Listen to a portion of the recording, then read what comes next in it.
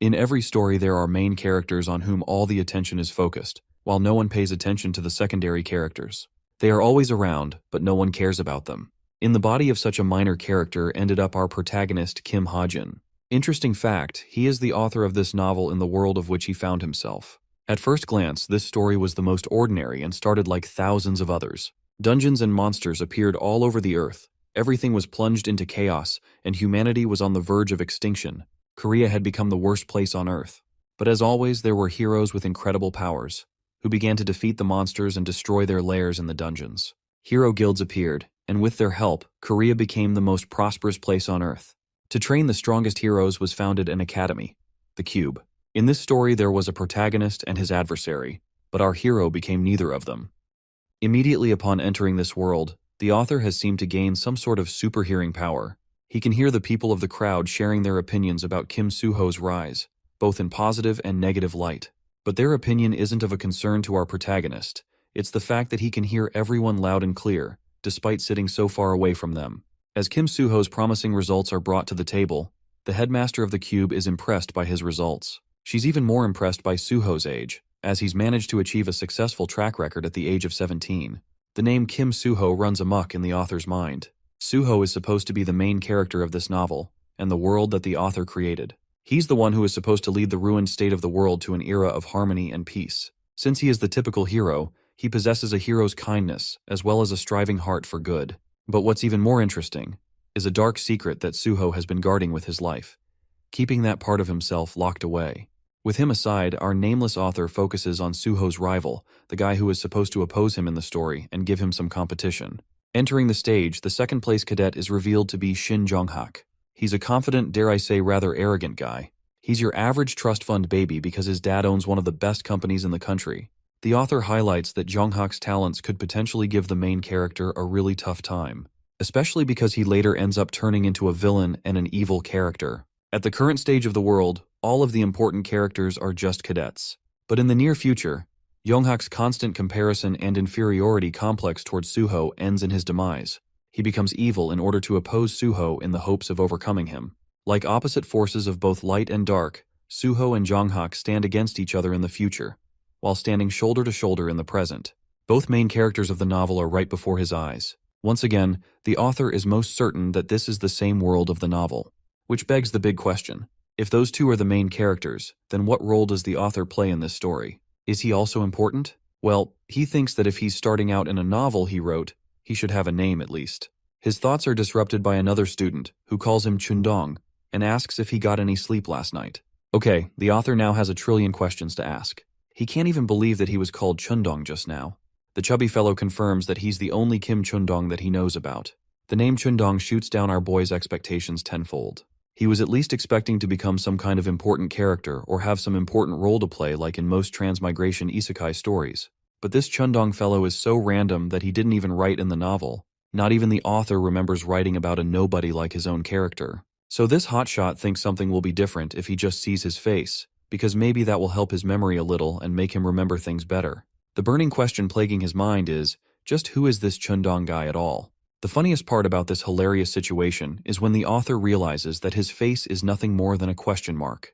He's not even important enough for the game to render a special face for him. Faced with this puzzling situation, the author experiences a shock and tries to come to his senses. He gains a realization at last.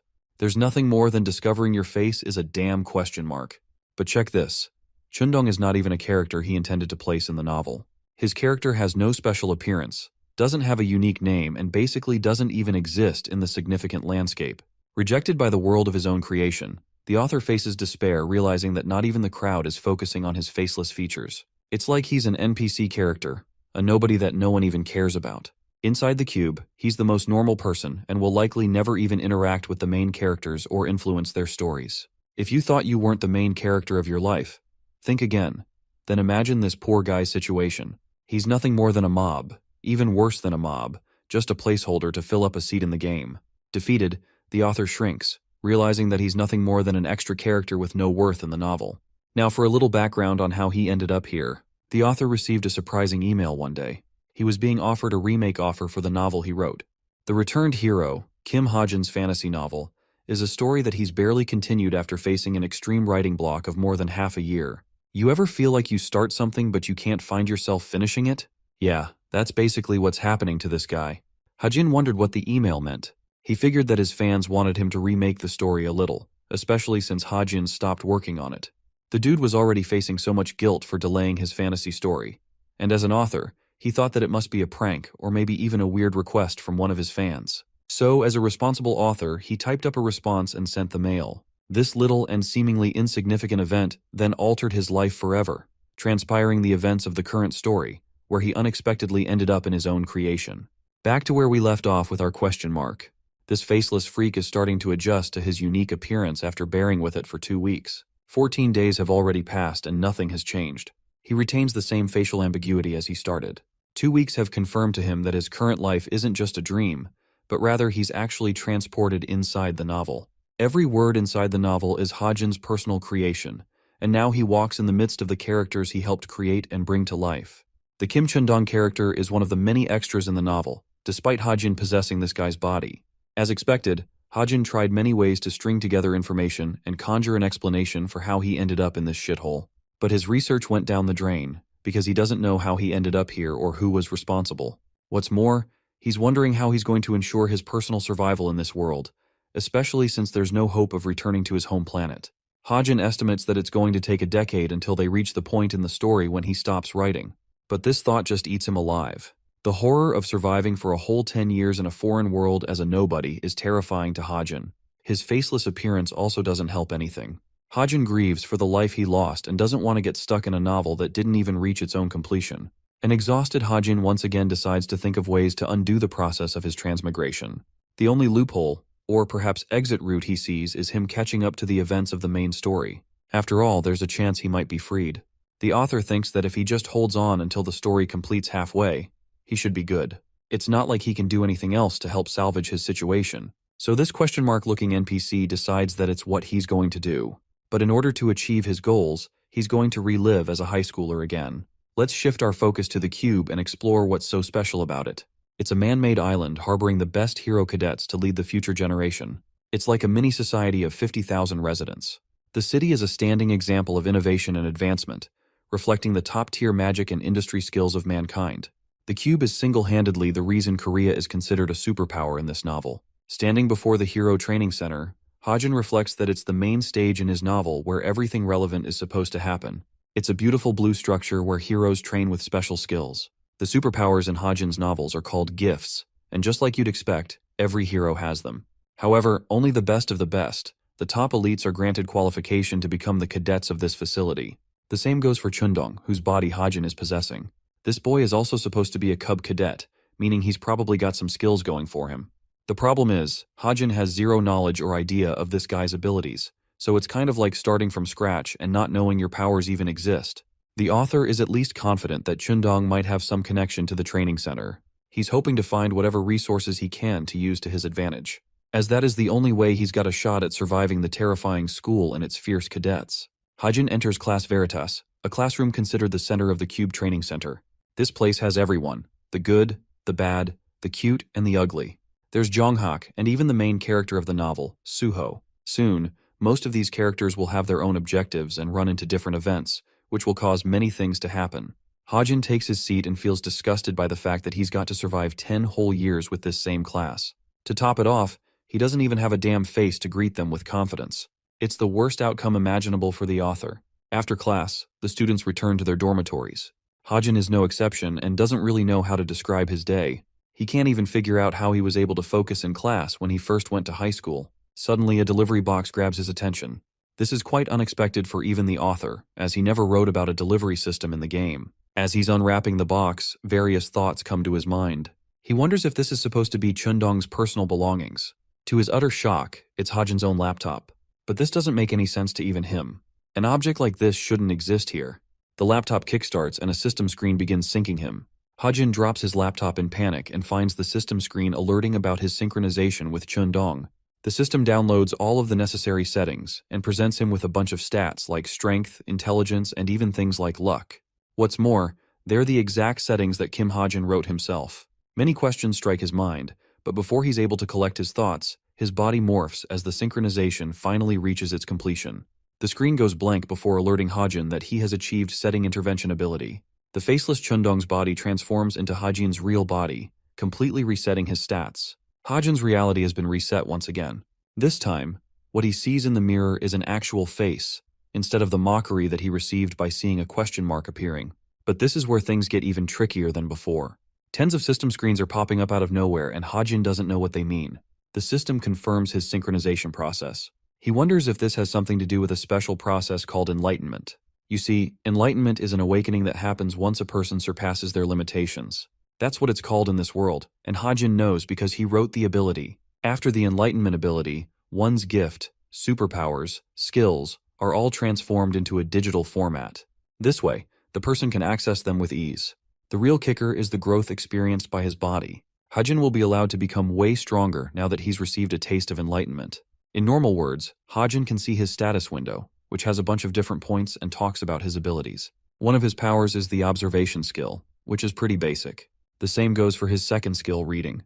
He also has stats showing up for him, although they're not remarkable and pretty tame. Hajin decides to inspect each status screen one by one. The most interesting one is the synchronization tab, which transformed him from Chundong to his original body, causing a reset. What he sees on the screen is beyond his imagination. While he doesn't get how things change this way, Hajin is convinced that the synchronization caused his face and appearance to change. There's also the fact that his personal stats are way weaker than Chundong, who is supposed to be a cadet of the school. But instead of stats, he gets points to compensate for his shortcomings. Anyway, with that out of the way, Hajin fixates his attention on the unique authority screen. Apparently, he has the ability to create new objects by spending his SP points. By doing so, it will consume his SP bar, but it can help unlock a world of new possibilities for him. SP or story points will only be obtained as the plot progresses and his importance increases. What's unique about this aspect of the novel is that Hajin doesn't even remember writing anything about story points from his side. The author is soon to catch on that he must increase his importance in the novel so that he could influence the story and gain story points as a consequence. He's starting to piece together his objective in this world. The reason he's getting access to his laptop as well as the status screens is because this man is supposed to go through hell fighting monsters and eventually influencing the main storyline. It's not an ideal outcome, so Hajin is already in the mood to curse the heck out of his own creation. But just as he's mouthing his frustration, another screen prompts him, surprising the author. It's supposed to contain hidden information about something. Stuck in this rut, Hajin is frustrated that he has to interfere in this world so that he has a sliver of a chance of returning to his old one. He gets up and starts running his fingers on his laptop. Since he doesn't have a choice, Hajin believes it is better to act now rather than wait for the story to reach the point where his novel stopped. There's also no guarantee if he will return to his previous world if he does reach that point. The writer thinks that even if the undisclosed information is irrelevant to his goal of returning home, he could still find an important clue to navigate through his current world and make things simpler by helping him interact with the main characters. In order to achieve his goal, Hajin's only option is to fight and become strong. He starts investing his points so that he could outlast the story and whatever is supposed to unfold. Speaking of leveling up and increasing points, Hajin explains how his novel doesn't really have the concept of growing one's stats freely. The leveling up shit show that happens in every other novel doesn't happen in this one. The only method is to spend points, making them invaluable to the users. The best way to spend one's points is to concentrate all of their attention on luck. It is the only stat that isn't limited and always reaps some effect. It helps with money, bonus, and even relationships. The best kind of stat one could ask for to help with one's daily life. It's like a cheat code, basically. But for stats like luck, points can't be used to raise its effect, which makes Hajin wonder if he can somehow influence and manipulate his luck stat by converting his points into SP points. To test his hypothesis, he decides to give it a shot by confirming the transfer of 10 points. As a consequence, they're converting into 10,000 SP points. Hajin decides to spend 9,000 SP points into his luck stat, allowing it a boost of 9. The mysterious luck ability activates and kicks into effect, slightly bumping his luck stat by a point. This means his luck passive stat affects even itself, making it a really valuable investment. Hajin then focuses on the protagonist's stats. Suho's magic power stands at a powerful 9 and is capped at that level. Hajin has just surpassed that barrier by increasing his luck stat to 9.1. As for the rest of his story points, he decides to focus on perseverance to help him survive the harsh training of the facility. Thanks to Hajin increasing his luck stat, it also helps with significantly boosting his perseverance ability when he boosts it with points. He's already feeling grateful for its effects as the investment is showing promising results. Suddenly, the system glitches and issues him a warning screen. His tampering with probability has caused an error to occur. Since Hajin was basically cheating the system creates a restriction to prevent this loophole. He can no longer manipulate his abstract stats with story points. The author is a little peeved that he was hit with a restriction like that, because otherwise he would be too overpowered. Hajin realizes that he has hit a wall with his gimmicks. But still, he managed to increase both luck and perseverance to a high level, which should be enough for him to overcome many obstacles in the story. A thought crosses his mind. He gained 10,000 story points for being a novice. Those points can be used pretty sparingly. Hajin wants to put more thought into what he's going to invest them in, so for now, he decides to keep them aside. The next morning, he shows up in his class. Their professor gives them an introduction. Kim Soo-hyuk will be acting as their instructor for the next year. He's globally recognized as one of the most capable heroes, notably standing in the intermediate grade 5 rank in the association. Concluding his introduction, the man alludes to his point.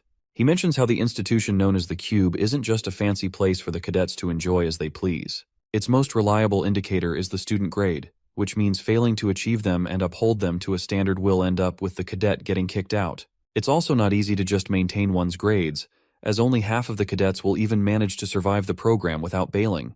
The institution strives and cultivates the next generation of heroes, so their category for judgment will also be harsh. The instructor commands Tay students to get up and follow his lead, as the first schedule will talk about deciding on a main weapon for each cadet. Entering the weapons room, the students are left speechless, eyeing down on all kinds of beautiful yet terrifying weapons. Their amazement is cut short by their hard ass of a teacher, who reminds them that this isn't playtime for them to enjoy, and commands the students to pick a weapon at once. He also advises them that after choosing a weapon, they won't be able to switch from it for at least 6 months, which means, if you make a mistake now, you'll be stuck for half a year with a terrible weapon. Kim Soo-ho, the protagonist of the novel, is drawn towards a sword and finds himself satisfied holding it. One of the girls decides to pick a bow and arrow, believing that she's fit to become an archer. Then there's a girl with blonde hair who prefers a rapier for precise strikes. The other students also choose different weapons like whips and other things. The author, Hajin, is contemplating how most of the main characters are simply choosing weapons without giving it a second thought. But instead of focusing on what they're choosing, he has to ultimately decide one weapon for himself. As he lays down his options, Hajin believes that he has to be careful because even the slightest misstep could become a problem for him. His current stats are seriously low, so he can't compare to other cadets when it comes to weapons like spears or swords. The same goes for defensive shields. To make his selection process simpler, Hajin decides to carve out a bunch of conditions for his weapon selection.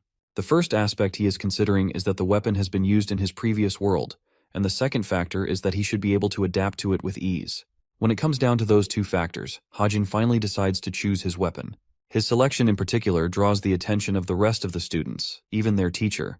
Their teacher is bewildered, and particularly addresses Hajin, asking if the gun he is holding in his hand is really the weapon he's going to select. It's funny how this man said, "I'll handle things the American way and bring a gun to a knife fight." Hajin receives a stare from his teacher, who is confused because he remembers the cadet listing himself as a sword user back at his academy. Deciding to come up with an excuse, Hajin states that he changed his mind. It's a surprising reason for his teacher to accept, who can't grasp why Hajin would decide to switch his weapon of expertise right when he entered the academy. The teacher confirms his choice as the student chooses their own fate in the cube. In a wave of frustration, he advises Hajin to remember that his responsibility for choosing his fate rests with him. Suddenly, the author's super hearing ability kicks into overdrive. He hears murmurs of the other students making fun of him for picking a gun. None of them can comprehend his reason for using a firearm in an academy that is supposed to bring up elite heroes. Some of them even wonder if they should advise him during combat practice, taking him for an attention seeker and nothing more. Despite the crybabies making fun of this man, the author explains that guns are actually reliable even in this world. They're the best weapon for ordinary people who don't have access to magical superpowers. The bullets used in this world are of a special kind. Magic bullets have mana imbued inside of them, releasing a destructive shot that's even more devastating and wrathful than normal bullets. However, those are the only advantages of a gun. The reason they're seen as a terrible choice and neglected for their use is because they don't have the ability to grow in power. This is demonstrated by Kim Horak, who effortlessly smashes a bullet with his bare fists. The author further adds that the limitation of the magic bullets rests in their destructive power, which is always fixed no matter who is using the weapon. The second reason relates to their build. They have a weak origin and formation. This world differs from the real one, in the sense that myths and legends are actually materialized. These myths and relics are given form and made into weapons, causing the wielder an immense advantage in battle. The older the origin, the greater is the formation, overall boosting the weapon's grade hierarchy, which is the most crucial factor for how effective it is. Because of that, nobody among the cadets tries to pick weapons that are modern and newly created, since they have weak origin points for being made in the modern era. Older medieval weapons take more preference and are generally stronger. Instead of relying on the destructive power of the magic bullets, they rely on their personal skills and even skyrocket their growth using the weapon's power, surpassing their limitations.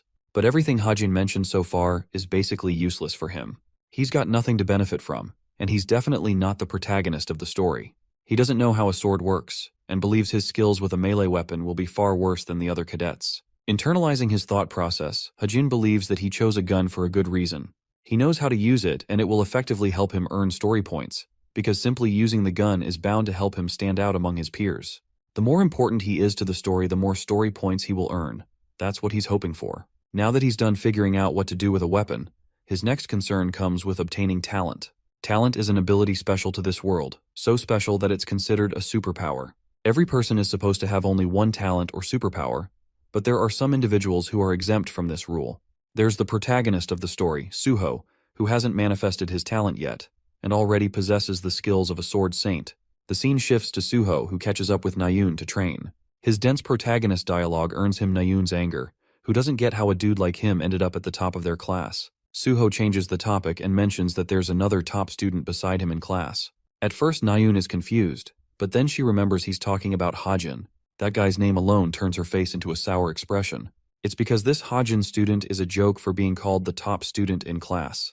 Nayun can't fathom how he's taken seriously when he's carrying a tiny dick pistol with a small range. She figures that the guy probably gave up on becoming a hero and stuck to stupid weapons. Nayun wonders if this is Hajin's strategy to drop out somewhere in the middle of the year. But hearing those words, Suho can't help but criticize her for being rash about the situation. Nayun doesn't get what he's yapping about and stares at him with a puzzled expression. She lashes out on the guy for wasting her time instead of training.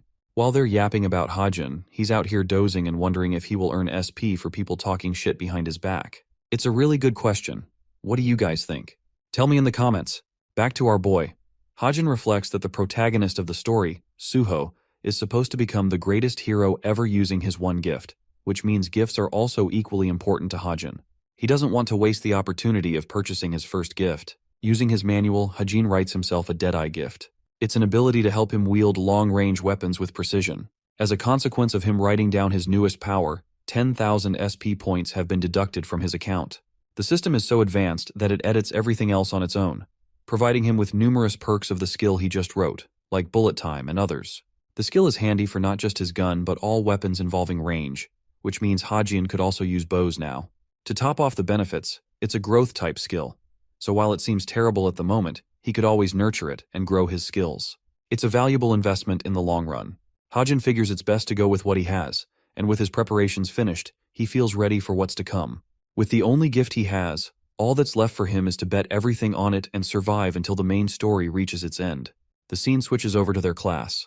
A teacher is explaining strategies regarding how the cadets should deal with towers and dungeons. The funniest part is for Hajin to realize that the explanations he wrote in his novel are now appearing in the textbooks of this class. Imagine taking a class of materials you wrote and created. Hajin is having an easy time just enjoying the lecture since he doesn't really have anything new to learn. He's actively deploying his observation and reading gift to help him. More information about these two gifts is provided. Observation allows him to observe everything in his field of vision. He can see through things and even read stuff from his laptop without having to waste effort. The teacher instructs them to review the contents of the lecture since their written exam is supposed to begin soon. Nayun gets fired up in frustration. She's bored to death and really can't stand the lecture. Suddenly, Class Veritas is interrupted by someone who instructs the cadets to show up at the plaza. Hearing this, Nayun is excited she gets to escape the boring lecture. It's finally time for practical training, a subject that our boy Hajin isn't looking forward to. Arriving in the training arena, the teacher explains how everyone should already know about the contents of the class. First, they will make teams of 4 cadets each, consisting of 2 warriors, a sharpshooter, and finally 1 support warrior. Further, these teams will remain the same until their mid-semester exams come around. All teams are supposed to be balanced between the high-ranking and low-ranking cadets for a fair competition. The instructor tells them to go and find their teammates at once. Hajin glances at the status board, shocked to note that he's neither in Suho's team or Nayun's. Worst of all, he's stuck in a team with the one person he didn't want to pair up with. The person in question is Yeonha, drawing a surprising look from his face. Things are unraveling exactly like in the novel. Many main characters were written down specifically to interact with the main character of the story, causing events to transpire and forward the story. However, among those characters, Yeonha is the most special. She dons a beautiful purple hair and is simultaneously the top favorite cadet of Korea's best guild, the Essence of the Straight. What's more, she's the successor of the Yu family, so her family background is pretty strong too. In the original novel, Suho is supposed to oppose Yeonha at the beginning, but eventually he gains her trust, and they become friends, later becoming the supporter of the team. For this same reason, it's crucial for Hajin to grow closer to Yeonha, because interacting with her will allow him to get even more story points, helping him become important in the story. With a determined expression, Hajin is prepared to do whatever it takes to attract Yeonha's attention and involve himself with her. Yeonha's team members come and greet her. Apart from her and Hajin, there's Hosung and Hazuki, making them a team of 4 just like planned. Since Yeonha is a thoughtful and calculating person, she contemplates speaking with them at first, but ultimately accepts because they're her teammates. What's funny is that she boasts a blooming and formal attitude with her teammates once she decides to talk to them. Both of her teammates are weirded out, but Yeonha turns her attention to the final member of the group. Hajin makes his presence known by coming forward and approaching her. While he's a little scared, he knows that Yeonha will have a sour relationship with him if he's not confident in carrying himself. Hosung interrupts his train of thought and immediately calls him out for being the hotshot who chose a gun as his weapon. The dude is busy yapping around carelessly, not knowing that their teacher is about to slap the shit out of him for chatting ignorantly. Hosung receives a jump scare from their instructor, who roars at them to get moving with the monster hunting mission. The directions have already been provided to each team through their smartwatches. Our team gets their move on and paces in the grain field. Yeonha checks her smartwatch, indicating that they're close to their target. She wants her team to buckle up and prepare for what's to come. Further information regarding the monster will be revealed when they arrive at the location. But while they're easily sprinting ahead, our poor boy is suffering out here. He needs some David Goggins level of motivation because this man has never run this much in his life.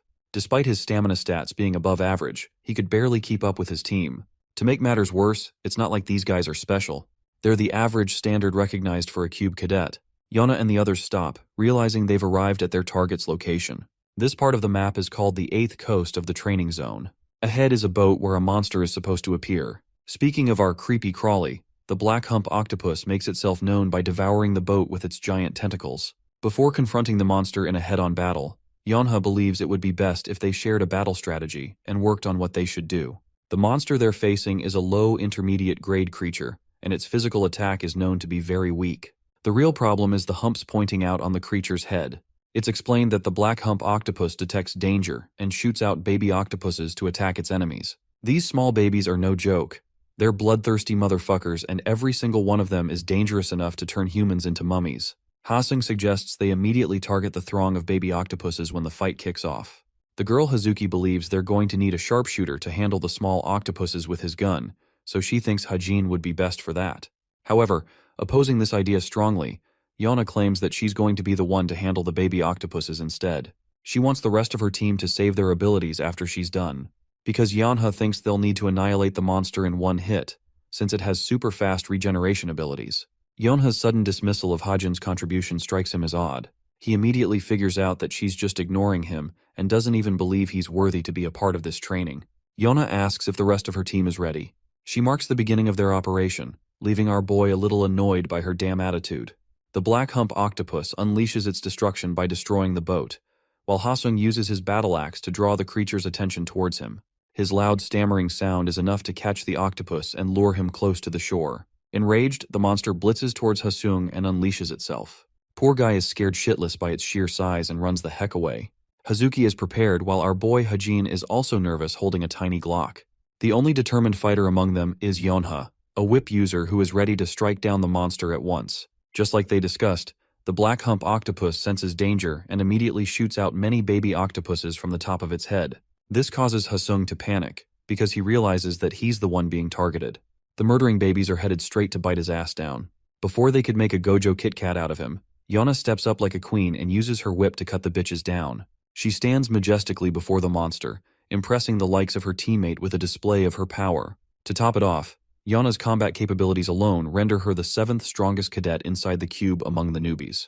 She allows Hasung the chance to run away while she's holding the monster by herself. Yana manipulates her whip to strike the monster, causing the octopus to go berserk and strike her down with its tentacles. Yanha quickly dodges its attack by evading, but right as she's in the air, a baby octopus is sneakily about to attack her from behind. Hazuki alerts her to care for the octopus behind her back. Before Yanha can react to the creature, it is shot down by a long-range weapon, baffling her. Only one explanation makes sense. It's Hajin's gun who saved her just now. Seeing him save her annoys Yana, who finally acknowledges his name. Let's take a little detour and discuss what SP points are capable of. Like previously stated, they can be exchanged for stat points. They also increase when Hajin's importance among the main characters and the story rises. Since he's supposed to be nudged in as an extra, nobody, standing out and gaining popularity is a tough thing. The main characters already fill up the story after all. So the only other option to gain importance is for Hajin to interact and help with the story of the main protagonist. That's what he did by saving Yonha's life just now. His shot shocks each of his team members. A distracted Yeona reminds him to know his place since she wasn't expecting him to take part in the operation. But while she's distracted, the giant octopus shits out more of its fun-sized models for them to deal with. Yonha prepares to fight them, but some of them are even targeting Hajin. It's not a tough fight for the author, who can read their attack patterns with ease.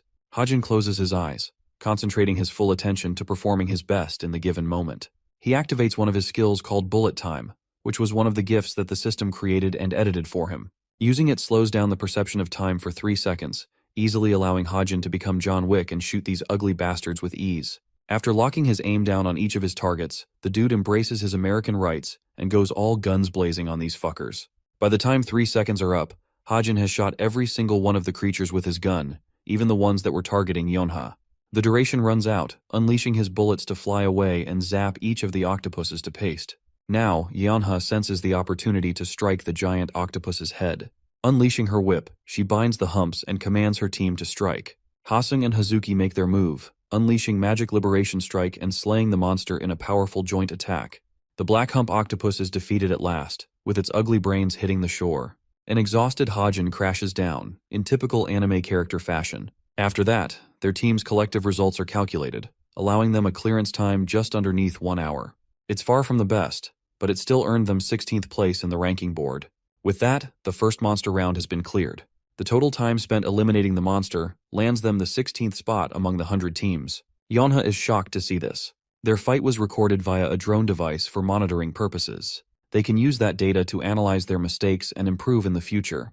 While 16th place is an accomplishment, to Yonha, it's a terrible score. She was looking for something higher. She's even more jealous that Nayun casually acquired a higher score than her in individual and team performance, ranking her the 4th out of the 100 teams. While she intended to increase the gap between their families, Yonha can't believe she's so far behind her. Then there's Jonghak, the arrogant punk who seems to have a liking for Nayun and keeps staring at her from afar. Now pissed, Yonha gets annoyed and approaches Nayun with her unbridled rage. But in a funny turn of events, she acts all buddy-buddy with her like a fake friend. She tries to extract information regarding Nayun's performance and her team. The girl is still annoyed that they got 4th place, since she was looking forward to beating Jonghak at the minimum. Yonha confesses that she earned 16th place. Her expression is a calm and stoic face on the outside, but on the inside, she's chewing her brains out, angered beyond hell. But Nayun is rather amazed that she acquired 16th place with a loser like Hajin on her team. After all, she thinks he must be the reason they were stuck behind a low ranking. But Yeonha knows the truth.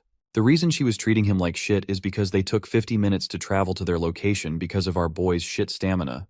If only he was faster, they could have arrived in 10 minutes and completed the mission faster. But apart from that, his performance has been impressive to her. He significantly helped in the monster battle they faced. Yana keenly remembers how he shot down every single one of the baby fuckers with his gun before they could even reach them. Yonha ponders if an achievement like that is even possible with the use of regular magic bullets, since Hajin's accomplishments seem effortless and strong. All of a sudden, from having no interest in him, Yonha is now curious about the man's true identity. As for our boy Hajin, he's just gotten done working out. I bet he must be steamrolling himself to get better stamina after what happened back there. The author explains that he forgot to check his alarms ever since he started training and wonders how much he gained points. Since luck is always helping him out at max potential, his accuracy for defeating the monster has shot up dramatically. His gift has also experienced growth. Now every single shot will be considered a bullseye target. Hajin's senses like eyesight and hearing have also sharpened, and overall story points increased by just 27. Remembering what happened with his performance in the monster round, Hajin reflects that luck must be playing a key role then too, helping out with his SP points. His overall plan to involve himself with Yonha is going well so far, helping him with the points he needs. His physical stats have also increased thanks to his training. Strength, endurance, and health have all experienced a boost, which is further amplified by his luck stat. Since Hajin has already worked on his stats to this degree, he believes that he should conclude his training session for the day and head home. Back at her dorm room, Yeonha is busy reviewing the footage of their fight in the monster round. She's specifically drawn to Hajin's crazy shooting skills, as he was able to shoot 60 bullets in the span of 3 seconds with a single handgun. For reference, Yeonha tries to play around with the idea of shooting 20 bullets a second. It just seems impossible to her to do that with a handgun, which makes her wonder if it was an automatic pistol of some kind. She comments on his physical stats too. Hajin's agility is great, but his typical health and physicality is lower than the rest of the cadets. To top it off, he switched weapons out of the blue at the weapon selection. Yeonha's sharp senses are telling her that something is wrong. She doesn't even remember this guy from the military academy either. While she's contemplating, Yeonha receives a message from Jonghak, who she seems to find as a love interest. She tells him that she's busy analyzing the footage. Yeonha wants to see if she struck gold among her team since she obviously plans to take over the top guild in Korea in the future. But Jonghak is surprised and doesn't think anyone among her team is noteworthy or special. More importantly, he wants to know about the mysterious shooter, since his performance is the only one Jonghak is curious about.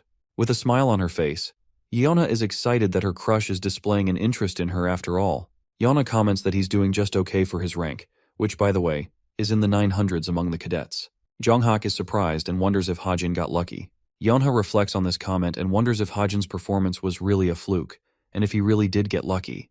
The scene ends there, so let's talk about a new subject. The guild building known as the Holy Grace of God. Here, the vice captain is obsessed over Suho's stellar performance. His footage among the rest has captivated Sunga, the vice captain of the guild.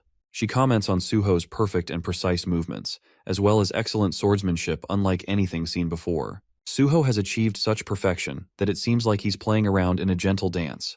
There's also his wrathful cutting force, slicing away the very space in half. All 3 top guilds in Korea currently have their eyes set on this young talent. They're hell-bent on recruiting him for his powers. Seunga is among those people, as she wants to recruit him as soon as possible, especially since he's currently a free agent. Her next topic of interest is Hajin, as shocking as that sounds. She's surprised that the boy uses a handgun of all weapons. Her assistant confirms, stating that he sparked an interest in the guild community. Many people reviewed the footage since Yeonha was a part of his team and they wanted to view her performance. The hot topic on the forums is how he shot 60 rounds with a non-automatic pistol in 3 seconds. It doesn't make any realistic sense, because even if they accounted for his extreme agility, Hajin's gun wouldn't be able to survive the brunt of so much recoil in so little time. Since his talent is surrounded by a wave of mystery and allure, some people have started calling him unorthodox. The vice captain also comes to learn that he switched his main weapon from a sword and transitioned to using a handgun right after coming to the prestigious institution. Sunga recognizes him as someone who has achieved enlightenment, the same phenomenon in which a person manifests their talent or special ability. It's of course impossible to know from the start what talent will be manifested. Because of that, some cadets prefer to switch weapons right after manifesting their gifts, since it doesn't match what they're currently using. However, this kind of situation is known to cause a rift in the cadet's career, setting them back by at least 3 years in terms of performance. That's why the military academy usually encourages the students to become involved with numerous weapons and master them instead of relying on a single one. Sunga can't grasp the fact that the boy became an enlightened warrior at the age of 17, but she thinks his talent is limited if it is only related to guns. Still, she thinks he's worthy enough to be reviewed as a candidate. Seunga quickly changes her mind and decides that it would be best to allow Hajin's talent to manifest before they attempt to recruit him. She wants to see if he's really capable of achieving her expectations as an unorthodox. It's Wednesday, which means a training session is going on. Suho is facing another student in an equal clash. This part of the training program is called the anti-personnel training. It's usually executed by 2-person groups, where only training weapons are used, allowing for easy results and little to no injuries. However, for Kim Hajin, he's being roared at for performing the worst. Poor guy has the shittiest luck in the world despite his passive skill. He's the only student who had to face his teacher instead of another student, and as a result, he lost 18 times straight. The real issue with this training is that training guns aren't ready to be used, which means using a real gun is obviously going to cause injury if he faces another student. That's why the instructor himself has taken responsibility to face Hajin and handle him. Poor guy is suffering and calls for surrender, but his pathetic whining is ignored by his teacher, who prepares to chuck a fist in his face. Before his punch reaches Hajin, the warrior evades a critical strike that crushes the ground. His teacher is shocked that he dodged the attack. Hajin proceeds to dodge another 2 punches from him, leading the instructor to realize that while he seems like a trash student with shitty posture, he's actually got a godly pair of eyes for tracking his attacks. Clairvoyance. Yet another skill Hajin obtained as part of his Deadeye gift.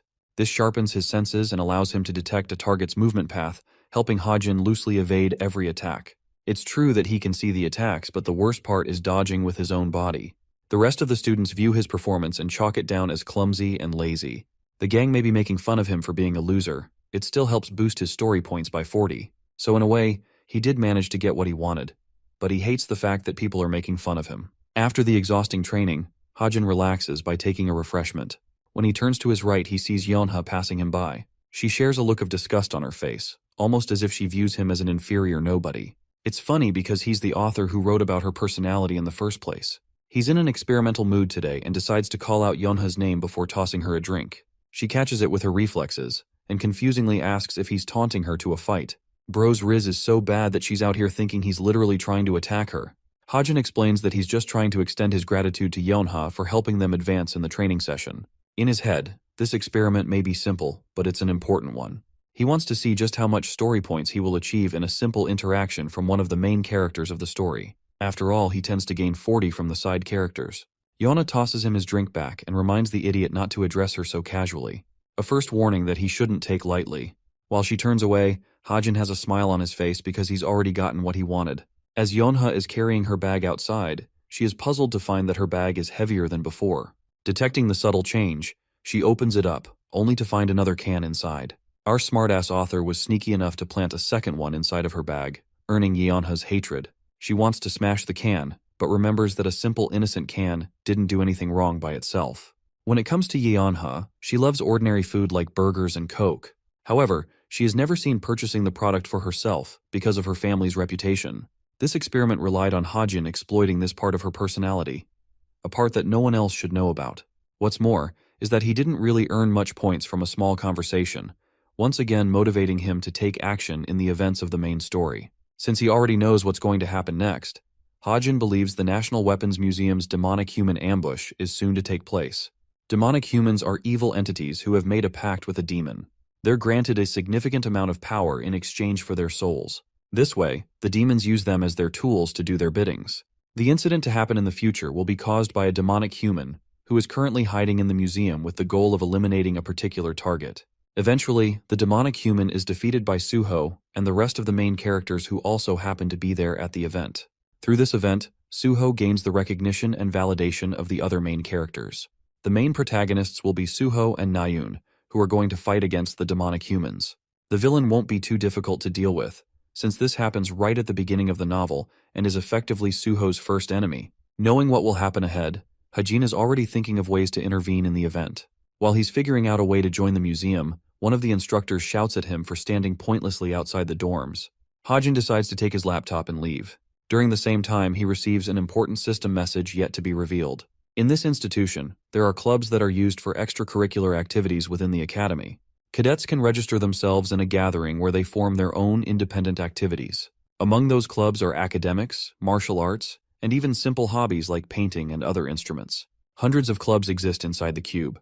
Perhaps the greatest benefit is that they not only host a space for personal development, but also allow the cadets to connect, network, and know each other better. So it finally came the day where Hajin decided he was going to join a club of his own. At the cube gate, Hajin makes himself part of the travel club, where he is greeted by Han-hyun, the club's president. He's excited to welcome many club members from the first years. In fact, when receiving the applications for the first time, Han-hyun couldn't believe what he was reading. He's been blessed with amazing cadets after all. Han-hyun welcomes them aboard once more and highlights the goal of their club. The goal is to rest, which sounds simple enough. They can access a portal up to twice a month to travel outside of the cube. For their first ever orientation, Han-hyun states that they'll be visiting a nearby location. That location is none other than Seoul, the capital of Korea. The author processes his thoughts, realizing that a trip to Seoul should be easily managed if they just made groups of 2. So far, nothing has changed from the novel. Hajin glosses over his objective for the day, which is to take part in the first main story arc, called the Seoul Weapon Museum. When he's there with some of the main characters, Hanjin will attempt to manipulate the story from his side. The club president instructs them to go on ahead and draw lots, which actually catches Hajin's attention, as he never intended the group formation to be this way in the novel. Still, it doesn't bother him, since this guy could care less and move on his own when it comes to his group's partner. Lo and behold, you'd be surprised, but he ended up pairing up with Yeonha of all people. Yeonha, being herself, emphasizes with caution that they should just move on their own. Hajin is okay with that and leaves her to her business. Before leaving, Yeonha turns around with a lethal look on her face. The face that screams, "I will fucking kill you if you ever talk to me casually one more time." This being his second offense, Hajin receives his final warning as Yeonha isn't planning on letting him off next time. The guy simply accepts his fate and moves forward. The scene shifts to the National Weapons Museum, which is supposed to be the center stage for the first arc of the story. It's the largest exhibition hall of weapon replicas across the entire country. While it's a remarkable place, Hajin is breezing through the crowd with disinterest. He spots Nayoon to his left, who seems to be obsessed with a particular weapon. Since Nayoon is close by, Hajin realizes that the main protagonist of the story must also be near him. Suho is just up ahead observing a weapon on his own as the main protagonist of the novel. Hajin attempts to spark conversation with him and asks if he's checking out the seven-branched sword. He also introduces himself at the same time, which reminds Suho of who he is. He keenly remembers him as the sharpshooter who joined the travel club. Hajin reflects on Suho's personality, as he was written to be strong and handsome with a good heart. Oftentimes his very own readers left the author hate comments for making an unrealistic and cheesy character. Damn, I guess haters keep hating. All of a sudden, Suho claims that there's a gun exhibition close by, and he's interested in checking it out with Hajin. While Hajin accepts his idea, he thinks their meeting at the gun exhibition won't even happen because of what's to come. From out of nowhere, the museum goes red and a transmission sounds the warning of monsters appearing right outside the museum. The appearance of monsters strikes fear in the hearts of the civilians. Their excitement turns to horror as they all begin to panic and frantically start looking for an exit. The people push each other around, ignoring even the children and simply acting recklessly. In this state of panic and chaos, one person punches the glass with his fist, gaining everyone's attention. His sheer power alone stops them dead in their tracks. Even Suho is shocked when he finds out that Nayoon's the one responsible. She tells everyone to calm down as the museum's reserve hero will be here soon to combat the threat. Using this opportunity, she snags the bow from the exhibition and reminds everyone that they'll just be living targets for the monsters if they rush outside. But her reckless move causes the security systems to go off, entrapping them all in place inside. She tells everyone to grab a weapon, since they need a way to protect themselves until the real heroes show up to confront the threat. Suddenly, Nayoon senses the presence of a dangerous man in the distance and prepares herself. This man radiates a dark energy of red. His face and violent aura confirms that he's a demonic human who is responsible for this devious plan. Hajin reflects that this demonic human is called the Dog of Lucius, who becomes a villain that is pivotal for Suho's growth in the story. The demon unleashes its claws, preparing to cut Nayoon down. But right as he's distracted and focusing on what's ahead, Suho uses this moment to jump him from behind with his seven-branched sword. His sword is about to slice the demon clean, and the events of the main story still haven't changed. It's destined for Suho to defeat this demon with ease, but for some shocking reason, Suho is wiped away in a devastating attack. His body suffers a terrifying blow from the villain, and flops to the ground, right before Hajin's eyes. The author is expressionless and speechless. This wasn't supposed to happen after all. Suho's body is on the ground, just a few moments away from Hajin, who can't figure out what happened. Clearly the story he wrote himself wasn't supposed to happen like this. Suho was supposed to win, and even though he would have struggled in the beginning, he still has the power to completely annihilate the demonic human. That's what he thought was going to happen, but it didn't. Suho's easy takedown causes Nayoon immense worry as she screams his name. Coughing blood, he's barely capable of standing. Hajin knows that his condition is in grave danger, and he certainly doesn't have enough time to recover from this monumental setback. The demonic human approaches Suho with his menacing energy, preparing to finish him off. Nayoon struggles to come up with a plan and speedily launches her arrows right in his face. But this guy is such a tank, he eats that shit in the face like it's his lunch. A confused Nayoon relentlessly tries to shoot him down, but nothing works, as he seems to be invincible against her arrows. Knowing that none of her arrows are having any effect on him, Nayoon's face succumbs to despair. Her confidence wavers, and she simply can't fathom what's happening.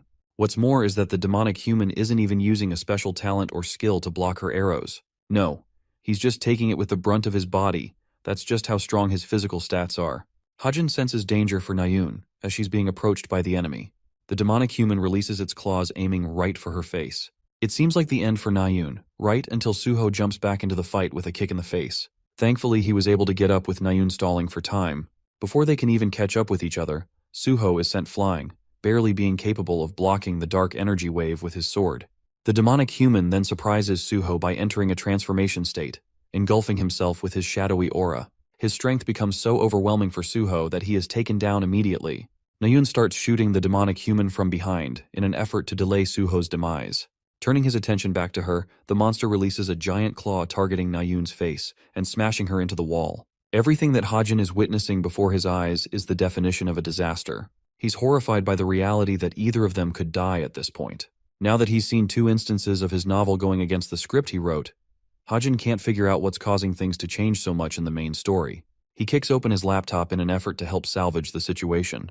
Hajin gathers his bullets with his wavering confidence, realizing that he won't be able to injure the demonic human with his mana bullets at all. Even if he uses them for a critical hit, it's just going to be difficult. Still, since this world was created by him, Hajin is confident that most of the important settings shouldn't change. And knowing that, he plucks away at his keyboard, modifying the attributes of his mana bullet to fit his purpose. He increases the attack power to 6 points, and spends a total of 100 story points just to make the modification possible. Loading his magazine right back into his gun, Hajin prepares for the fight and emphasizes the importance of having heroes with versatile skill sets to overcome the situation. Attributes and affinity alone allows him to climb to greater heights.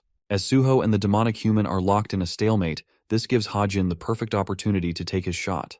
Knowing that the demonic human boasts a dark attribute, Hajin uses the only attribute that will exterminate darkness. He calls for Suho's name and shouts at him to move out of his way. Commanding the use of the light attribute, Hajin created the white light bullet. He releases a single shot that confirms the hit with the demonic human's body, and releases a blue beam of light. That one bullet completely destroys the demonic human's arm, rendering him a great deal of pain while at the same time freeing Nayun from his grasp as the dark energy evaporates. Nayun falls to the ground, while Hajin thinks his contribution is enough, now that the enemy is severely injured, allowing Suho enough time to finish the fight. His body is shaking from the use of his ability, as he places the rest of his hopes on Suho, entrusting the story's protagonist to finish the fight with a final attack. Suho charges his weapon and covers his body in an aura of blue. He activates the Sword Saint's magic power, which is so strong that it can throw anything in existence. The ultimate slash definitively ended the fight as Suho destroys the demonic human with one move. The monster is defeated as his body hits the floor. An exhausted Suho is barely clinging on, which is the same for Nayun. He catches up with her and asks if she's okay. Distraught and angry, she whacks his arm away. Hajin recommends that they leave her as she is, since her brother will soon arrive to comfort her in this situation. He knows this because it happens in the original story, but his carelessness got the better of him, as he received a shocking stare from both of the main characters. After all, an extra character like him shouldn't know anything about their lives. Nayun's voice flickers as she tries to interrogate him, but her condition gets the better of her, so she stops. Meanwhile, the monsters just outside the museum are shot down by the vice captain and her dual blades. Thankfully, the situation outside is resolved and the monsters have all been killed. She asks about the situation inside the museum and learns about the demonic human who was instantly killed, thanks to the cadets of the cube. Wanting to know more about them, she asks for their names. The vice captain is shocked to learn that Nayun, Suho, and Hajin were all involved in the incident. She rushes right to the museum because all she cares about is meeting Suho right now. Her excitement makes her wonder what she should discuss with him. Hajin is coming out of the museum when he suddenly runs into her. Curious as she is, she tries to inquire for Suho. Hajin is already one step ahead of her, and tells the vice captain that he's inside the museum. She goes inside but at once experiences a shock, because this random cube cadet seemed to know her intention of finding Suho in the first place. Yet another blunder caused by our believable author. The dude is catching a break at a park, and reflects that he didn't expect Sunga to run into him like that. He wonders if the situation is relevant to the story changing in some ways. To collect his thoughts, Hajin tries to take it from the beginning. He considers himself as nothing more than a foreign extra character, and deems his current importance as insignificant. The story has been progressing smoothly without any problems so far, so it's impossible that he was directly involved in altering its route. But then the realization finally hits him. He forgot about one thing, and that one thing is the fact that this novel also has a co-author. I bet you weren't expecting that plot twist. Hajin explains the current version of the story is a remake of his novel. This version is based around the email he received from one of his fans at the beginning of the story. That's why stuff outside of his expectations happened in the main story arc. However, if that is the case, then the predictions he was operating under so far will now all be useless. This thought terrifies Hajin because he won't know what will happen next. He checks his laptop. There's a message regarding a critique. The message reads that there weren't any main threats in the story, allowing the protagonist to easily swat away any threats and achieve a smooth victory. This kind of development will just risk the readers getting fed up with the story and getting bored. That's why, from now on, every single boss character in the story has become significantly stronger than from before, regardless of the fact that it may create an unpredictable and chaotic story setting. Their instructor calls both Hajin and Suho after the incident for a report. He has briefly explained the situation and doesn't want to go in depth regarding the specifics for now, placing priority over their well-being first. A curious and worried Suho asks about Nayun's condition and comes to learn from the instructor how she applied for a medical leave and left with her family for the time being. The instructor advises both of them to follow suit and return to their dorms as well. Saying that, he leaves them be, allowing Suho the chance to speak with Hajin as he calls out his name. The blue-haired protagonist wants to inquire further. He wants to know why he said what he did to Nayun about her brother. For a moment, Hajin seems puzzled, but then he remembers his words. He tries to talk about it but remembers the mail he received from the co-author and for some reason chooses to stop and ask why it matters to Suho. The protagonist is obviously not a dumbass and feels rather annoyed that Hajin is playing the part of an idiot and taking him seriously. In his state of annoyance, he decides that they'll talk about it some other time. Let's deep dive into Chae Nayun's character. The author explains that she graduated 4th from her year in the military academy. She's currently enrolled at the Cube, recognized for her talents and her connections to the Chae family. She's the daughter of Shinhyuk and the younger sister of Jinyun. Both are recognizable names to Hajin, who is conducting research on her right now. What he doesn't get is why she reacted in the way that she did when he brought up her brother's name. Suddenly, Hajin reads a news report involving Jinyun's condition resulting in critical health after a monster operation. As a consequence, Jinyun was left in a coma. The operation that led to his demise is one that Hajin knows about. Fiend Suppression Operation. Firestorm was supposed to be an event that allowed Jinyun to build his reputation by neutralizing the threat. This would help Jinyun improve his relationship with the main story's protagonists even more. For the young Nayun, the only thing that sparked joy in her eyes was seeing her older brother's success as a hero. However, the event has completely changed now, and it's different from the author's wildest imaginations. Jinyun is the one who caught up in his demise, leading to Nayun's trauma. Just then, he receives another mail from the system, notifying him that any further modifications to the story will immediately be revealed to Hajin as soon as he points out the changes from the original story. The system also relays that Jinyun's brother, and the supporter of the protagonist, Kim Suho, has undergone significant changes in this iteration of the story. We're given a sequence of what went down. The gravely injured hero was barely awake after suffering a brutal strike. The co-author recognized that the protagonist already had way too many supporters, which is why they made the chances necessary to ensure some of them were taken out. Poor Jinyun had to be one of those people. 4 years in the past, just after being appointed hero for the first time, Jinyun ended up becoming a demon seed. Yes, it's much more terrifying than Hajin's wildest imaginations, as he could never have predicted such a horrifying plot twist. The scene cuts to Nayun's place.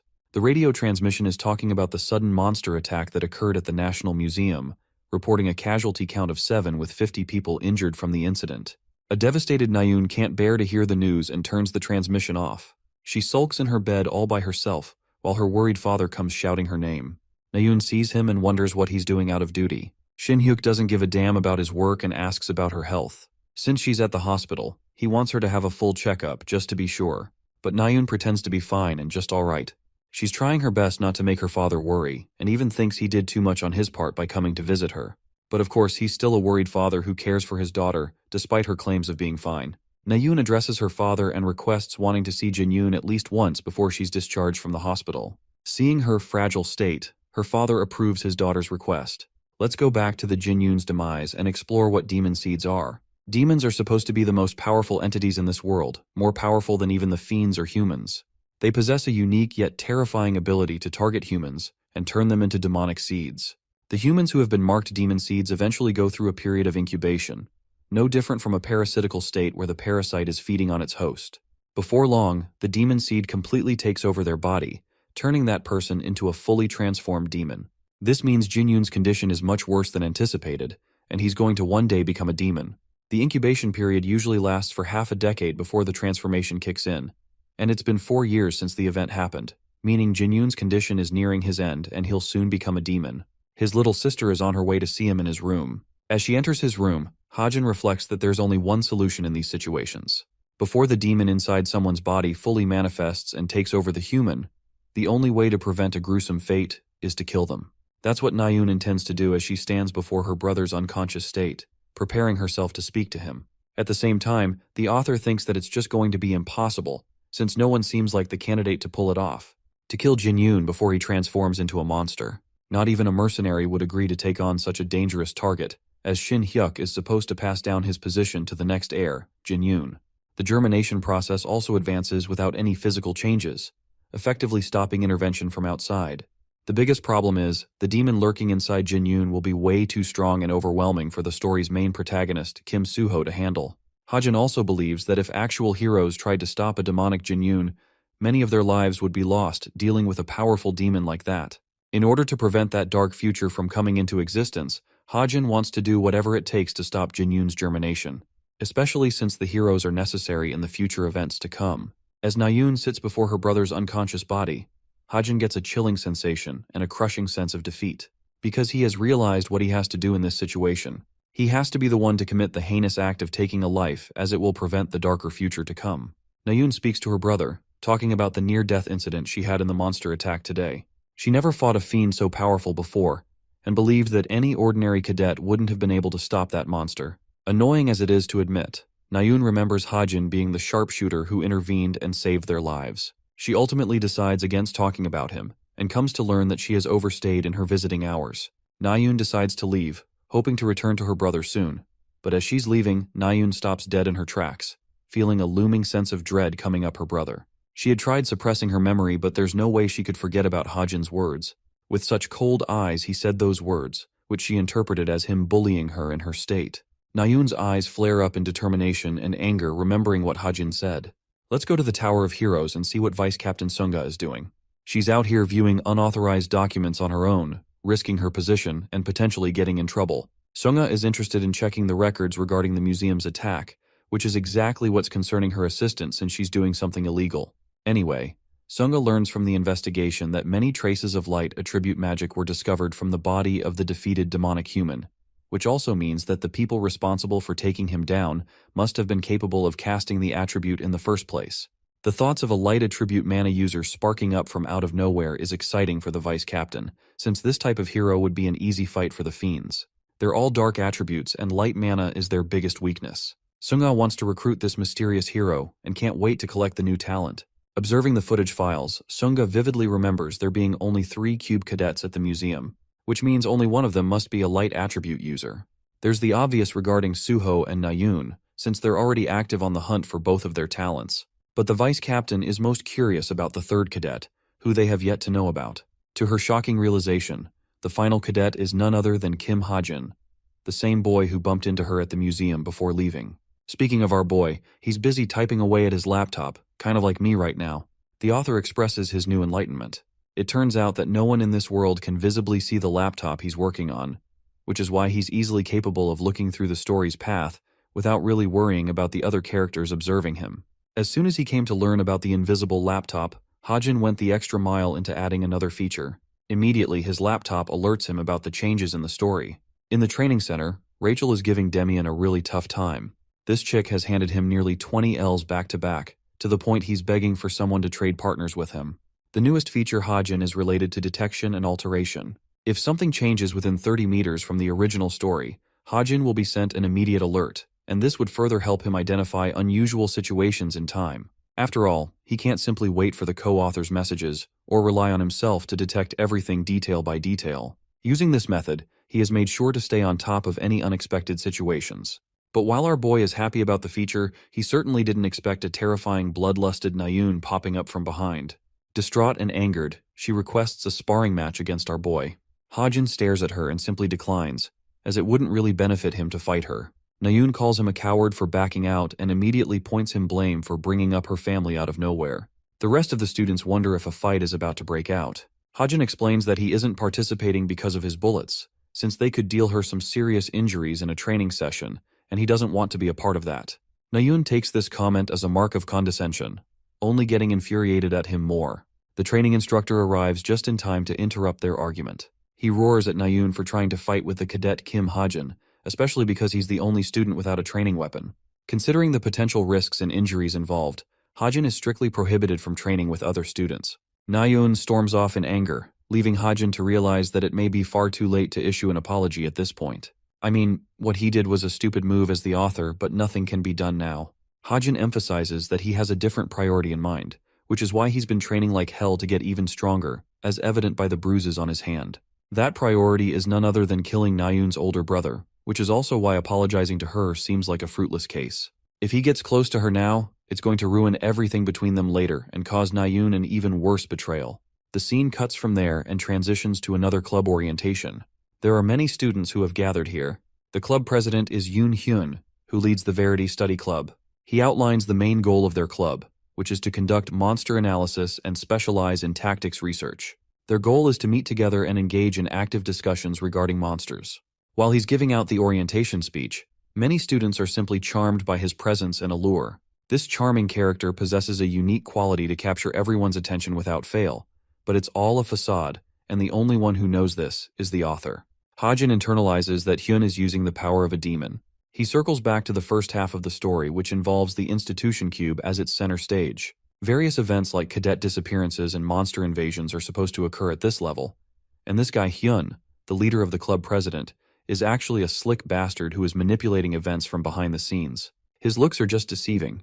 Hyun is responsible for forming a pact with the demon Lilith, and in exchange for earning her powers of enchantment, he became a fiend.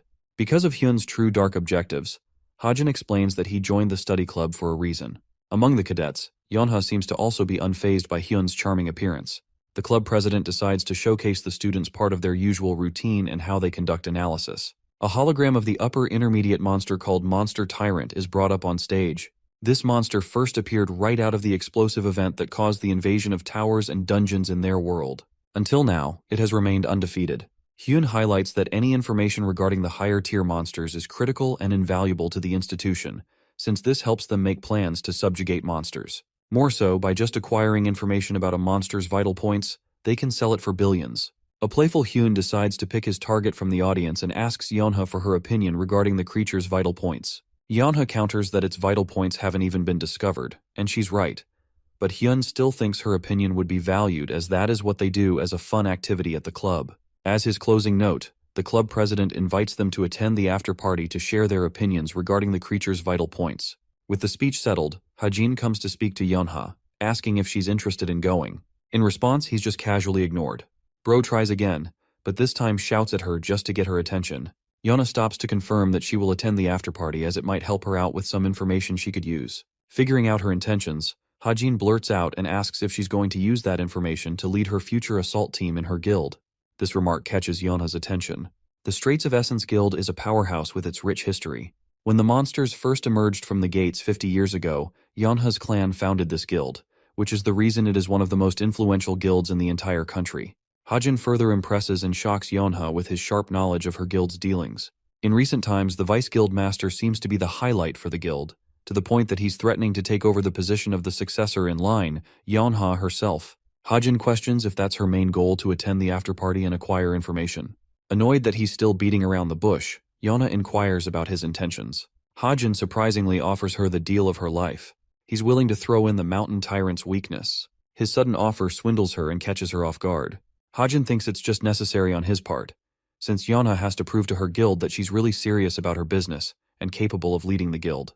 Hajin explains that there's a small blue mark hidden on the monster's heel, and prioritizing the attack there will help immobilize the creature momentarily. He further adds that he's not so generous to hand this information for free, as he's looking to obtain something from Yeonha's guild, a prized weapon from their essential armory. His weapon of interest is the Desert Eagle. This man is pulling out all of the stops and going full American at this point. Yeonha asks to check if he's got any proof for the mountain tyrant's weakness, since he should have some notes or documentation backing his research. To this, he smiles and bluntly confesses that he doesn't. It's a ridiculous thing to admit and say out of nowhere without any research. Yeonha's face goes blank because she realizes that he is probably bullshitting her and wasting her time. She furiously storms off, but Hajin reminds her that she'll regret not using his advice if she thinks he's lying. There's the obvious issue that she might not end up taking his words seriously, but at the same time, if Yeonha really believes him, he'll have found himself a new ally. What's really funny is that Yeonha goes outside and contacts one of her guild's handlers. She issues a message for the assault team assigned to take down the mountain tyrant. Stuttering in shame, she tells her team to target the blue mark resting on the creature's heel as it might be its vital point. This confirms that Yeonha used Hajin's advice on a whim, even if he didn't have any proof. Hajin reflects that he may have put in a wise investment because Yeonha is destined to become the king of Seoul someday. Kim Hajin faces off his worst villain to date, a loan payment invoice. That's right, playtime's over because this dude just got hit with 300 million won.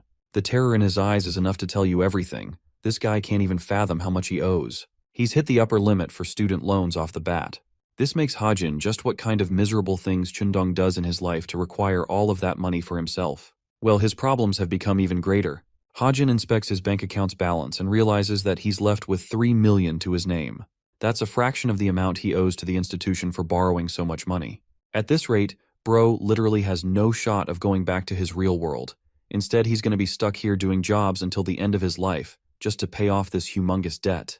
Hajin scratches his head and realizes that he needs a job, which is a relatable feeling for some of you watching this video, I hope. Now, in this world, there are 2 ways to actually make some money, fast and big. The author explains that the first method is through stocks. Bro is out here trying to become the next Warren Buffett. But here's the thing though, since the inception of towers and dungeons emerging all over the world right now, they are often sought and conquered by the guilds composed of heroes. Now, shares of those guilds are often listed on the stock market, allowing those shares to be traded throughout. Hajin's got the knowledge of all the guilds that are going to be listed. Once again, he's the author, so he knows this kind of stuff for no reason. The real issue is that he's got to acquire some level of capital to invest in the stocks, which means it's not going to be an immediate golf for now. The second option is the field, which Hajin believes is his only option for now. Field hunting is a unique way of earning money. The field in question is known to be a danger zone filled with monsters. Different from the typical towers and dungeon events, the fields have a large variety of monsters, which then you could hunt and earn a fortune from. It's kind of like quest hunting and then selling the corpses of the monsters you just hunted. However, the real obstacle in Hajin's case is really himself. His personal stats are shitty, barely better than the average male. So in his current state, his confidence is wavering, because he's unsure whether he could safely head into field hunting with his current skill set. The author reflects that it would normally be quite wasteful to extinguish his story points just to upgrade the training pistol he has. So he wants to find another way of upgrading his weapon, or buffing his stats. Suddenly the door rings and a voice calls out for his name, alerting him that he's received a package from Cadet Yeonha. Remembering her name, Hajin wonders what this could mean, especially since Yeonha isn't HTE type to engage with him. He opens the door to check things out anyway, and what he finds is a small box. The cadet opens the box only to be shocked by what he sees. And that's how the scene shifts to the Wonju field zone of the Gangwon province.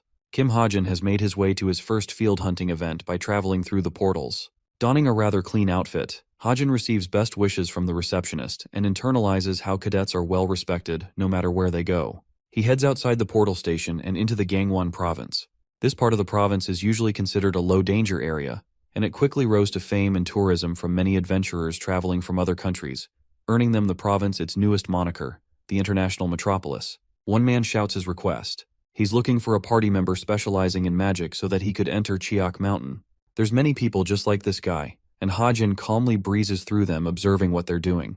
He sees one of the employees confirming the defeat of 3 hobgoblins. Seeing this, Hajin realizes that it might be profitable for him to sell the monster loots using an agency as it would make the process smoother. He tries scouting for an agent around the area, when suddenly one man calls him from behind. This man seems to have sensed Hajin's goal and asks if he wants to hunt monsters. The cadet confirms and learns that this nervous wreck is actually an agent. He shows his business card to prove his identity. Hajin wasn't expecting him to be so anxious, however. Suddenly, the author reads the name of the agency on the business card. It's led by Park Soo-hyuk. This guy is the big shot that will one day become Suho's personal agent one day, which means that while he may be nervous, he's certainly got the skills to recruit the best of the best. He will become the CEO of Korea's top leading agency eventually, and it's strange enough that Hajin is running into him so early in the story. Right now, he's inexperienced and new, which is why Soo-hyuk is acting the way he does. Hajin takes special intrigue in their agency and forwards his hand. He's ready to have himself recruited by their agency. In his mind, Hajin knows this is just the start of the story. So many characters have yet to uncover their full potential and bloom into the characters they're supposed to be. He's basically investing in people right now by forming early connections. A sudden thought comes to his mind. Since this guy is supposed to be Suho's agent in the future, Hajin wonders if stealing him is really the right thing to do in this situation. A little while later, as they're making their way to the monster zone, Hajin asks if the agent is doing well on his own. We then see that this dude is just exhausted, like he's never done this much cardio in his life. He's probably at the verge of having a heart attack, which makes sense since cadets are physically stronger than agents who usually use vehicles to track them. As they approach the danger zone, the agent spots a bunch of hobgoblins' tracks. Hobgoblins aren't the hardest to beat, and a pair of them can lump nearly 400,000 won, so it's a good offer according to the agent. However, that kind of money is still not enough. Hajin reflects that only one of his mana bullets costs a whopping 200,000 won, which is way more expensive than he would like. So he's looking forward to earning something more than just striking down a bunch of goblins. Fixing his sights on a target, Hajin points to a boar monster just below the cliff and asks if hunting it would be fine. The agent immediately becomes worried since this is a steel boar, a monster that is known to be immune to bullets, as they're not strong or sharp enough to penetrate its skin. Hajin takes his words unseriously and happily goes ahead without a care in the world. In response, the agent is literally left speechless, since from his point of view, this is like signing your own death wish. Hajin emphasizes that he carries a pretty solid gun on him. Bro is literally saying his strap can put down anyone. More importantly, there's a reason he's so confident. Hajin just received a new gift from Yeonha in exchange for the precious information he traded. Lo and behold, this man pulls out the Desert Eagle in all of its glory. This beautifully lethal gun is further assisted with a brand new feature that he added by spending a few extra story points in the mix. The agent is against provoking the boar and warns our boy to be careful, but Hajin is pretty daring and doesn't give a damn. He locks in the target and releases a single explosive shot. That one shot literally cuts past the monster like a precise laser beam, putting it down in an instant. The sudden kill shot shocks the agent as he falls down in disbelief. The system informs him about the special feature that Hajin added. Every time he marks a kill with his weapon, its destructive power amplification is doubled. Do you know how insane that is? This man is going to become unstoppable with that ability. Hajin is quite satisfied with what he pulled off with his new weapon. Seeing Hajin's exceptional weapon as well as his shooting skills, the agent is left impressed. The boy has little time to accept the compliment and merely targets his next kill before releasing a powerful shot. The agent questions what he killed this time around. Hajin explains that he saw a black pelican from afar and decided to shoot it down. It's amazing to the agent that he can see this far with such accuracy, to the point he could shoot things in the air. Kim Hajin confirms with confidence in his abilities, playfully remarking that he possesses eagle eyes after all. He tells the agent that he'll go down the cliff to take care of the monsters. The agent runs after him in a hurry. With a black pelican down as well as a steel boar, they've acquired 2 heavy monsters back to back. Hajin asks if he's capable of safely transporting them back. Soo-hyuk explains that it would be rather convenient to pay the dispatch fee and call the logistics crew. He even calculates a budget for the amount they'll receive after taxes. Hajin is simultaneously impressed by his keen attention to detail, which will soon become the agent's reason for national fame. He shakes Hajin's hand in confidence, and the two of them hope to work together, extending their partnership in the future. The agent recalls Hajin mentioning that it was his first experience in field hunting. From that, he wants to know how the boy is going to spend his money once he receives it. Like a true businessman, Hajin expresses that he's going to buy stocks, completely shattering the man's expectations with his answer. The fledgling guild called Packhorse Masters was originally founded by a demonic human or fiend. In the original story, they play a big role. Sitting at his laptop in his room, Hajin reflects that the guild isn't the thing that should be worrying him. It's rather the upcoming dungeon assault. In the main story, the Packhorse Masters Guild raid the Devil's Lair dungeon. Right after this raid, the stock prices of this guild go crazy out of the water, climbing up by nearly 1,000%. That's why he's happily investing his money in buying their stocks early so that he can reap the benefits of the boom later. It's the easiest and most efficient way to make money after all, thanks to his foresight about the future. Spending 3 million won, he completes the purchase and wonders if there's some other place he can find information regarding stocks. Hajin couldn't figure out much on the internet forums, so he thinks a sketchy website like the Violet Haze might be of some use to him instead. Come to think of it, Hajin remembers something. He remembers the masked syndicate, who became responsible for playing the part of the main villains in the second half of the story. Just like their name, they're a criminal organization without much information about its members. However, since he's the author of the novel, he knows their exact identities as well as their hideout. Hajin figures that he might be the only one in the world to know about them. While these guys are nasty criminals on their own, they still despise fiendish humans like they're even worse. Hajin wonders if he can strengthen his connection with the leader of the masked syndicate, which would somehow help him take down Chai Jinyun someday when he is resurrected as a demonic human. Figuring out his options, Hajin believes that there should be a vacancy in the organization, meaning he has a chance to act. As he's conducting his search, the laptop screen suddenly shuts off. surprising Kim Ha-jin as he draws his face near in worry. This is a terrible thing that's happened to him. The laptop was his only way of returning to his previous world. Losing it would set him back immensely. Fortunately, it turns back on, relieving him to some degree. 1 whole month has passed since he got into this world. The laptop is receiving a sudden update. Bro was hit with the Microsoft update and nearly collapsed, thinking he'd lose his work. Anyway, let's cut to another scene. At a restaurant, a couple is sitting by themselves, attracting the attention of the people. It's the disinterested Jonghyuk and the delighted Yeonha. Jonghyuk starts the talk expressing his annoyance. He doesn't want to take part in polite and noble meetings like this. Yeonha pokes fun at him and thinks he's only gaining benefits from partaking in this meeting. After all, he's talking to someone who is destined to lead society one day. She asks about his grades and learns that he's doing just okay.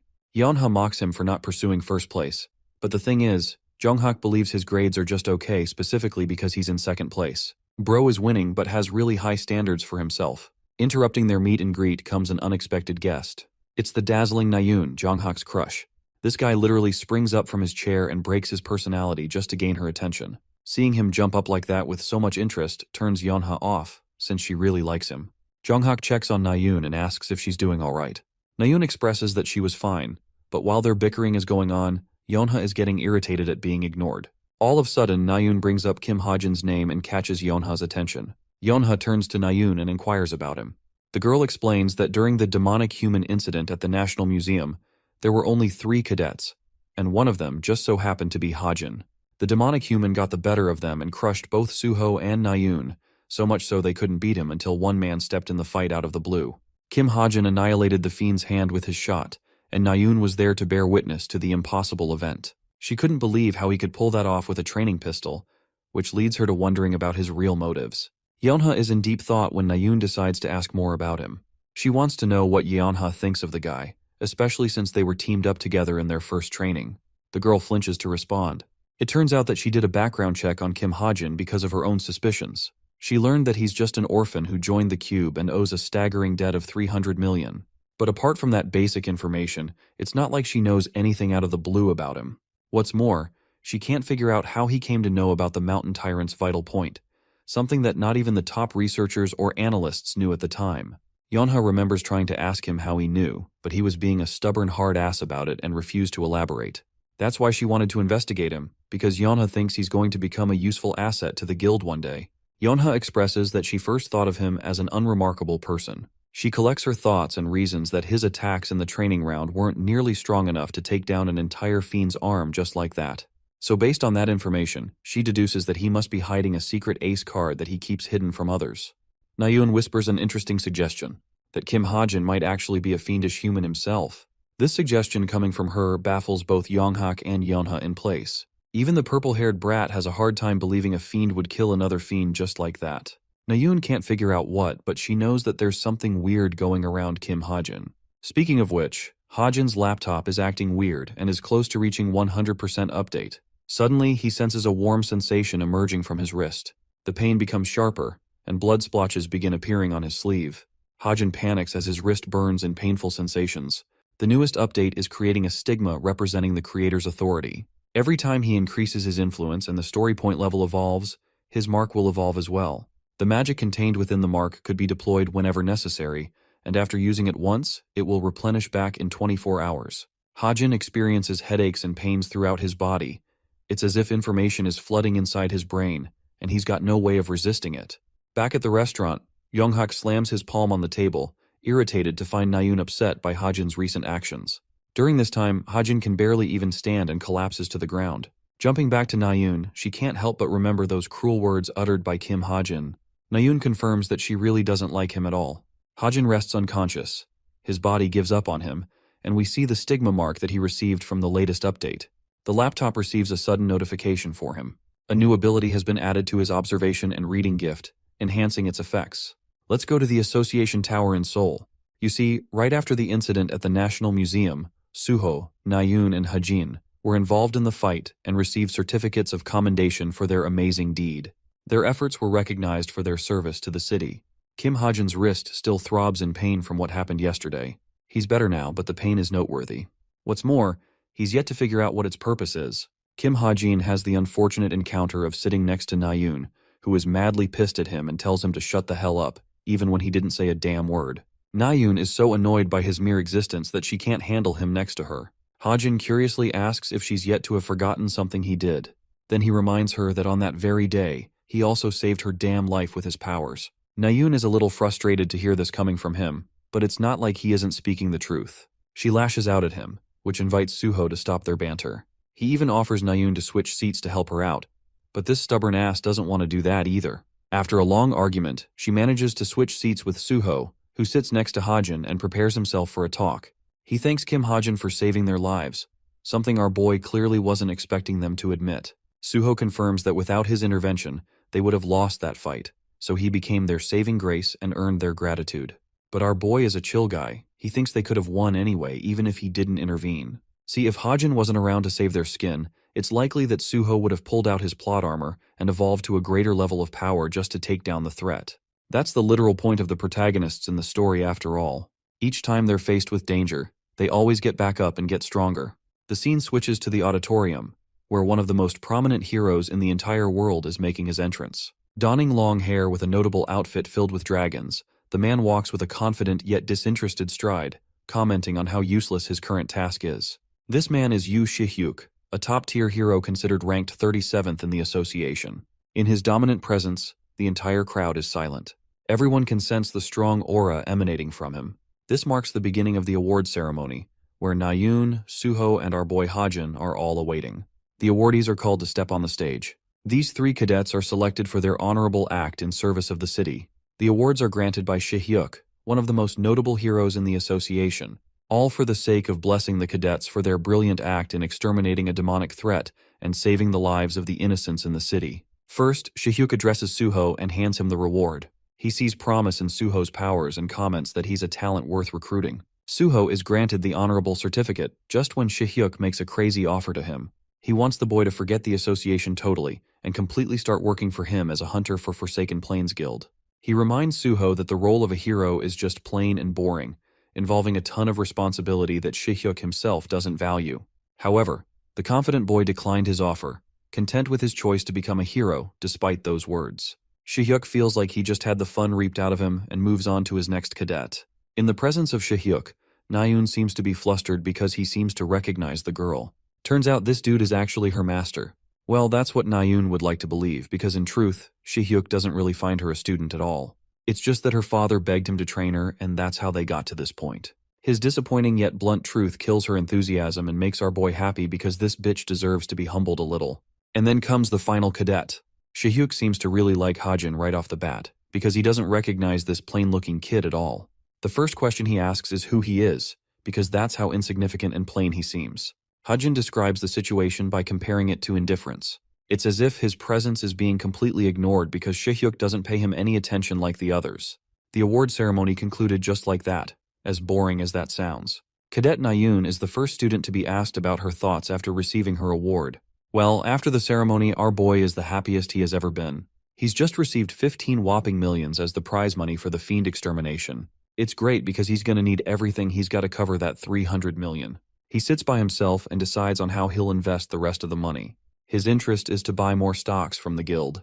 In the meantime, he's dying to inspect the new features his laptop received right after the painful update. Upon opening his laptop, he sees a message, notifying him about the updated functions. The first is the stigma mark he received, the second is the internet activation, the last one is the tome of truth added to his observation and reading skill. The stigma mark is related to what happened to his left arm, but there's almost little to no description provided on it. It just tells him he can use magic whenever needed. While it does say that, Hajin is having a difficult time figuring his way on activating his ability. Just as he's thinking about the activation, the mark forms a crest, signifying that it is about to activate. Scared that he might blow some shit up here, Hajin wants to take these risks back at the dorm where no one else can see him. It's going to be troublesome if someone spotted him after all. The second update is regarding internet activation. Hajin hovers his cursor over the button and clicks on it. After a brief pause, the screen redirects him to a bunch of different websites, like Law Abiding Spirit, Violent Haze, Jeremy's Sword, and some others. Not only is he getting free access to normal websites, he's also getting the restricted websites for free.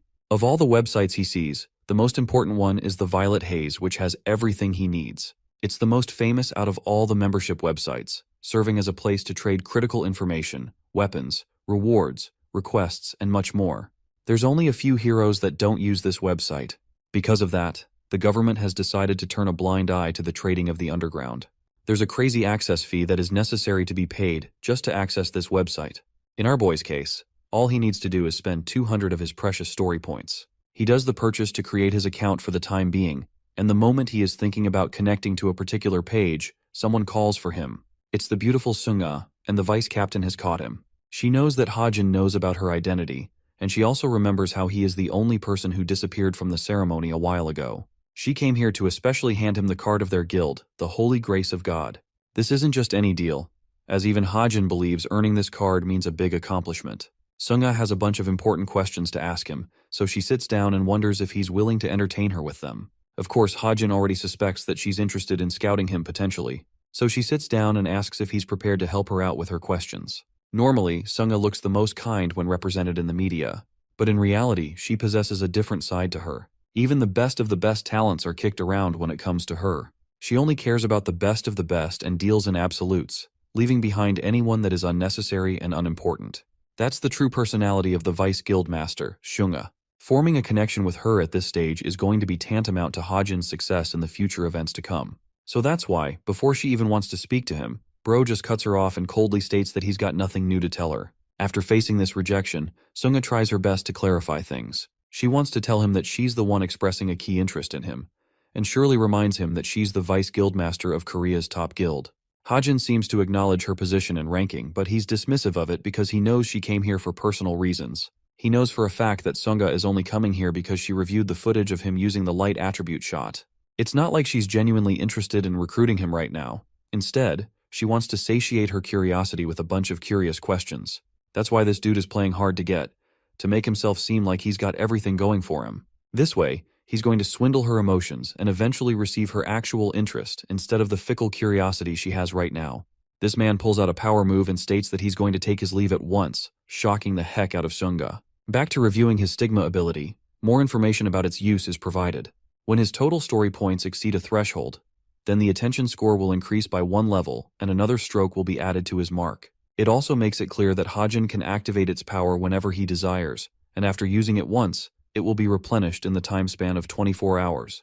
To test his newest ability, Hajin concentrates his focus on forming a dagger via his magic. All of a sudden, the mark forms him a mythical blade out of nowhere.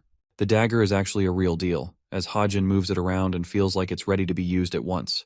The thing about magic is that it's a stat influenced by one's innate talent and knowledge. Since Hajin popped inside of this world without any explanations about his background, he naturally assumed he wouldn't be capable of handling magic at all. But he's happy that he's found a way to use magic in his own way, through the stigma's powers. The last thing he wants to try out is the Tome of Truth, which is supposed to enhance his pre-existing skills of observation and reading. Hajin thinks for a moment, and decides to call out the ability's name. The ability triggers his stigma once more, materializing a book containing the truth. The mystical energy of the book allows Hajin the ability to answer any question, as long as it is within the scope of its magic. Now how crazy is that? Even the author stops for a second to digest what he just read. To check if it's bullshitting him or not, he asks about his height. Turns out our boy is a short king standing at 174 centimeters, or just over 5 foot 8 inches in freedom units. Using the Tome of Book consumes 1 story point for every question as a cost. Suddenly, Hajin's smartwatch beeps crazily, calling for a sudden emergency alert from the school. There's a group message coming from someone who is asking for a student's location. Seeing this red emergency notice, our boy wonders what it's about. He thinks it may have triggered the second major event that is supposed to occur in the main storyline: the serial disappearances of the cadets at the Cube. This episode will involve the disappearance of 6 cadets from out of nowhere. The culprit responsible for the act is meticulous in covering their tracks and doesn't leave a single trace behind. The investigations are all useless, causing the number to only increase, as if they are all trapped in an endless game. Hajin remarks that this episode is important, because the perpetrator's final target is supposed to be none other than Yu Yeonha herself. Now, even Hajin knows that things would be troublesome for him if the co-author interfered in this part of the story and edited in some changes, since they could threaten to just remove one of the main characters like at the museum incident. Our boy takes matters into his own hands to catch the criminal, but thinks that even that would be proven fruitless, since his needless interference will disrupt the course of the story forever. All he can do for the meantime is simply wait and observe for the story to go down. The scene switches to the training center the next day. Suho is replenishing himself with water when one of his friends points to the scene just up ahead. While Hajin is attempting to work out and enhancing his physical strength, a bunch of annoying bullies come to tease him and disrupt his workout. They call him a loser for being unable to lift a simple weight, despite being enrolled at the prestigious institution. They even suspect that he must have bribed his way inside. Suho tries to help him out since he has a strong sense of justice, but his friend grabs him and pulls him away. Suho can't believe that the class rep Younghan isn't doing anything to stop those guys. But Younghan explains that it's clear from those delinquents that Hajin somehow got on the bad side of Jonghak, which is why any involvement will label Suho a target as well. There's also a possibility that these guys are faking to test his reaction. Suho can't believe what he's hearing, but Younghan thinks that a dude who shattered the demonic human's arm couldn't be afraid of dealing with a bunch of amateurs all by himself. He's of the opinion that Hajin deliberately hides his true strength. But this theory is proven ridiculous pretty quickly, because our boy cannot for the life of him lift that barbell. He's just struggling out here before giving up.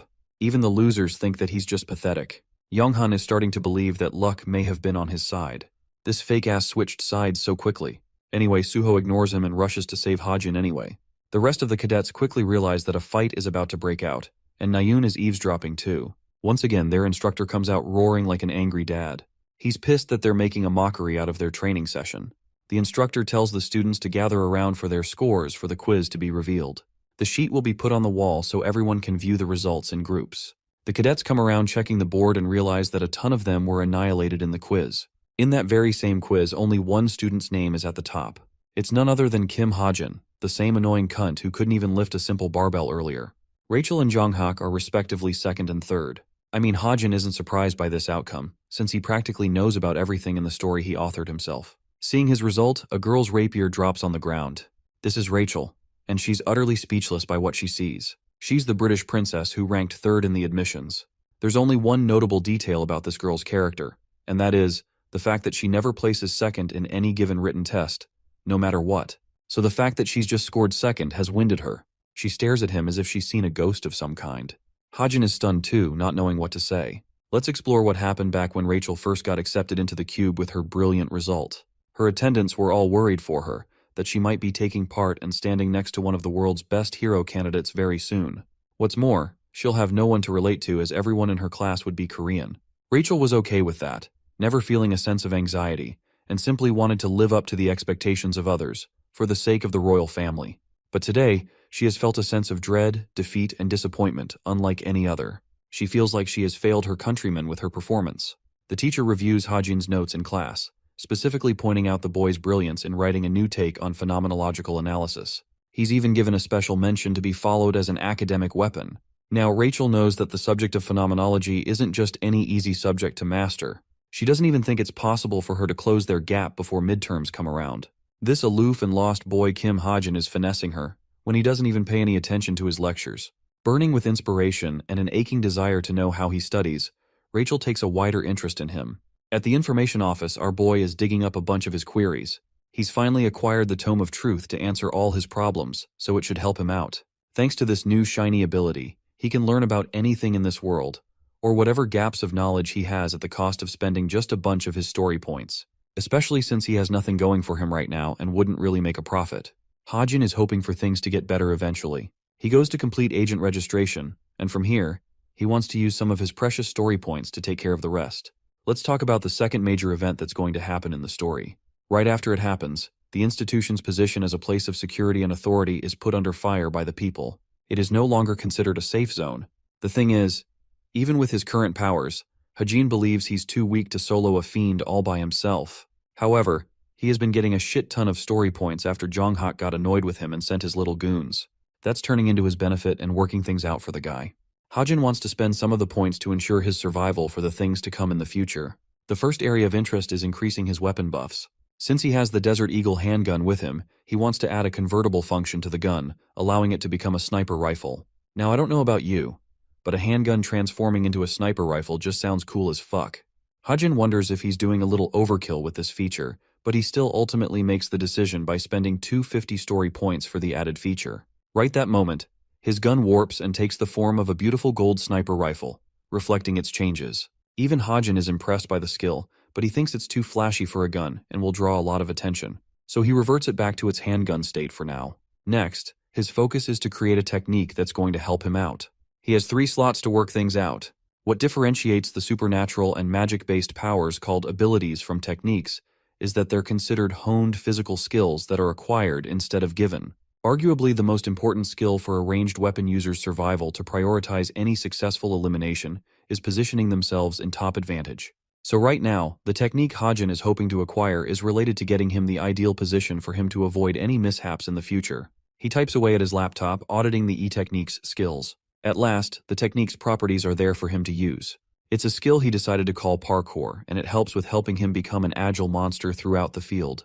This will ensure that he keeps moving and doesn't stay stuck in one place to expose his position. For this effect, 350 points have been consumed.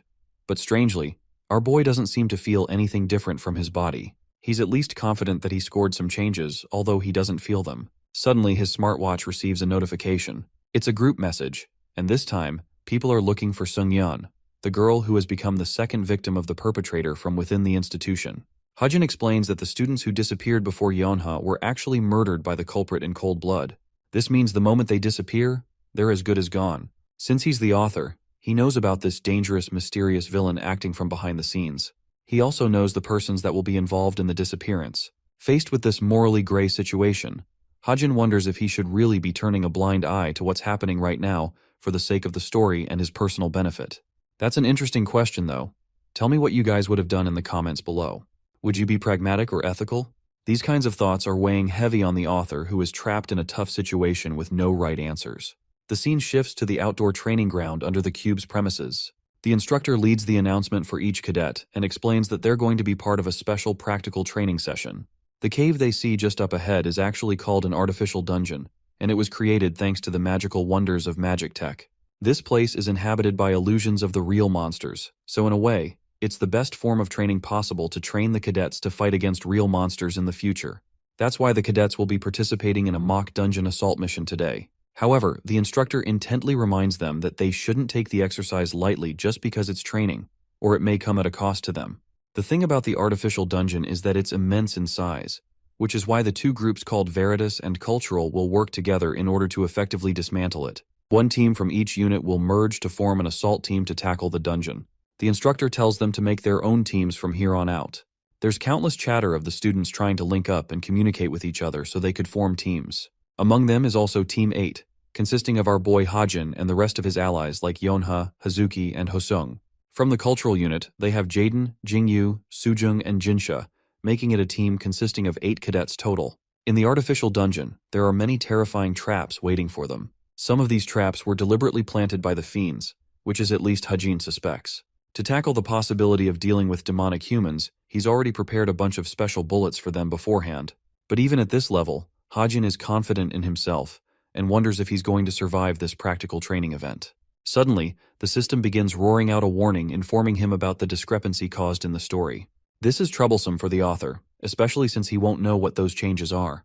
The worst part is, 3 aspects of the story have been altered in one event, so it's definitely cautioning Hajin, who doesn't know what's going on or who's causing such alterations to occur. As the teams are gathering up, Hajin's biggest worry is that he doesn't know about the changes. While he's completely lost in thought, Kim Suho's teammate, Yuna from the culture unit, mocks him for being a dumbass and not paying attention to the instructor. The system informs him about Yuna's temper rising. At the same time, Yeonha gets to meet Jaden from the cultural team. But she doesn't share the dude's enthusiasm and has a dead look on her face. The system informs that Jaden's growth potential has also increased based on this interaction. Then lastly, Nayun interacts with a specific cadet that she's seen around at the hunting club. The cadet introduces himself as Sven, donning a beautiful pair of blue eyes and a charming smile. He's paired up with her, but for some reason, his mental breakdown is only worsening, which also means he is highly susceptible to become a demon puppet during the raid.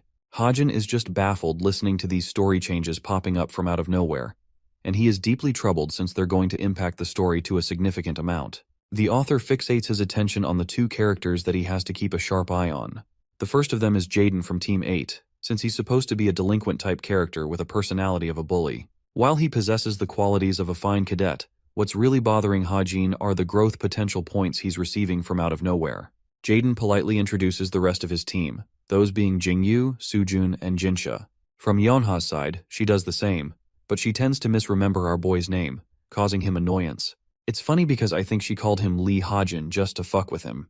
Back to his thoughts, Hajin focuses on what he should do regarding his second topic of interest, Sven.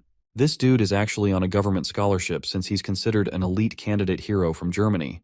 There's only one detail to note about this guy, and it's the fact that he's got the hots for Nayun. Is it me or does everybody just like Nayun? Someone needs to check if she made a contract with the Demon of Enchantment. Anyway, like the rest of the international students inside the institution, Sven came with the purpose of attaining glory and reaching the very heights of success.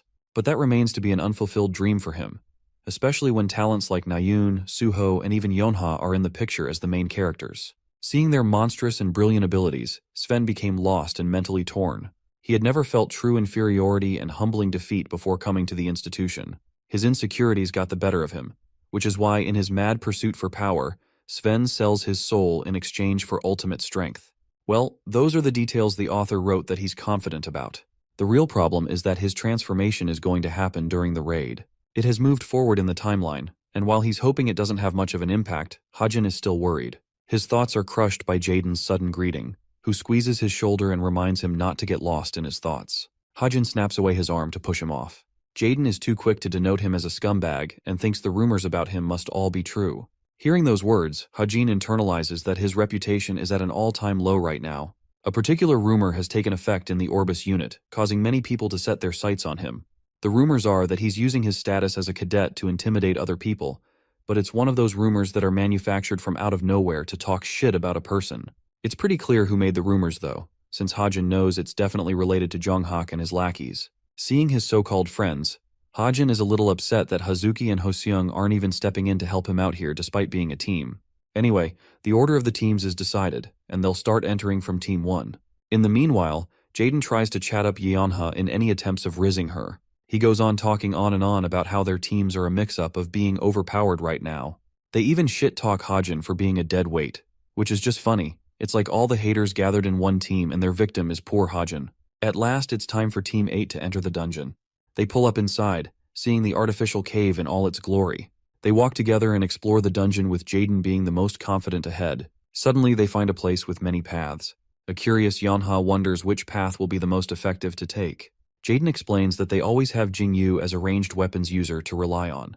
Hajin breaks his silence and suggests exploring route number 6 out of the blue. His sudden interruption annoys Jaden a lot, but strangely, Yonha seems to trust his gut and actually accepts his suggestion.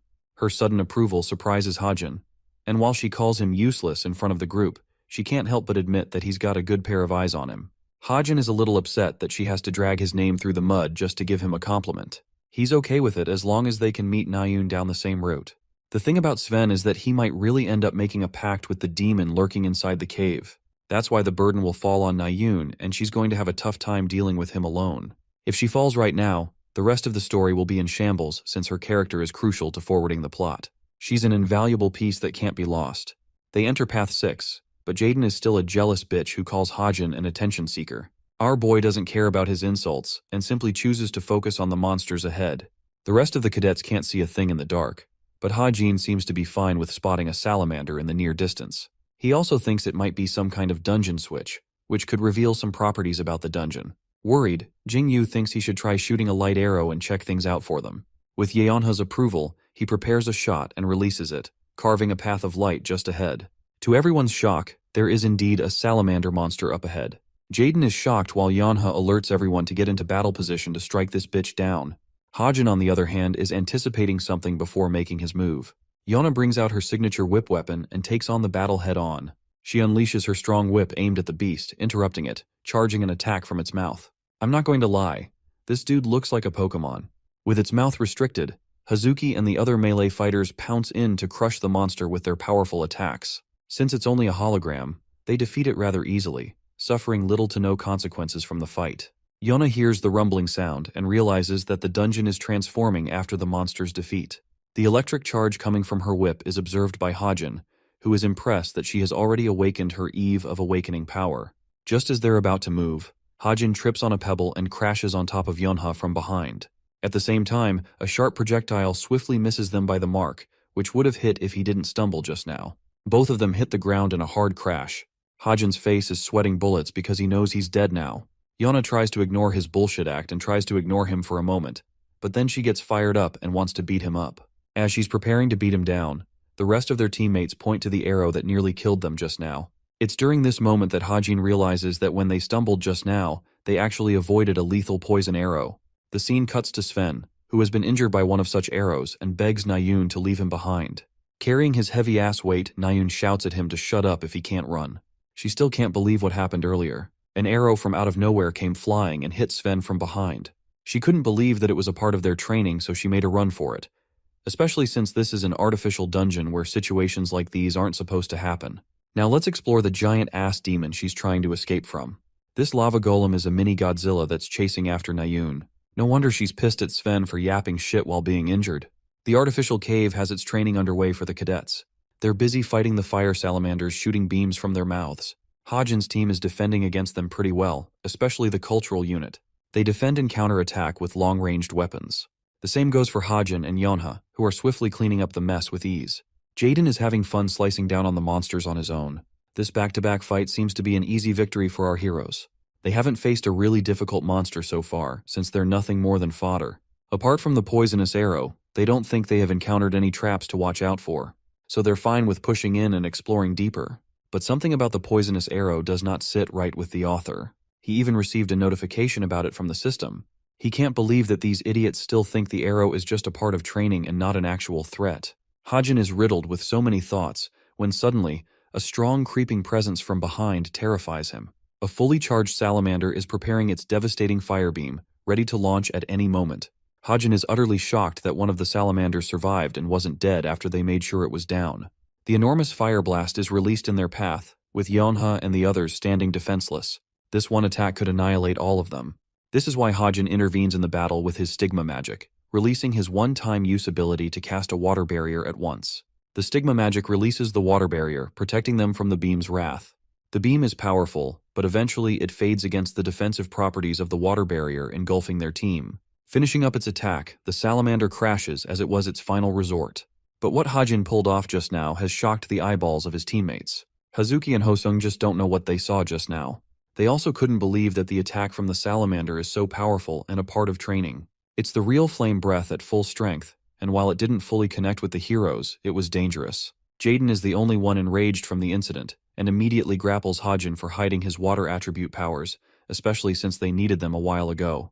Hajin tries to play it calm and explains that he's just using an effect of a magic item, but Jaden isn't going to buy his excuse. Yonha pulls in to break them off. What's troubling them is the fact that they faced a real monster in an artificial dungeon. Yonha reasons that the place is supposed to mimic a traditional or normal dungeon, which means it's likely that one of the salamanders evolved in some way, or something else caused it to pop up. She doesn't want to focus on the details of that for now, because she's confident they'll receive points for taking out a real monster later. Yonha leads the group and acts like she doesn't really care about what happened. But in her thoughts, she is much too confident that Hajin is bullshitting about the magic item excuse. The fact that he couldn't afford the Desert Eagle is proof enough that he couldn't get his hands on a magic item out of nowhere. What's more is that it's specifically a water attribute magic, and while Jonghak and Suho seem like candidates to pull that kind of shit off, a guy like Hajin is just out of the question. Yonha connects the weird coincidences involving him so far, such as the mountain tyrant's vital point, and the fact that he's capable of using magic. She can't figure out why he's going through so much to hide his powers, which reminds her of Nayun's initial assumption that he's probably a fiendish human. Because of her puzzled thoughts and her inability to trust Hajin, Yonha has kept a close eye on him. Let's run it back to our girl Nayun and see how she's facing her monster. The Manga Megalith is a real threat, an intermediate grade monster that seems unstoppable. They think it's a dungeon boss and even wonder if it's possible to deal with such a monstrosity, especially with a normal team. Their plan is to join forces with the other teams and lead a joint attack. There's the concern that Sven's condition is fragile too. Nayun is stumped about the poisonous arrow darting from out of nowhere. She's starting to believe the dungeon is way too challenging for a cadet level's training. Sven's condition is shown to be worse than what everyone believes. He feels like the burden of the group for letting everyone down, and with this, his mental condition worsens. He has troublesome thoughts and comes to question his abilities. It tortures him from the inside, until one voice decides to take advantage of his crippled state. The voice asks if he's seeking strength, especially since he's suffered so much throughout this time. This voice promises to give him exactly what he wants, by offering him the strength of his dreams. In exchange, this demonic voice requests that he surrender everything else. Faced with this offer, and in his pitiful state, Sven gleefully accepts the offer without thinking about anything else. Just as he accepts the offer, The demonic fiend captures his soul in its trap, causing him whirling pain. He shouts in agony as his body succumbs to pain. Nayun rushes to him and requests her party mate's attention. But all of his screaming has actually drawn their ugly old Goliath to this location. He stares at them for a casual hello before obliterating the place with its lava. The monster sways its giant fist to crush the structures. The cadets are probably performing athletic-level sprints here because they're so afraid a damn fist will crush them if they're not fast enough. The monster slams the place down, sending some of the cadets flying in place. They're stuck with practically no way out. Even Nayun has hit a hard wall just carrying Sven and can't see a way out. Before she can even recover her breath, the horrifying creature pops up with its scary eyes. Now that's a nightmare right there. No one would want to be Nayun right now. The girl can't believe what they're facing and is now convinced that this isn't a dummy. Faced against its wrath, Nayun is terrified to admit that they might just die in a place like this, an artificial dungeon. The monster prepares to unleash its attack when one mana bullet comes flying from out of nowhere, striking the monster down and penetrating the top of its head.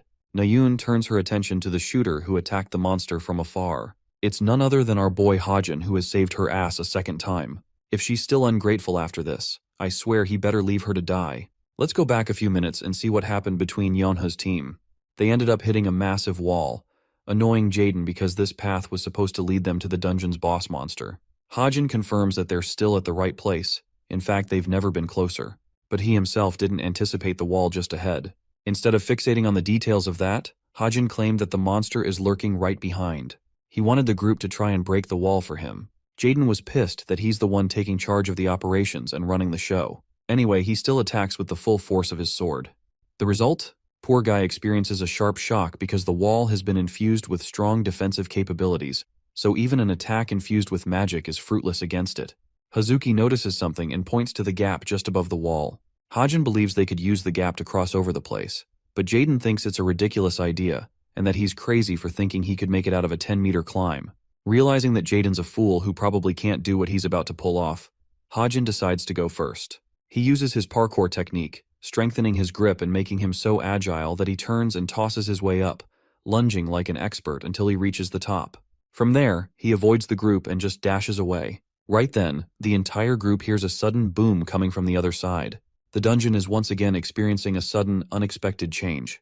Jaden doesn't know what's going on, but what they don't know is that the giant lava golem has been wreaking havoc. Inside, Hajin comes to rescue Nayun. He's pleasantly surprised that the stun properties of his shot just wore off and didn't last very long against this creature of bulldozing size. He calls for Nayun to run away while she still can instead of sitting idle. Things get worse for our boy since the towering monster just so happens to have found its newest target. Bro's face turns pale as he begs Nayun to save him now instead of running her ass away. Instantly, the group assumes battle formation and strikes the lava golem from many angles. But despite their heavy blows, none of the hits work against this beast as it stands impenetrable as ever. Seeing them come to their rescue, Nayun is glad and decides to get down to business as she readies a powerful arrow shot. She wants them to keep the monster distracted while she prepares her shot. A few more moments pass, and eventually Sven shows up from out of nowhere with his surprise entrance. He keeps the monster busy and distracted, allowing Nayun to wind up more of her strength. Remembering the outcome against the demonic human from last time, she swears that this time things will turn out differently. And then, Nayun releases her obliterating arrow which utterly annihilates the monster's face upon impact. The golem's corpse hits the ground as lava melts out of its head. The cadets can't believe that they were able to defeat such a ferocious monster with their combined strengths. Some of them are hoping they're getting rewarded with a good amount of points. Nayun and Sven also catch up with them. The rest of them are shocked by Nayun's sudden attack, and she calls it her finishing move. Hajin is disinterested about the rest, and fixates his attention on Sven, who has yet to transform into a fiend at this level. It's an alteration from the original story which is certain to cause future changes. The transformation will occur no matter what, especially since he has made a pact with the demon in this cave. Now it's going to be tough because there's no telling when he'll act up against the group and make the story chaotic. Nayun's attention drifts away at the boy in the distance, who is catching his breath. She takes a moment to forget about her anger towards him and comes to talk with him in private. Knowing that she owes him a bit, Nayun tries to utter the words thank you, feeling embarrassed about saying them too. Earning her acceptance is actually a radiant experience for our boy, who can't wonder what the fuck just happened. He spaces out and questions what she said, causing her annoyance as she confirms that she won't say it again for him. What Hajin can't believe is that she actually went ahead and thanked him like this.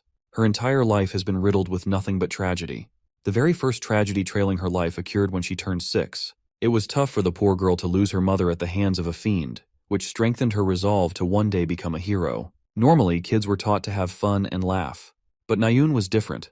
She was filled with anger and abused her body to its utmost limits from a young age. She was shut off and couldn't build meaningful connections, because that would risk her being vulnerable and being open to others about her past. As a consequence, only a handful of people have earned her gratitude, and there's barely any who can confidently call her a friend. That's why this moment is so special to Hajin, because the character he wrote to only say sorry finally said something completely contradicting herself. He knew it better than anyone else as the author of the novel. Nayun goes on a tangent and questions why he's letting Jonghak's goons annoy him when he's so strong and capable in real situations. After all, just one shot from his gun was able to stun the monster in place. There's just no way the goons are a match for a guy like him, so she doesn't get his intentions. Hajin expresses that he doesn't really have a way to beat them truly. It's strange to Nayun, who has seen him beat a monster with his weapon. The boy demonstrates his new gun, the Desert Eagle, and explains that it's just a custom-made craft which helps take care of things for him. All in all, he's trying to avoid looking like a strong guy. Nayun goes crazy hearing him admit to a crime so openly. Modified weapons are actually illegal in the institution and would cause an immediate suspension. Hajin confirms that it's the only reason he uses the weapon when he truly needs it.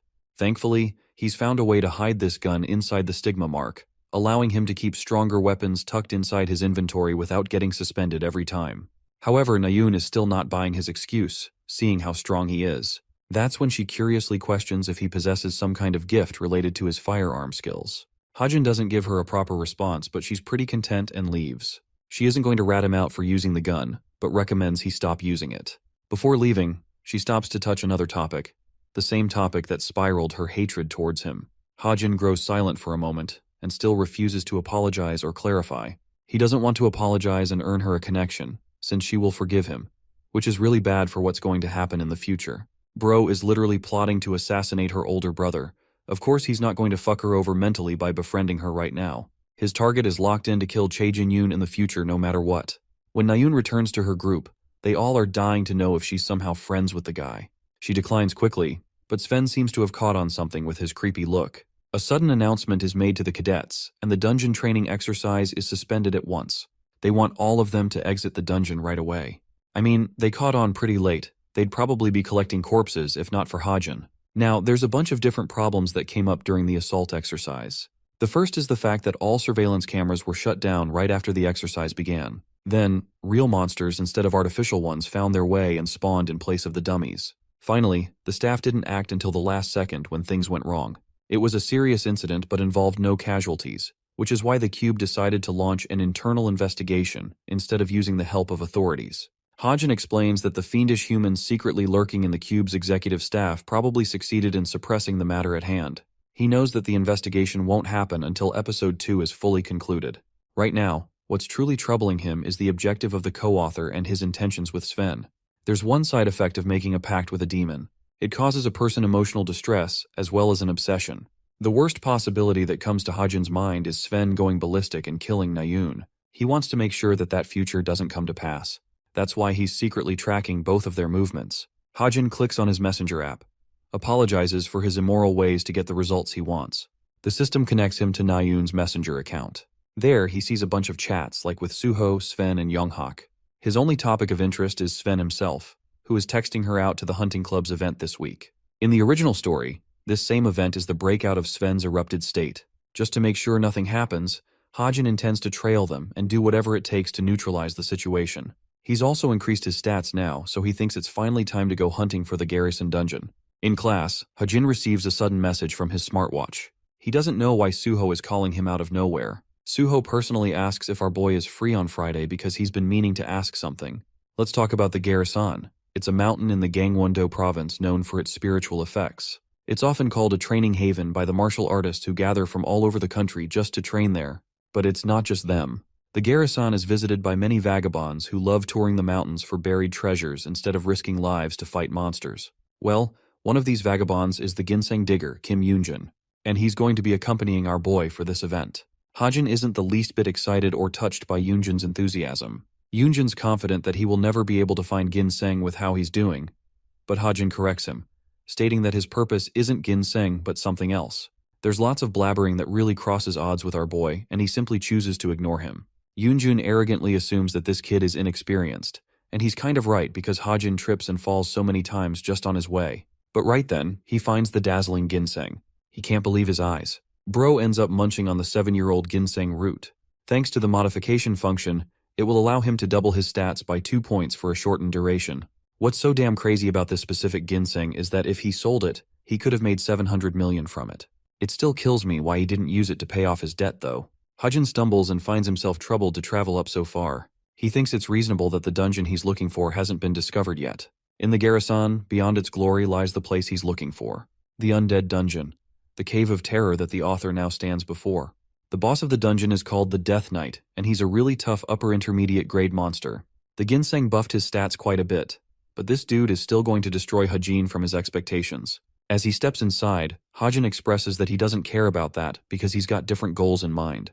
Just then, a scary hand emerges from the underground. Then, myriads of the undead monsters come creeping out to greet our boy at the entrance of the dungeon. Prepared to fight them all off, Hajin prepares his stigma magic, and reflects that his true intentions aren't to take down the boss monster today. The real goal is to access the dungeon's hidden stage. Suddenly, all of the skeletal monsters rush forth to attack the seemingly defenseless boy, but they'll regret what's about to happen to them. Bro pulls out his strap and literally annihilates one of the undead monsters at point-blank range. Talk about a stylish kill shot.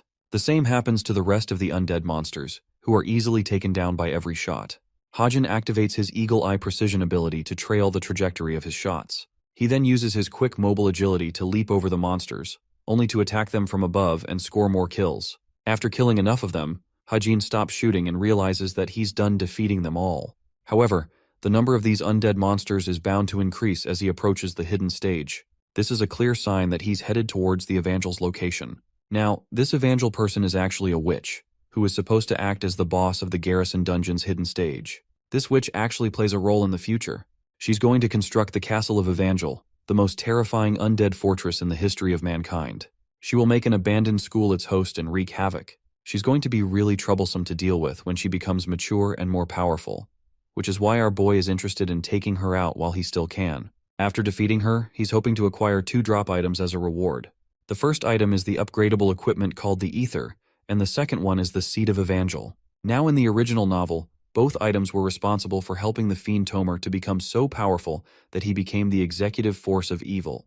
That means if Hajin is looking to become strong at an even faster rate, the best thing to his advantage is the Ether. He approaches the door of the hidden stage of the dungeon where only darkness awaits the boy. Activating his precision eagle eye, he's able to peer far into the cave without worrying about any monsters. There, he sees a shiny dead tree with crystals emerging from it.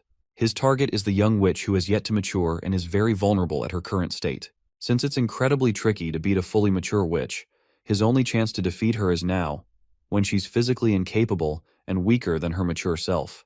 The little witch is fiddling with her spell and playing around. The sight is too innocent for our boy Hajin, who has literally come here with the purpose of preventing the doom that she will one day unleash in the future. His emotions are trying to get the better of him. As the author, he takes full responsibility and musters the spirit to kill her. After all, even the future executive of evil, Tomer, did the same. As he approaches her, Hajin reasons that the little witch is nothing more than a bit of his own creation when it all comes down to it. He is the reason she exists, and he is the reason she will die. A normal witch in her spirit form can't be taken out with bullets even if they're infused with mana. So in this particular situation, Hajin activates the power of his stigma magic and creates a magical spear imbued with light attribute magic. This should be enough to kill the witch in one strike. He's also really impressed by the aged ginseng's effects since they boosted his stats by a lot. Believe it or not, this man chucks the damn spear full force at the baby witch, annihilating her spiritual form with a clean headshot. I wasn't expecting him to be so brutal, but damn. Anyway, Hajin was expecting his previous attack to finish her off completely, but for some reason, she's way stronger than she looks. Even while immature, she managed to survive the brutal attack. The Twitch recovers her lost spiritual body with what's left of her powers. The dungeon begins shaking in a massive earthquake as the baby witch finally becomes unable to sustain her form and explodes in a wave of dust before Hajin's eyes. At last, the 2 items he was looking for have both dropped. The Seed of Evangel contains the soul of the witch, allowing Evangel to resurrect once the germination process is complete. The Ether, on the other hand, allows the owner to reinforce their weapon and upgrade their powers.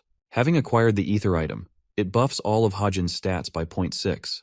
The system also informs him that this item cannot be further traded.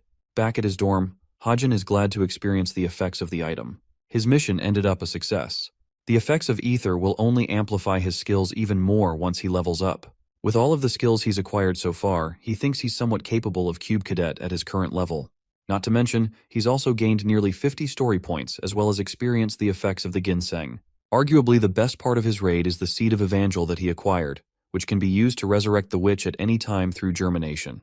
The Witch of Despair title may make her seem like a villain, but in reality, if Hajin plays his cards right, he could help develop Evangel into a strong ally. Now, the growing part of the seed isn't so difficult according to the author. It only sounds complicated, but all it needs is a bunch of blood to develop over time. The personality of the witch is determined by the blood of the person who is providing it, which is why it's best for Hajin to select an ideal candidate. Bro is already thinking about asking Suho and Rachel, so the witch turns out to be a little nice to him. At the same time, he just can't fathom asking from either Yonha or Nayun, since they'll cause a scene and spoil the witch's personality a great bit. It's a red flag that he's going to avoid. The real question is, how's he going to acquire the blood? Hajin puts it off for later and thinks he should take some rest, since tomorrow is the main event that's going to exhaust much of his strength. The hunting club where Sven will likely cause a scene against Nayun is right around the corner after all. The following day at the Byakpa Mineral Springs, a bunch of Cube Cadets are delighted to become a part of their first outing orientation. One girl is giving a speech addressing the cadets, and decides to repeat the club activities a final time. Hajin is a part of this group paying close attention.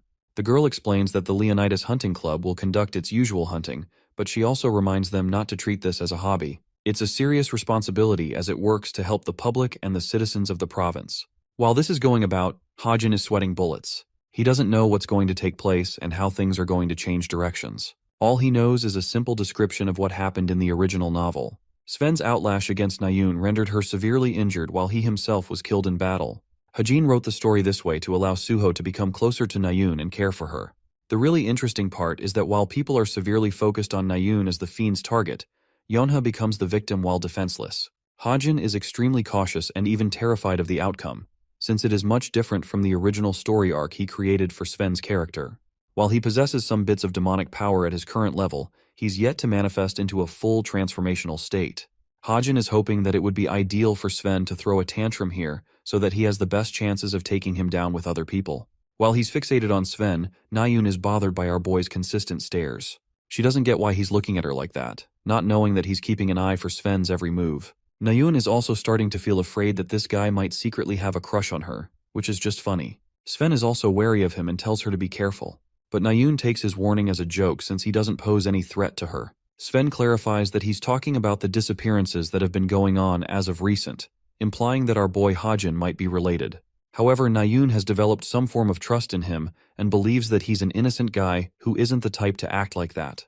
The hunting begins as Sven and Nayun go on ahead, with Hajin trailing and keeping an eye on them for any incidents. Some time passes and they're off in the forest, where an innocent deer is annihilated by a brutal demon. This brutal demon is none other than the bastard Sven, who is testing out his newly acquired demonic powers. Sven releases the animal when he hears Nayun's voice calling for him. She's hunted an animal down herself, but what really amazes her is the fact that this dude hunted down way more than her in such swift motion. Bro is standing there like an innocent freak while she doesn't know what's going on. Sven claims victory for the hunting mission, and as part of their deal, he could ask anything from her. But when it comes the time to say his wish, Bro fumbles in his feelings and tries to ask her out. While this is happening, our boy Hajin is keeping a sharp eye on them both. After all, he knows this could prove to be problematic.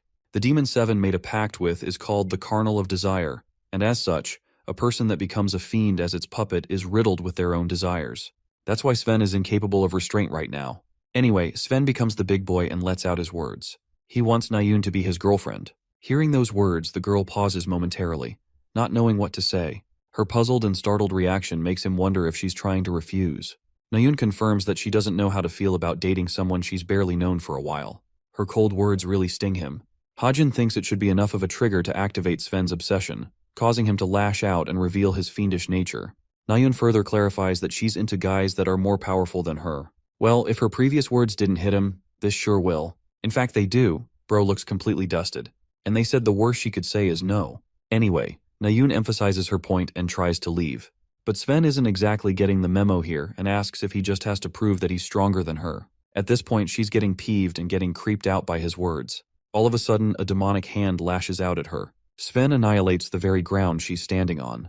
He's acting like he's being possessed by the nine-tailed fox with this tailed beast form of his. Anyway, the reason our girl survived the brutal attack is because Hajin stepped in and amplified his defense shield thanks to the ether equipment. Just as he's turning to ask if she's alright, Sven impales him with a strong strike. Nayun attempts to grab her weapon in what little time she has, while Hajin is fighting for his life as the fiend strangles him. Nayun activates magic condensation immediately and cuts one of the tentacles, demanding that he free Hajin. This guy goes completely mad and starts yapping about how much he loves Nayun and obsesses over her. His obsession causes his demonic form to become stronger. Nayun is enraged and still uses her magic condensation while Hajin is powerless. A beam of green light illuminates as Nayun manages to achieve the heights of her potential. The author explains how there are some characters in the world who end up choosing incorrect weapons that don't match their gifts. Of those characters, Nayun is at the top of the list, since her real specialty isn't with long-range weapons but magic. She materializes a giant sword out of her full strength and demands Sven to free Hajin at once. Nayun goes ahead and releases a cataclysmic attack against the fiend. The aftermath of this attack is nothing but destruction from where Nayun stands. It shredded the ground itself, impressing Nayun with her own powers. Hajin can't even believe what the fuck he just saw. He thinks the girl casted a damn lightsaber like she's the last Jedi or something. She's just as confused as him and doesn't know what happened. More importantly, Nayun is worried if he's okay. Hajin confirms that he's doing well, but her own condition is a real mess as her last attack drained her power completely. Her vision turns hazy and she collapses to the ground. Hajin rushes to her aid. After a while, the unconscious girl finally wakes up and flinches, realizing that he's carrying her on his back. She's so embarrassed that she wants to be put down at once. Hajin doesn't think that's a wise idea, and he's trying to help her out. But this girl is far too embarrassed to accept his help. He lets her go, causing her legs to give out on her as she collapses to the ground once again. Nayun is terrified as she doesn't even possess the strength to stand on her two legs. It's almost as if she's lost control of them. Bro looks at her with a baffled face and questions if this is the first time she's suffering from a mana burnout. From her winded and stunned expression, it confirms to Hajin that she's probably never even heard of it before. He explains how a mana burnout is when a person has exhausted every last ounce of their mana, causing them to become powerless. This means it's going to be tough for her to walk on her own for the next 2 days minimum. Hajin teases her and wonders if he should just leave her here. With no choice left, Nayun is forced to accept his help and climbs on his back. As they're making their way back, Hajin asks if she's still going to keep using her bow as her main weapon, since he's seen an incredible development in battle. Nayun is confused where he's coming from, but Hajin tells her that even she must have felt something inside of her. She unlocked a new ability that was previously unknown to her. Thanks to her magical powers, she could help annihilate hundreds of monsters and fiends with just a single slash. When it comes to an all-out war, Nayun's powers are borderline unstoppable with the talent she has manifested just now. That's why she's called the supreme ruler of the battlefield in the future. But for that to happen, she's going to have to give up on her precious weapon, which she has used since a young age. Nayun feels enraged because of how much he knows about what's best for her. Hajin thinks she's going to stick to the bow for a while. He helps her get close to the portal and recommends she carry the rest of her way on her own. Nayun is left helpless by his sudden leave, even begging him to stay, but this dude is just a chill guy and walks away because he's not a simp. The following day, news of Chai Nayun's assault reaches the eyes and ears of many cadets at the cube. They even come to know about the identity of the fiend Sven. Hajin merely paces through the cadets without paying any attention. He approaches a door and opens it, only to find a bunch of notable characters gathered all in one place. There's Horak, Jonghak, Yonha, and then the class rep Yonghan. The key players have gathered in one location, and Hajin is a part of them. Now let's talk about the day before the incident involving Chai Nayun. Suho asked our boy out to spare some time on Friday because he was looking for a favor from Hajin. When the author asked for more information, Suho told him that he is interested in investigating the missing students. The institution has put him in charge to lead the team from among the cadets. Since the institution hoped to prevent outside intervention, they decided to form an internal investigation at the hands of cadets from every grade in order to eventually catch the culprit involved. The representatives of the first-year investigation team are notable characters like Suho, Jonghak, and Nayun. Suho also added that the institution could have done an investigation using a personal team, but they figured the most effective way to catch the perpetrator hiding among the cadets is by using the cadets themselves. Hajin could get all of that, but he couldn't understand why he's the one being asked. Surprisingly, he learned that Nayun made a personal request to add him to the group, which is why Suho decided to take the step and invite him in. That's why Hajin ended up going. It would also help him acquire more story points on the side, which is good for him overall. Suho begins explaining that they'll need opinions to decide the case. He also wants to lay down the deductions everyone has made so far. None of them believe that Sven's correlated incident with Nayun is tied with the investigation. But just as Suho is talking about this point, Yonghak becomes riddled with rage, questioning if they're talking about the same Nayun from their class. Suho doesn't know why he's being dramatic and believes that she'll be the next target from their class. This is backed by the fact that fiends are given orders via demons. That means the demon who formed a pact with Sven will likely keep on hunting Nayun using its other puppets. Suho then asks if the rest of them find anyone suspicious to be mentioned in the list, as it would be a great help to know. Now, Hajin himself knows the identity of the person responsible for the disappearances. However, he's trying not to interfere with the events of the story, which is also why he doesn't want to reveal the guy's identity. That's what Hajin believed, as 6 students disappeared in 2 months from out of nowhere in the original story. But what's really interesting is that 3 students have already disappeared in 2 weeks in the current timeline, meaning the plot is advancing faster, and more students may fall victim to this guy. Faced with this situation and remembering how he helped Nayun, Hajin is faced with a difficult decision. While he wants to let the story unravel at its own pace, it also means he would risk the people involved that he cares about. He no longer wants to be the person who ignores evils, which is why Hajin promptly raises his hand, claiming that he knows someone who might be a primary suspect. His name drops this person. It's the bastard Hyun, the charming fucker and the president of the study club. His sudden accusation causes the entire room to fall dead silent. Suho argues that it can't be him since they've already investigated the guy and nothing came out of him. Jonghak particularly mocks this suggestion, as it would mean that Hyun is using psychic magic to lure his victims.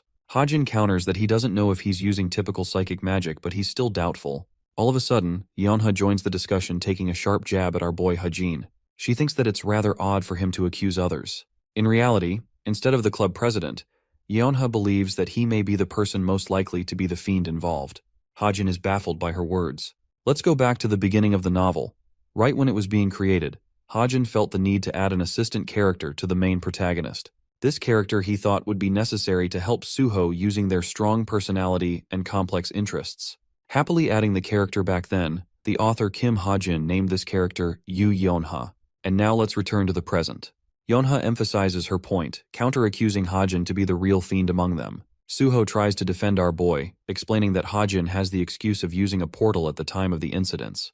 Yeonha explains that she's just dealing in baseless accusations, just like our boy. She thinks it's pointless to bring up the study club president's name like that when Hyun's excuse is more solid compared to Hajin's. The author tries to control the situation, but he's already lost it, as one of the other characters is enraged and suggests they all attack him and see if he transforms or not. The situation turns in the benefit of Yonghak, who has been meaning for this to happen. All the while, Hajin is struck colorless and doesn't get why he has to bear the brunt of their suspicions. He lets out a small laugh, and instead of backing down, roars at the cadet, daring him to come and try attacking him if he's really interested in eating a headshot. I'm not going to lie, I really like this side of him. Suho attempts to break their quarrel, while Hajin argues that they should consult Nayun to clear suspicions about him. He's just about to bring up how they were together at the portal when Jonghak suddenly whacks a basketball full force at him. Enraged that he brought up her name, Yonghak questions why he's bringing her up at all. Hajin argues that when she ended up getting attacked by the fiend, they both combined their strengths to beat the monster. He even belittles Yonghak and his lackeys for screwing around and not knowing the obvious details about the incident. Jonghak loses his temper while the class rep helps calm him down. Hell is breaking loose between the main characters over here. Hajin clears his name and proceeds to take his exit. But just as he's reaching for the door, the cadet rushes to pummel him with a powerful fist. Hajin senses his overwhelming presence and instantly ducks the punch that obliterates the door to pieces. Even Yonghak is surprised by his sudden attack, while the assault is shocked that Hajin managed to duck his immensely fast strike just now. Hajin is now effectively pissed and brings out his gun to shoot him down. The cadet lunges to attack him as Hajin prepares to take his shot. Both of them are stopped with a sword slash by the main character Suho himself. He thinks Horak has overstepped his boundaries quite a bit, and even believes Yeonha is doing too much instead of consulting Nayun about her suspicions first. She pauses before using her smartwatch. Hajin storms off as Yeonha learns from Nayun on a call that Hajin is physically impossible to be a friend as a suspect. Now that Nayun herself has cleared his name, everyone in the room is not only embarrassed, but also fully wronged by how they mistreated him. These bitches don't deserve his help, honestly. Hajin storms off and clears his head in the field. He's faced with a real rut and doesn't get why he's facing so much trouble putting up with his current life. At first he fell victim to the plot of the novel he wrote, and now he's out here fighting the characters he passionately wrote.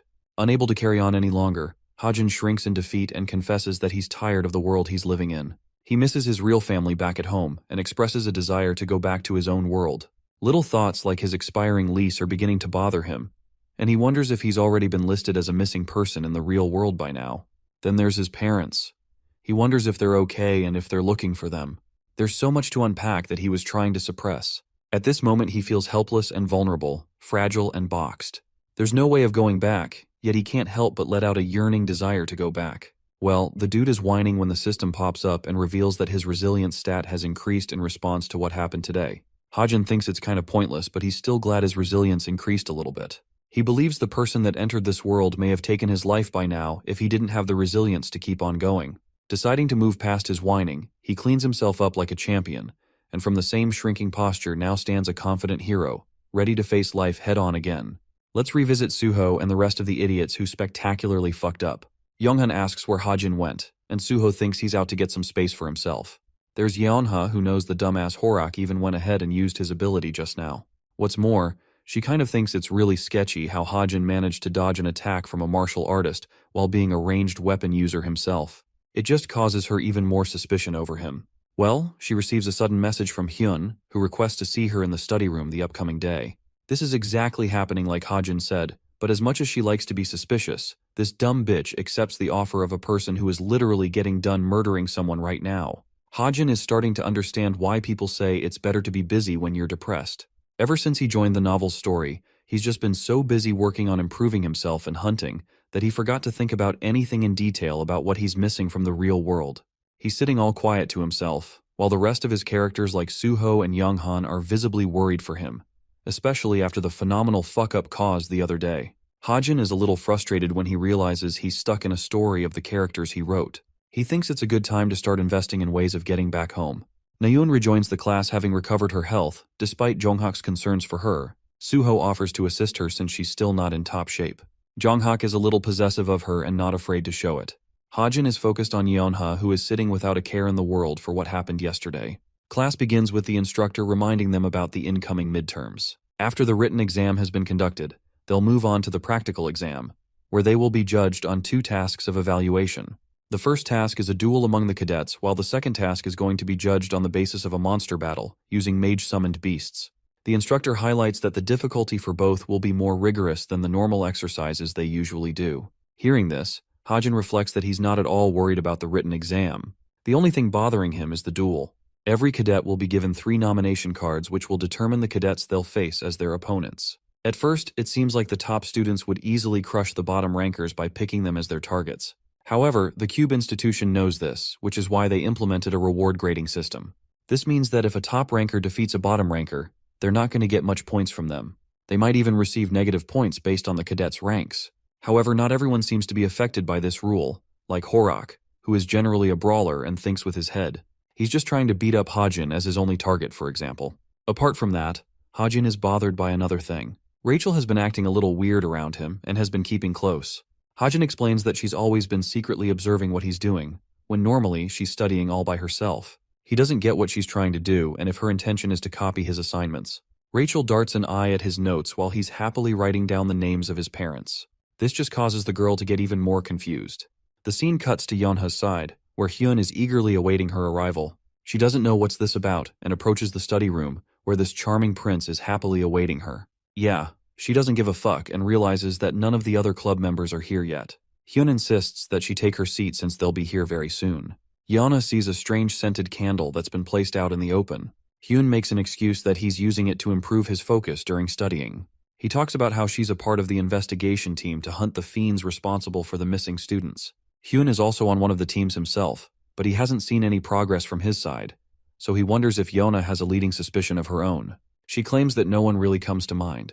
At the same time, she can't help but remember how one idiot talked about some baseless accusations. Intrigued, Hyun inquires further, and with a snap of his finger, he controls Yeonha's body, causing her to feel incredibly relaxed, as if she's hypnotized. She confesses the truth, stating that one of her classmates seems to be convinced that Hyun is the fiend, and he's using psychic powers on the victims involved. Hyun enthusiastically asks if there's any evidence to prove that. This is the part where this motherfucker slipped up. You see, Yeonha immediately catches on to the word evidence as mentioned by Hyun. He tries to play it off cool and claims that he misspoke. But he's already far too deep into her suspicions now. Yana readies her weapon and claims that innocent people never talk about evidence when suspected of wrongdoing. After all, they're innocent to begin with. Yana brings out her whip, lashing out at Hyun and demanding his true identity. The curtains have been lifted at last. This sinister fiend unravels his true nature and tells Yeonha that her turn will come soon, so there's no reason to rush. The scene ends there, and switches to the second-year student dorms. Here, Yeonha wakes up, finally regaining her consciousness, only to discover that she's stuck all tied up. Her eyes glance away at the objects placed inside the empty room. She is quick to recognize that these are the second-year dorm rooms, which means Hyun has captured her, which also means that he's the hidden fiend responsible for the disappearances of all the students. Here's the kicker. This idiot finally realized that Hajin wasn't bullshitting her. Instead of blaming herself, she prioritizes a way to get out of this rut. She tries to break free from the rope binding her hands, begging for someone to come free her. But it's of no use, as Hyun is already here and prefers she stay quiet and do as she asks. The scene cuts to our boy Hajin, who has just received a sudden message from someone at the dead of the night. It's from Yeonha too, so he can't place a finger on it. Yeonha sent just a simple number 9, which is just way too cryptic of a message for this dude to understand. Anyway, the bastard Hyun breaks away her smartwatch and mocks Yeonha for sending cryptic messages at the dead of the night in her struggling state. He also takes note of the recipient Kim Hajin, who was supposed to be the person Yeonha rebelled against. He thinks it's just inevitable for Hajin to die as well now. Yeonha roars at him, claiming that he won't get away with his actions, especially since the investigation team is going to be hot in pursuit after him. The murderous Hyun breaks her smartwatch and reminds the girl that he has no interest in staying at the institution. He's just going to kill her and leave the cube.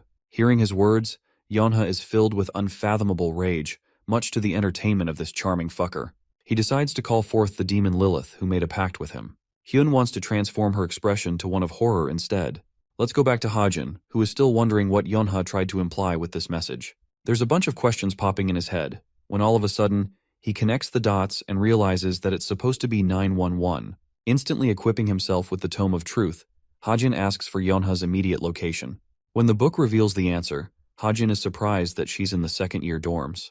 The scene reverts to Yeonha's demise, who is currently facing the voice of the demon Lilith. She comforts the girl who has faced so much loneliness throughout her life. Hyun's psychic powers are not enough to take her down, however, since Yeonha glares at him with a look of anger, proving that her will is strong and that she isn't ready to throw away her dignity. She resists his mind control, so he takes it a step further and brushes her hair, claiming that even the demon Lilith wants her to succumb to her spell.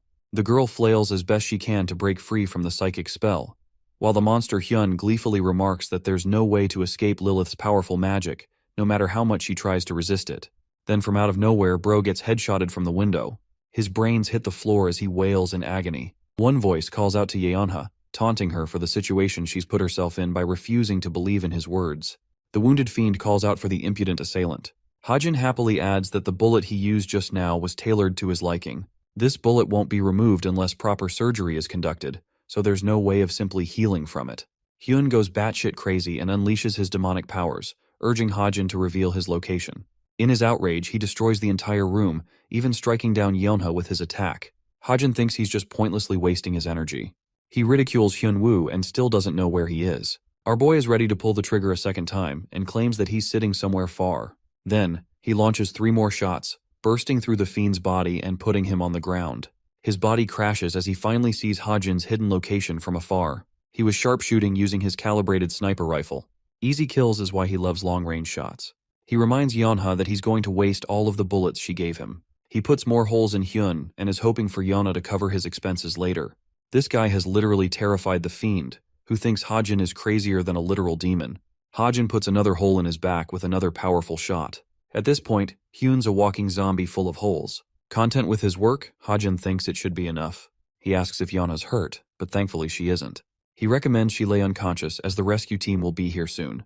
Her consciousness fades as she releases words of gratitude to the person who just saved her life. Yeonha wakes up at the hospital, where Suho is sitting by her side peeling an apple for her. Suho mentions that there's nothing wrong with Yeonha's physical condition, so she should be fine. She's the one bothered to ask why he's here. Suho explains that each of them took turns to nurse her back to health, and now it's his turn. Yeonha doesn't get why they're doing this for her. Suho expresses that they feel responsible for the situation caused. They were the members of the investigation team, and yet, one of their own was harmed while they focused their efforts elsewhere. Suho apologizes on the behalf of the entire group. Yeonha is speechless and has a feeling Suho is stubborn. She's also formed a positive opinion of him through this interaction.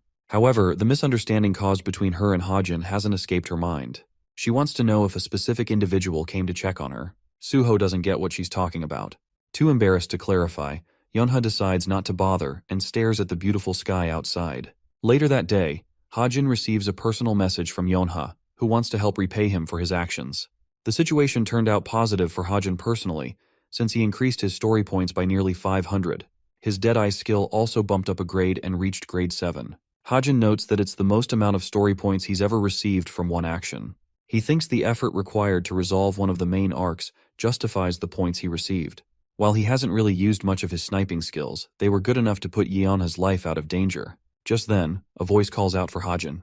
It's the agent Suhyuk, who is delighted to find out the young cadet contacting him out of the blue. The man immediately drops to his knees, begging Hajin not to resign from the contract they made.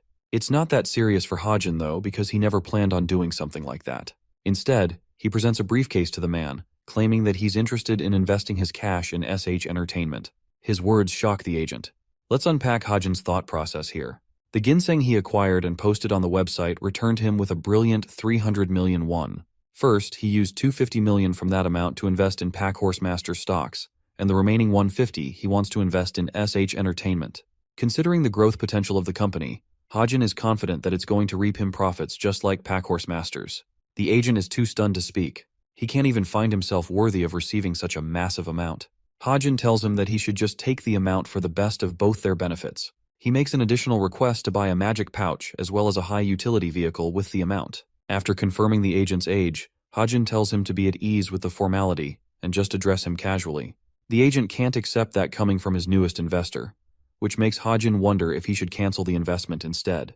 Now that is something that puts the agent back on his toes, as he decides to address Hajin casually. They decide to take a walk by the convenience store for something. The agent asks why they're worried about lottery tickets now. Hajin is so damn smart.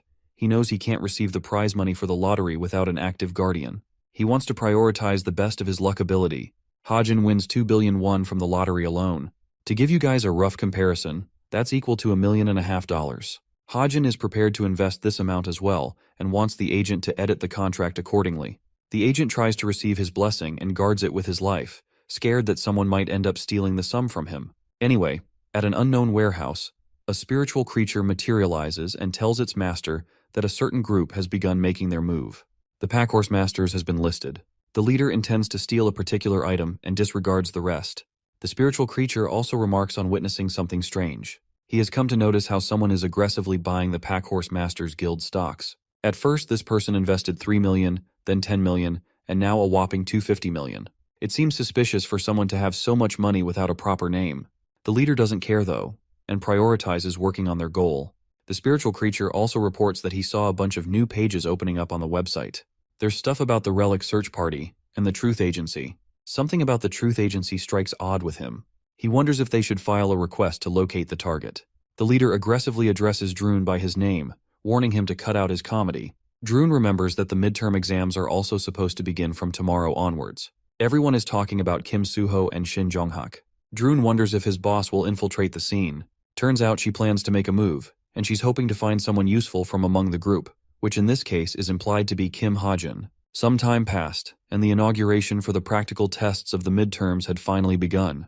Hazuki jumps and embraces her mother in kind as it had been a while since they last saw each other.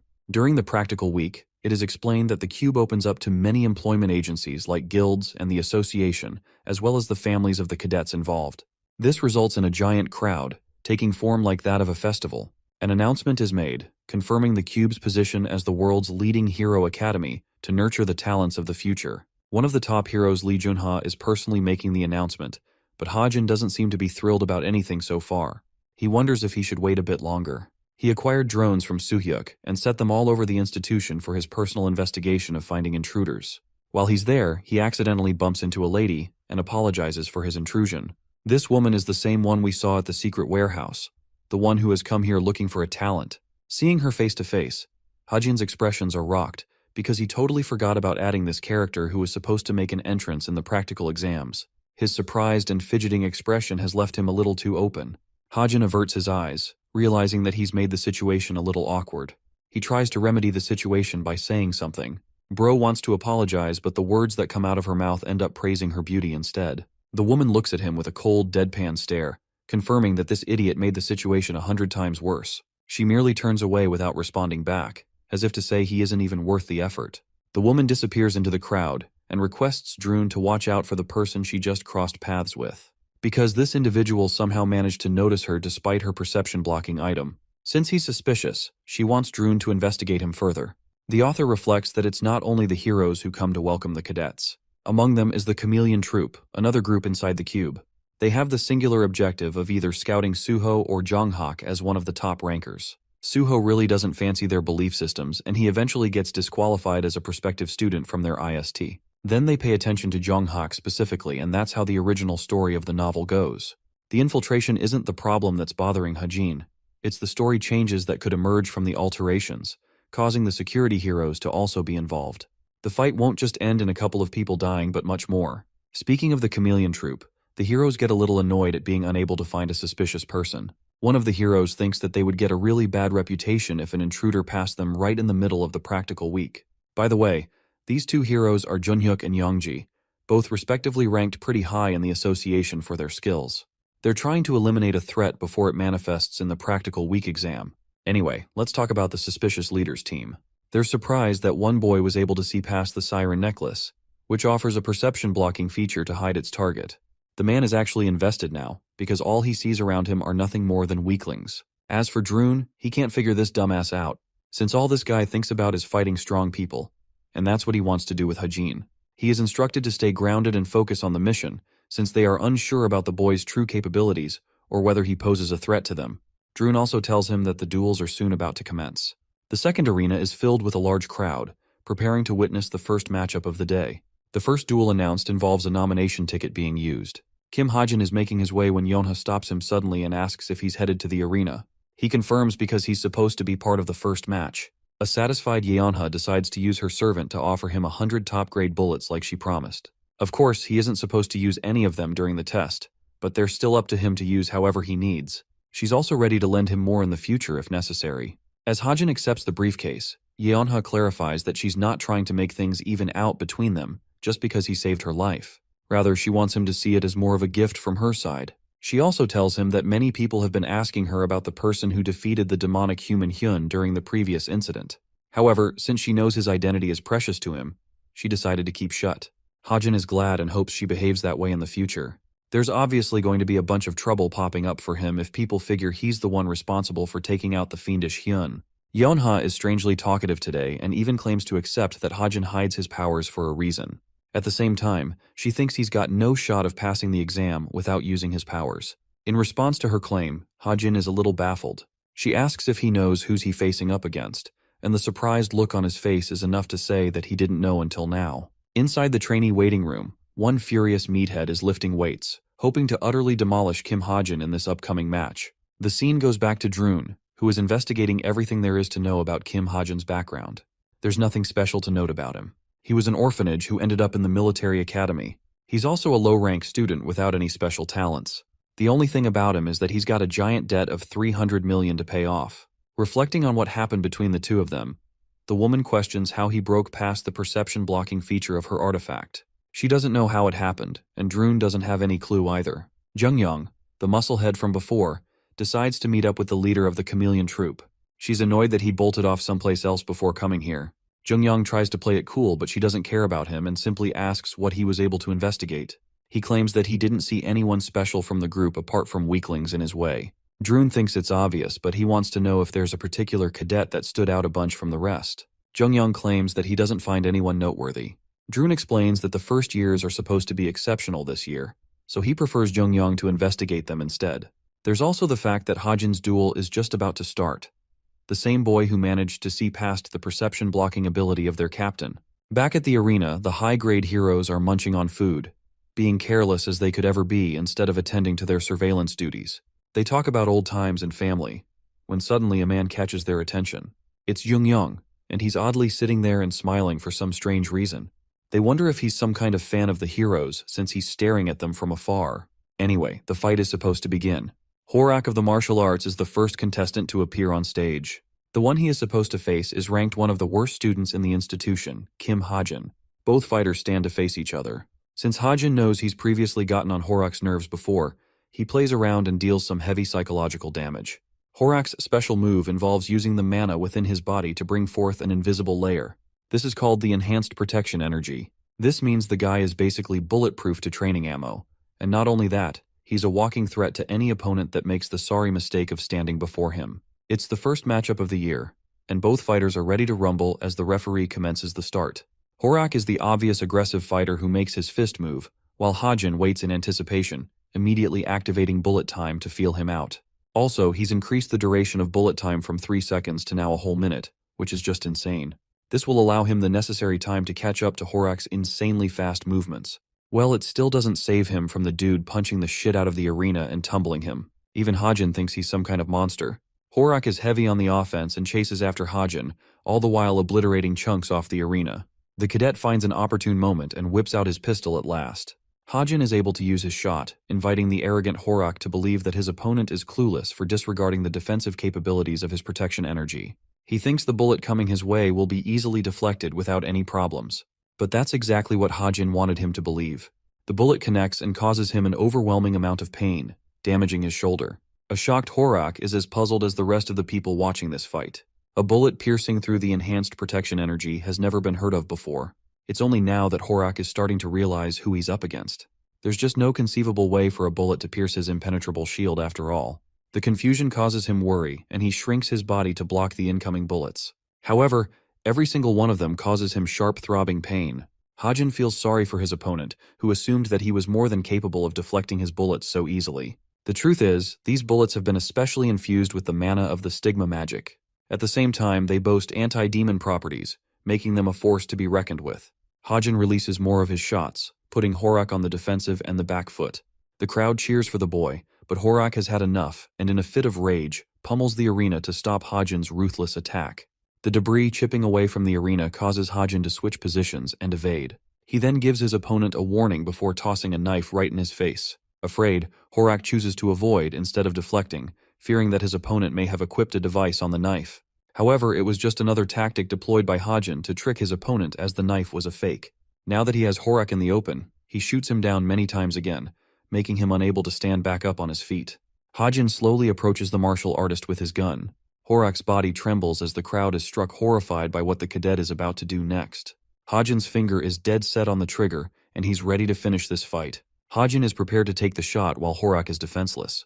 To everyone's shocking surprise, Kim Ha-jin runs out of bullets at the last second.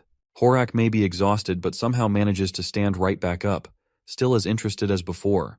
But using this situation to his prime advantage, this guy literally throws in the towel and surrenders the fight, rendering his opponent the ultimate bitter taste of both victory and defeat.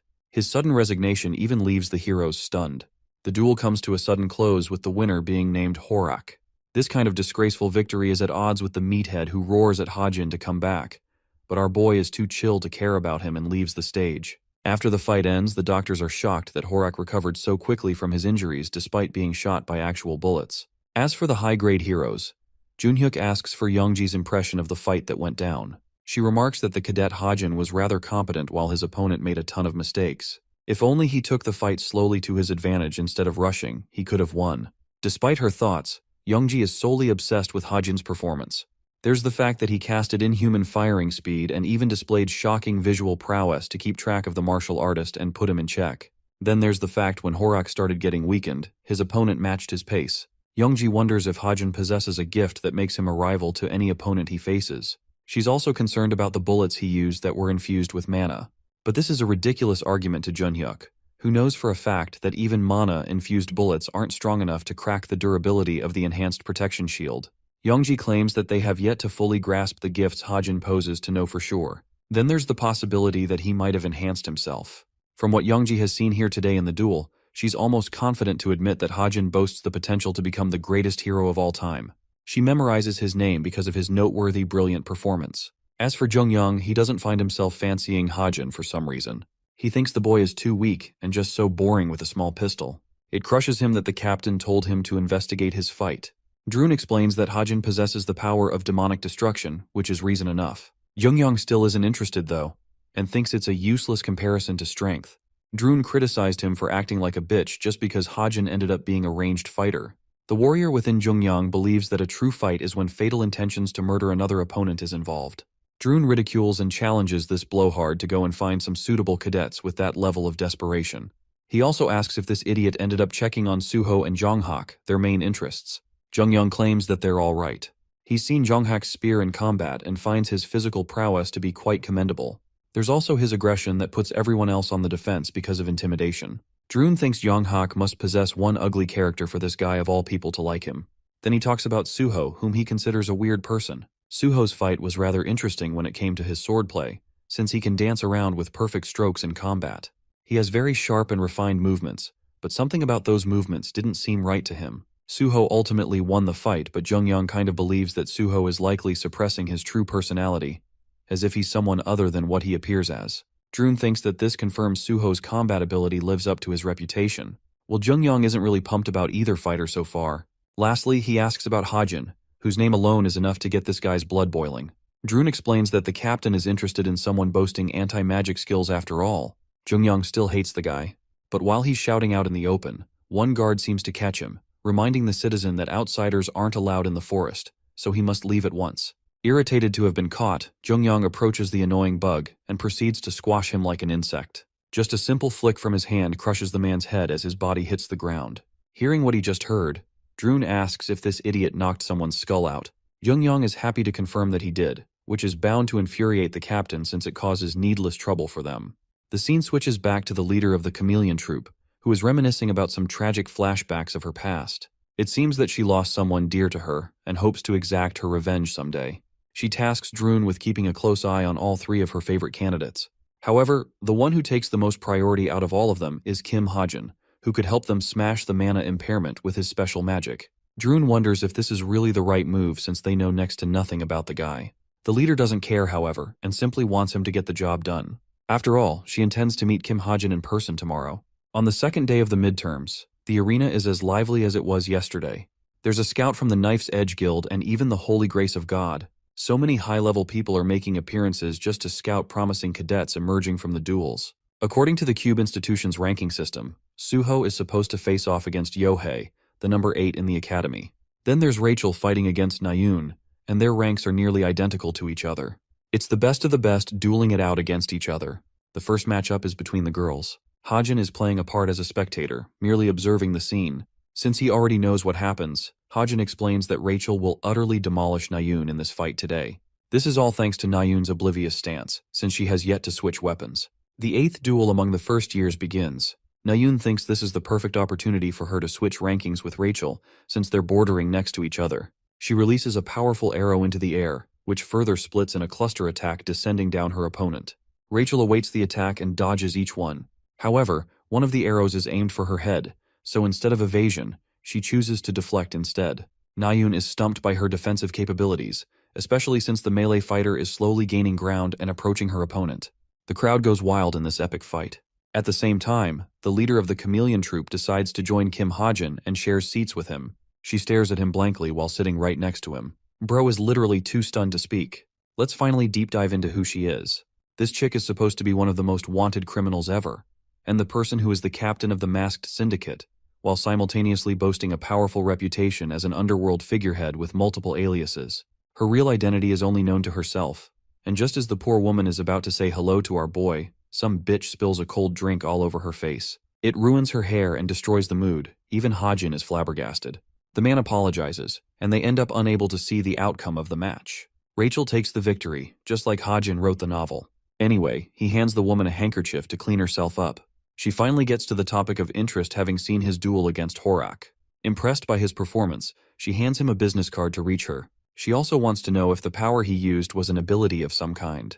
The card she's handing him is just one of her many aliases. It reads Li Xiaofeng, but it's not her real name, because Hajin would be able to recognize it as the author. He feigns ignorance and asks if she's here to scout him as a guildmaster.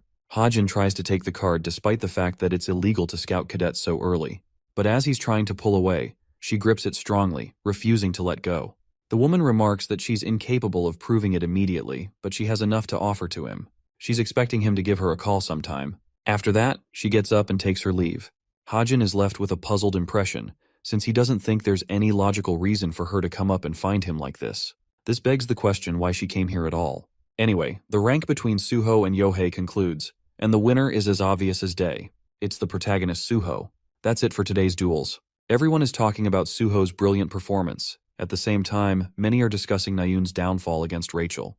Until now, no one had ever seen a Korean top talent get defeated by an international student like that. Hajin retrieves his drone in the hopes of capturing useful footage that will help with his investigation. He wants to go to his room and pick apart the footage. But right then he sees a miserable girl crying all to herself. It's Nayun, and she's a mess for suffering a painful loss. Bro remembers writing this scene in the novel. Nayun's state is in decline, but Suho stops by and helps her by comforting Nayun after her defeat. This helps Nayun to eventually warm up to Suho's character, allowing her to open up to someone for the first time. As much as Hajin wants to encourage her, he thinks useless consolation won't prove to be useful in her situation right now. He strongly believes that there are times in life where people should learn how to let things go. But that's just not the kind of person Kim Suho is, as he's stubborn and unwilling to let things go. Hajin wonders if Suho is going to be capable of helping Nayun out in this situation. This sparks a brilliant idea in his head. He decides to text her out of nowhere, praising her for her fight. Nayun reads the message with confusion while wearing a flushed face. Hajin teases her through his texts, reminding her that she would have done so much better with a sword. He thinks it's best for her to switch weapons like he did. His words oddly hit her in a confusing light. Speaking of Suho, he comes by to execute his part from the novel. But as he's about to comfort her, he sees Nayun's face filled with the anger of 10,000 lions. Instead of pitying herself, she is now fixated on hating the dumbass who is belittling her after her loss. And that's how the first semester midterms exams came to an end. Hajin was casually viewing his drone footage when he spotted something horrifying. It's Jungyang popping someone's head clean off with a flick.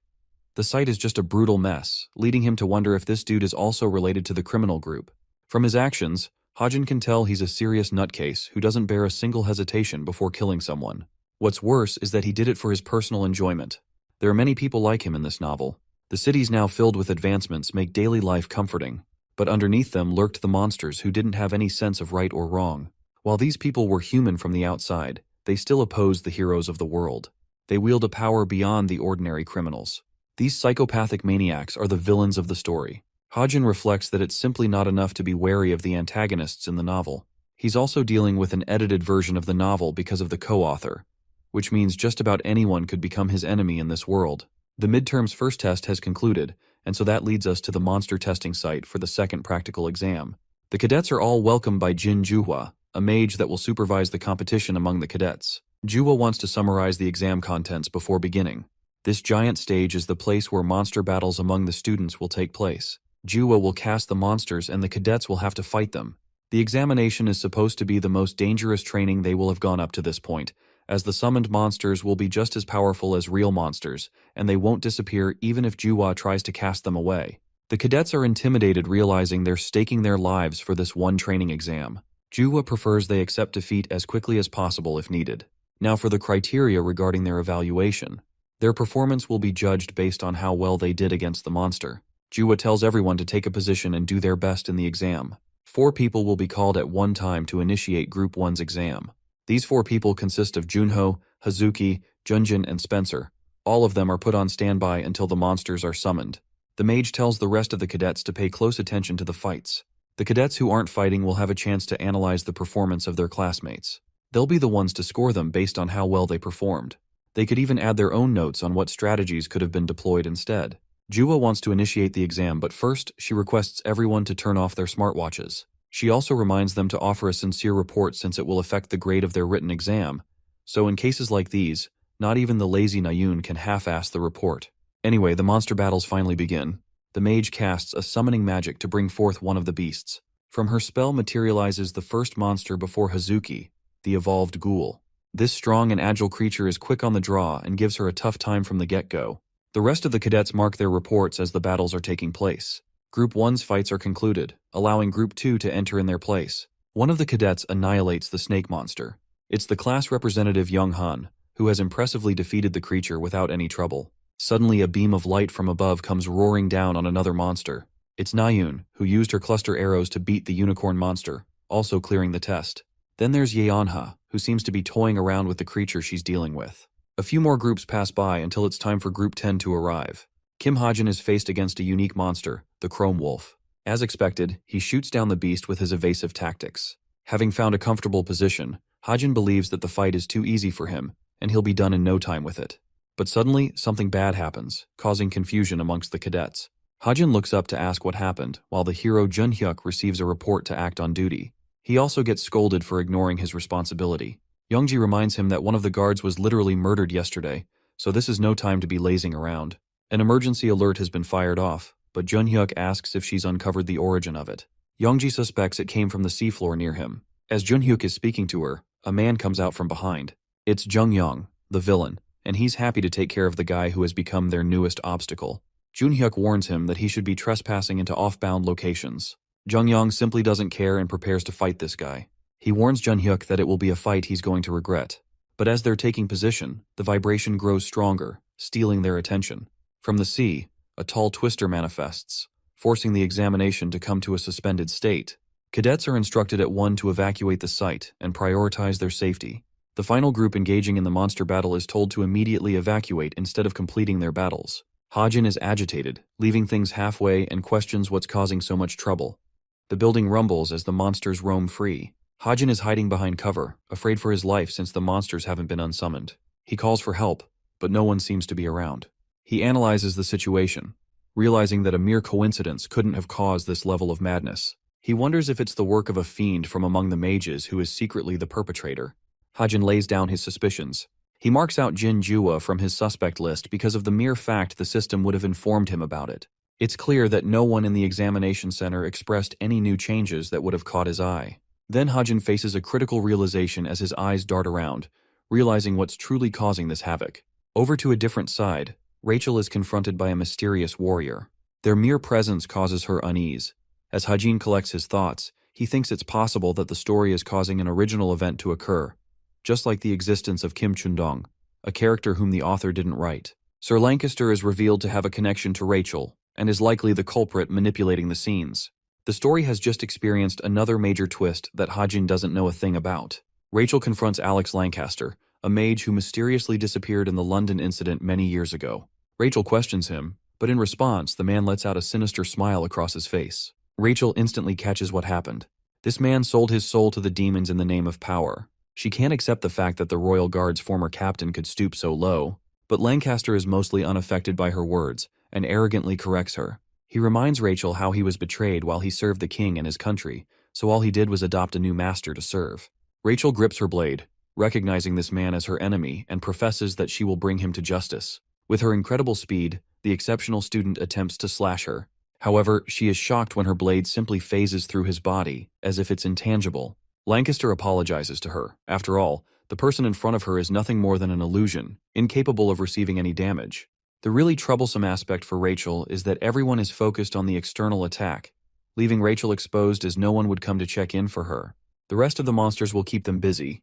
Lancaster points out how different the institution is, as her country would have thrown hundreds of people just to protect those of the royal family. Remembering the horrors of what Lancaster faced after losing someone precious, which likely caused his switch, he is even more convinced. The mage tells her that he doesn't have the time to discuss much else right now, so he'll leave her be. Rachel tries to seize him, but let's be honest, it's not like she can stop him anyway. Lancaster's body dissolves in black, but from there, a dangerous faceless assassin emerges. With his twin blades, the assassin disappears into thin air before striking Rachel with an incredibly powerful blow. She's physically shaken and sent on the back foot. The assassin continues hammering his powerful attacks, so much so that Rachel's body is receiving mild slashes throughout. This is an opponent she can't overpower in a direct flight, so she plans to wait for an opening to strike. Unfortunately, that won't happen as Rachel's weapon is swindled away, leaving her completely defenseless. The dark figure stares at her prey, now that she's left with nothing but her human body. But Rachel has a few more tricks up her sleeves as she's able to use telekinetic magic to draw her sword. The weapon comes flying back right as the assassin prepares to deal the finishing blow. But an unexpected explosion from the outside causes a distraction, stopping them both. One man steps inside on top of the rubble. Seeing this person, the assassin switches targets and decides to attack him at once. Ha-jin converts his weapon's configuration once more, and this time he pulls out American breathing style's second variation, shotgun mode. Ha-jin has eliminated the target without much trouble. Apparently he didn't even take more than a single shot. He's okay with spending 250 story points for the cause, since it was all worth it in the end. Now for Rachel, she figures out that it's actually one of her classmates who has come to her rescue. The boy offers her a hand and asks if she's okay, completely forgetting that this girl is bleeding all over the place. Hajin uses his bandages to wipe her blood, but it seems embarrassing for the princess who fidgets as he goes about his business. Thankfully, it's not as bad as it could have been.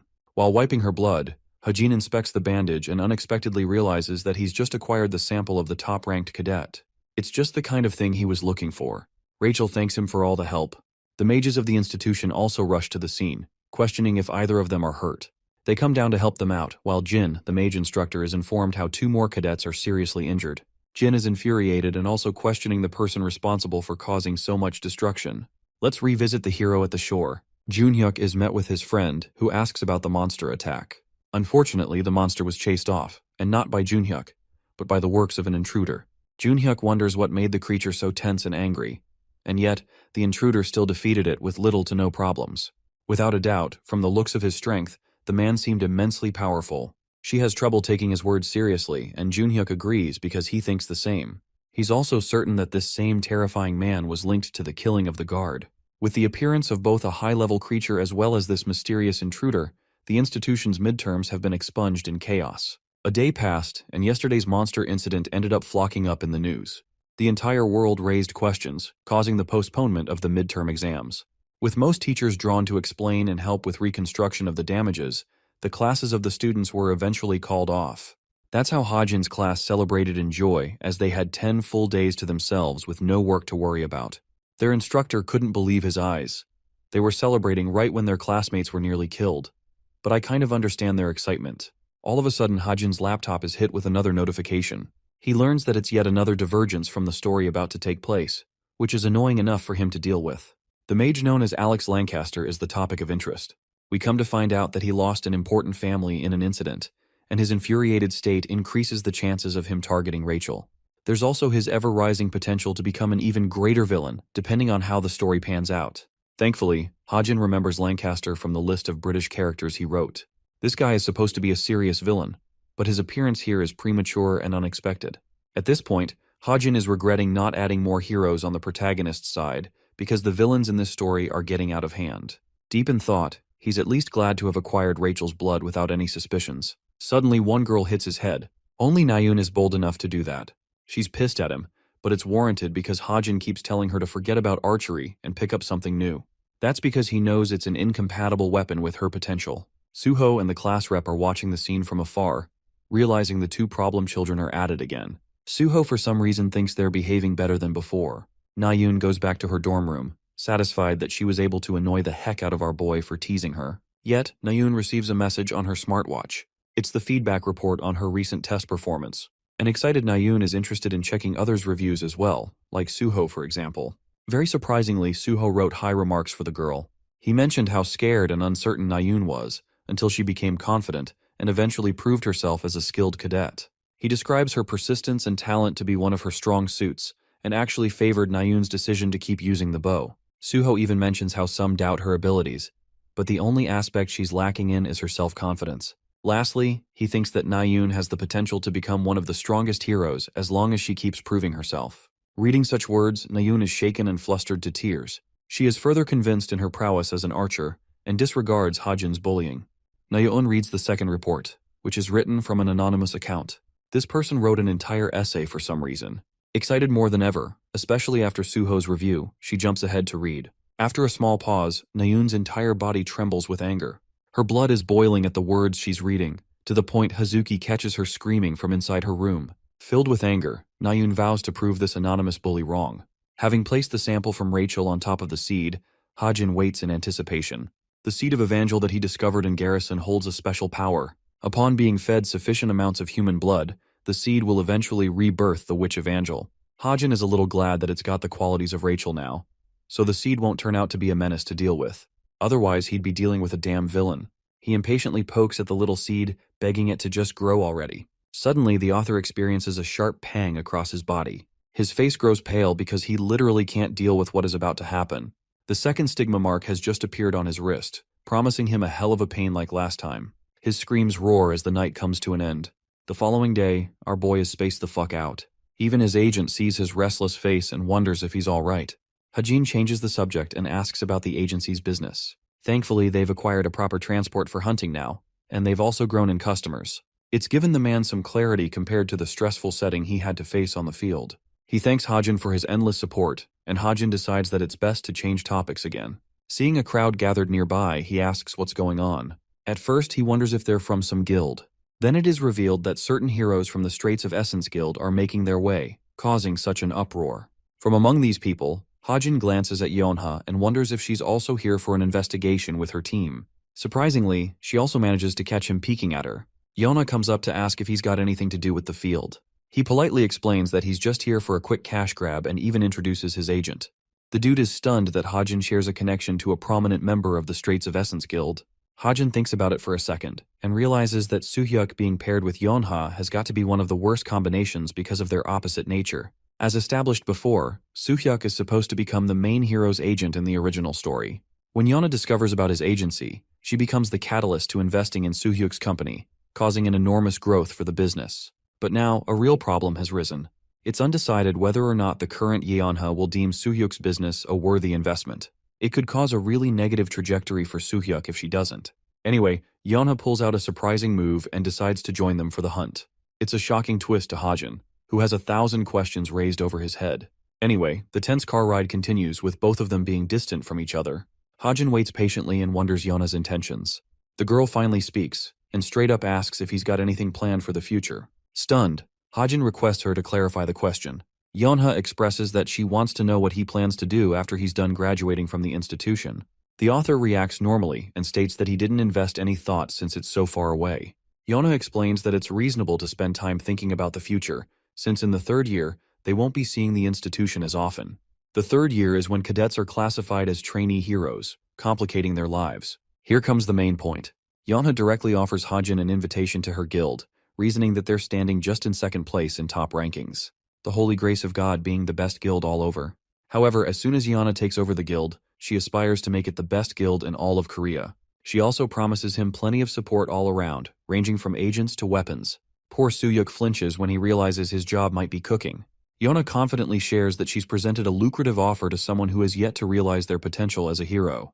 The boy reminds her that she can't just do whatever she wants since scouting cadets at this stage is considered illegal for any guild. It actually causes an enormous fine of nearly $350,000. But this girl is so rich she thinks it's worth the risk. The vehicle comes to an unexpected hard stop, launching Yonha's face into the seat and giving her a nose bruise. She shouts at the damn driver for stopping all of a sudden. A nervous Suhyuk explains that they've already arrived at their destination, which is the monster point for today's mission. Yonha is in disbelief and mocks him for pretending to find a monster point while being a normal agent. Suhuki explains how monsters seasonally love going wild in April, causing my heroes to go and hunt them down. This is the reason many monster points are overcrowded at this time of the year. The place he selected was mainly to highlight Hajin's strengths as a sharpshooter, giving him an environmental edge on the field. To back up his agent's words, the author confirms that he's already verified the information, so there's no need to worry. Hajin tells them that he'll return after he's done with his hunting mission. Saying so, he leaves the two of them. But it seems Yonha is also disinterested in sharing a chat with the agent and leaves quickly saying her guild members are soon to arrive. She knocks at the window, surprising Suhyuk with her sudden return. Turns out the agent has impressed her with his skills, so she's interested in doing business with him in the near future. 10 days passed since the midterms came to an abrupt end. Classes naturally resumed their pace, allowing the cadets to return to the institution. The curious cadets explore the results board, wanting to know about where they placed.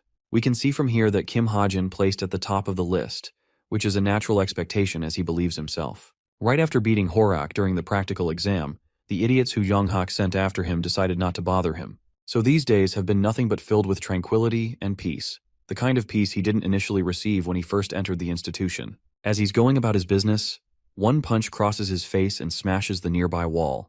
It comes as no surprise, but the chick is Nayun, and she's mad and pissed because of the report Hajin wrote under her profile. However, from his reaction, it seems like the author is unaware of this report.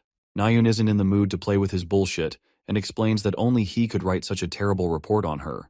Turns out Hajin did in fact write the report, and did it because he wanted to help her. An infuriated Nayun hounds him for constantly reminding her that archery isn't suitable for her. The cadets all around them observe the scene as Nayun presents him with a bet. Surprisingly, Hajin accepts the bet. His conditions are simple. If she loses the bet, then she isn't ever allowed to pick up the bow again. The stakes get on her nerves as her blood boils just to prove him wrong. Hajin emphasizes that he'll use a bow just to prove his point, but in exchange, he needs some training to equalize the bet. Nayoon thinks any amount of training he goes through won't be enough to save him from the bet. She walks away believing that she'll win this stupid bet, while Hain reflects that he's achieved a proficiency of level 7 when it comes to his sharpshooter skill. That means, if he raises his level a little higher, he's basically going to curb stomp her in this challenge. To top it off, his luck stat will help him too. The author believes that Nayoon's current struggle is avoiding the harsh reality. She thinks her skill with a bow and a sword is equal, when they're not. At the same time, Hajin knows that praising someone won't improve their skills, and the only way to get better is to get stronger at whatever you want to achieve. The scene cuts to room 303 of the Grace Hall, where the travel club's president, Han Hyun, is giving an announcement following the conclusion of the midterms. Hajin is spacing out in his thoughts, recalling how the study and hunting club were both suspended after being related to fiendish incidents. The current events of the story are also advancing at a slower, less significant pace than they were in the original story. This is reassuring since Hajin now knows which storyline to focus on. Han Hyun's announcement continues as he announces the club's next destination. They're gonna go France, and this same event will involve the gruesome murder of the Paris millionaire, adding another twist to the story. Hajin explains how it initially started with a death threat he received from a dangerous group of assassins. They told him the exact time and date of his planned assassination. The person who received the letter was a man named Videl, known for his kind heart. The man doesn't blow his money and lives a normal life. But that's exactly where the twist happens. He wasn't what he appeared to be. Deep down, Videl is actually called Vervet, and he's invested in a criminal secret life. Known to be the worst of the worst, this man actually rose to riches by manipulating and frauding people with his schemes. Typical crypto bro behavior. Anyway, he ended up escaping the consequences for his actions. But he could only escape for so long, until even his trails were exposed. He couldn't go to the police for help, and didn't have enough time to hire a protection group for his security. After all, they would need to be strong enough to defeat assassins.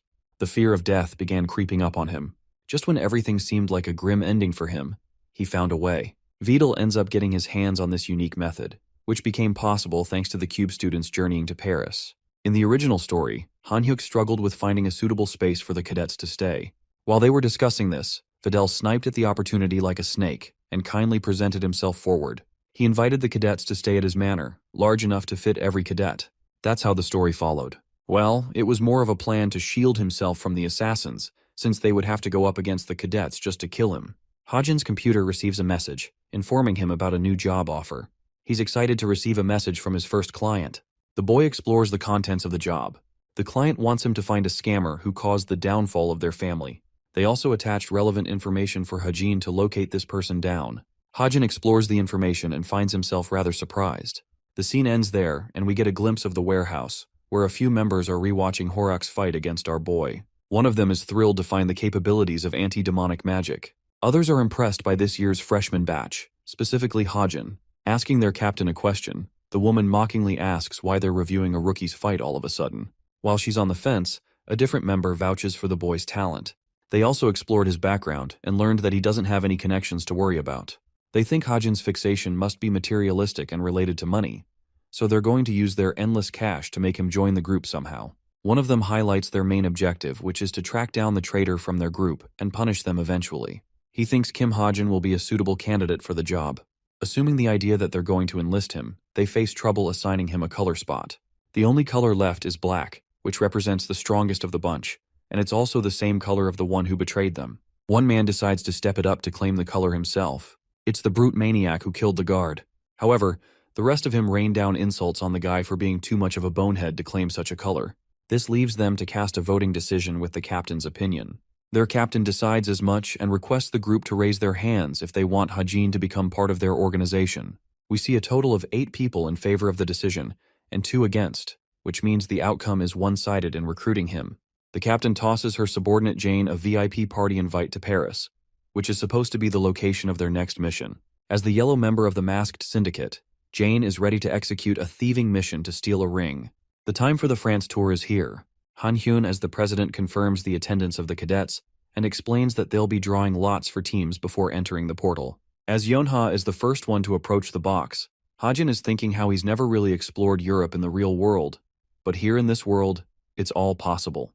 If things go according to the storyline he intended, then this chick will end up in Suho's group. Yona's hand reaches for the box as the scene cuts off. We now see the beautiful Eiffel Tower, signaling that the cadets have stepped foot in Paris. As for the teams, everyone probably expected at least one twist, and it's that Nayoon ended up with our boy, much to her anger. She's busy harassing him while the citizens of France are glancing at the students of the reputable academy. Turns out Hanhyun's got a lover in France, and they collectively make the rest of these losers jealous. It's so hilarious how the entire trip to France was probably planned because the dude wanted to see his girlfriend. Hanhyun introduces his girlfriend as well as the team doctor for the trip. Natasha pleasantly introduces herself and greets the group. With that settled, it's time for the cadets to break off into their selected groups. They can spend the day on their own, but have to return for the party at night. With Nayoon and Hajin paired with each other, she asks what place he's interested in exploring. Since he's got no clue, he suggests exploring some restaurants, and finds it pretty surprising she's choosing to stick with him. Nayoon believes it's just the obvious since they're paired up, while Hajin remembers how his previous partner, Yonha, just ditched him without caring about the pairing. Anyway, our boy, being as preppy as always, has made a list for them to navigate the place without getting lost. All he asks from Nayoon is to follow up with her. She reminds him that she's got a picky palate and won't be merciful. They end up coming to a really fancy restaurant, much to the shock of Nayoon. Turns out Hajin's already got his reservations ready. As they take their table, the girl is out here wondering how he landed a reservation in the first place. The author chooses not to reveal how, but it's actually because he used the Book of Truth. For the menu, Hajin tells her that it's fine if she orders anything, catching her off guard. The boy already knows she's a picky eater paired with the fact she's from a rich family. Suddenly, Hajin spots a familiar presence and becomes startled enough to get up from his seat. This dude was doing everything well, but then he just raced off, leaving the girl to herself. Sensing the danger of the situation, Hajin questions if this is yet another alteration from the storyline. He rushes to approach a couple and calls for their attention.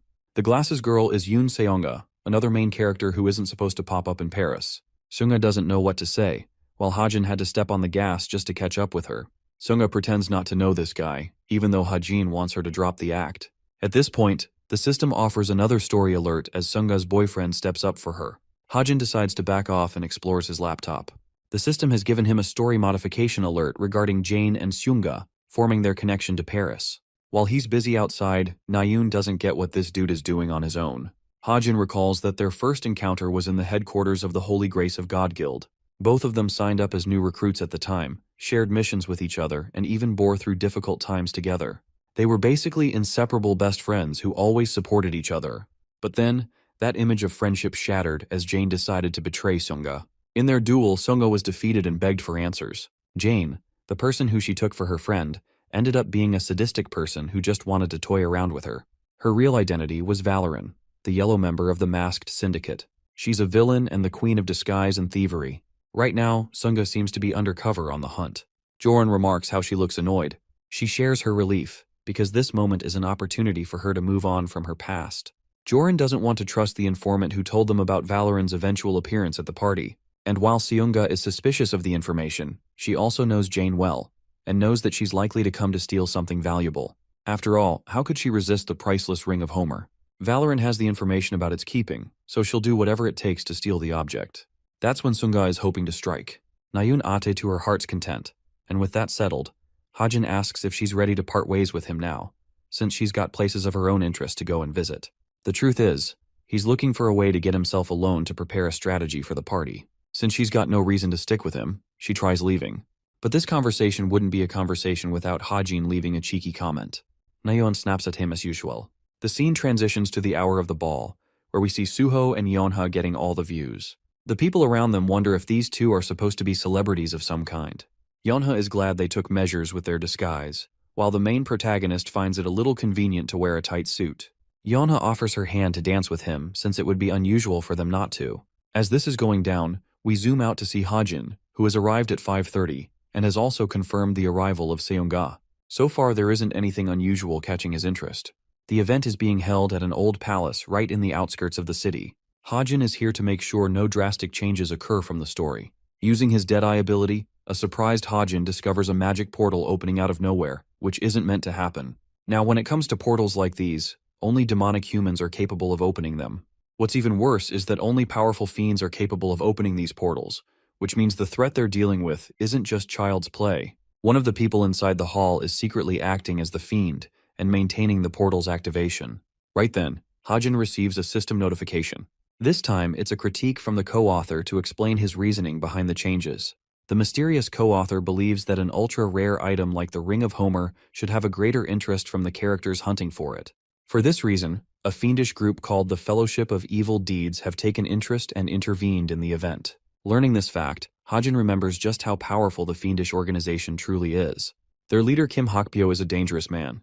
They love waging war and stealing valuable artifacts, and they're involved in many of the conflicts in the world. In other words, our boy now has to deal with an entire evil organization, all because the co-author decided for him. Activating his ether spell, Hajin seems to have covered his face with a mask and intends to stop this plan from happening. Scouting from above, he checks for Valoran Jane. Speaking of that woman, she's currently choking the life of a waiter in secret. Maintaining her disguise, she passes the authorization to the safe where the ring is being held. The mission seems to be an easy success for her, as the artifact is just inches away from her. Valorine attempts to snatch the ring, when an apprehensive yet familiar voice calls out from behind. Turns out that Valorine is using Joran's identity to do her dirty deeds. She's surprised to encounter Sunga at a place like this. The confident Sunga claims that she's out here checking up on her assistant, playing the part of a fool. She steps forward and decides to hug him from behind.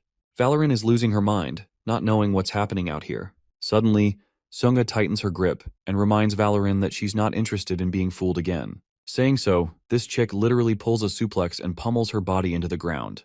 The explosive battle catches the attention of the outward hall. People thought a bomb went off just because of their fight.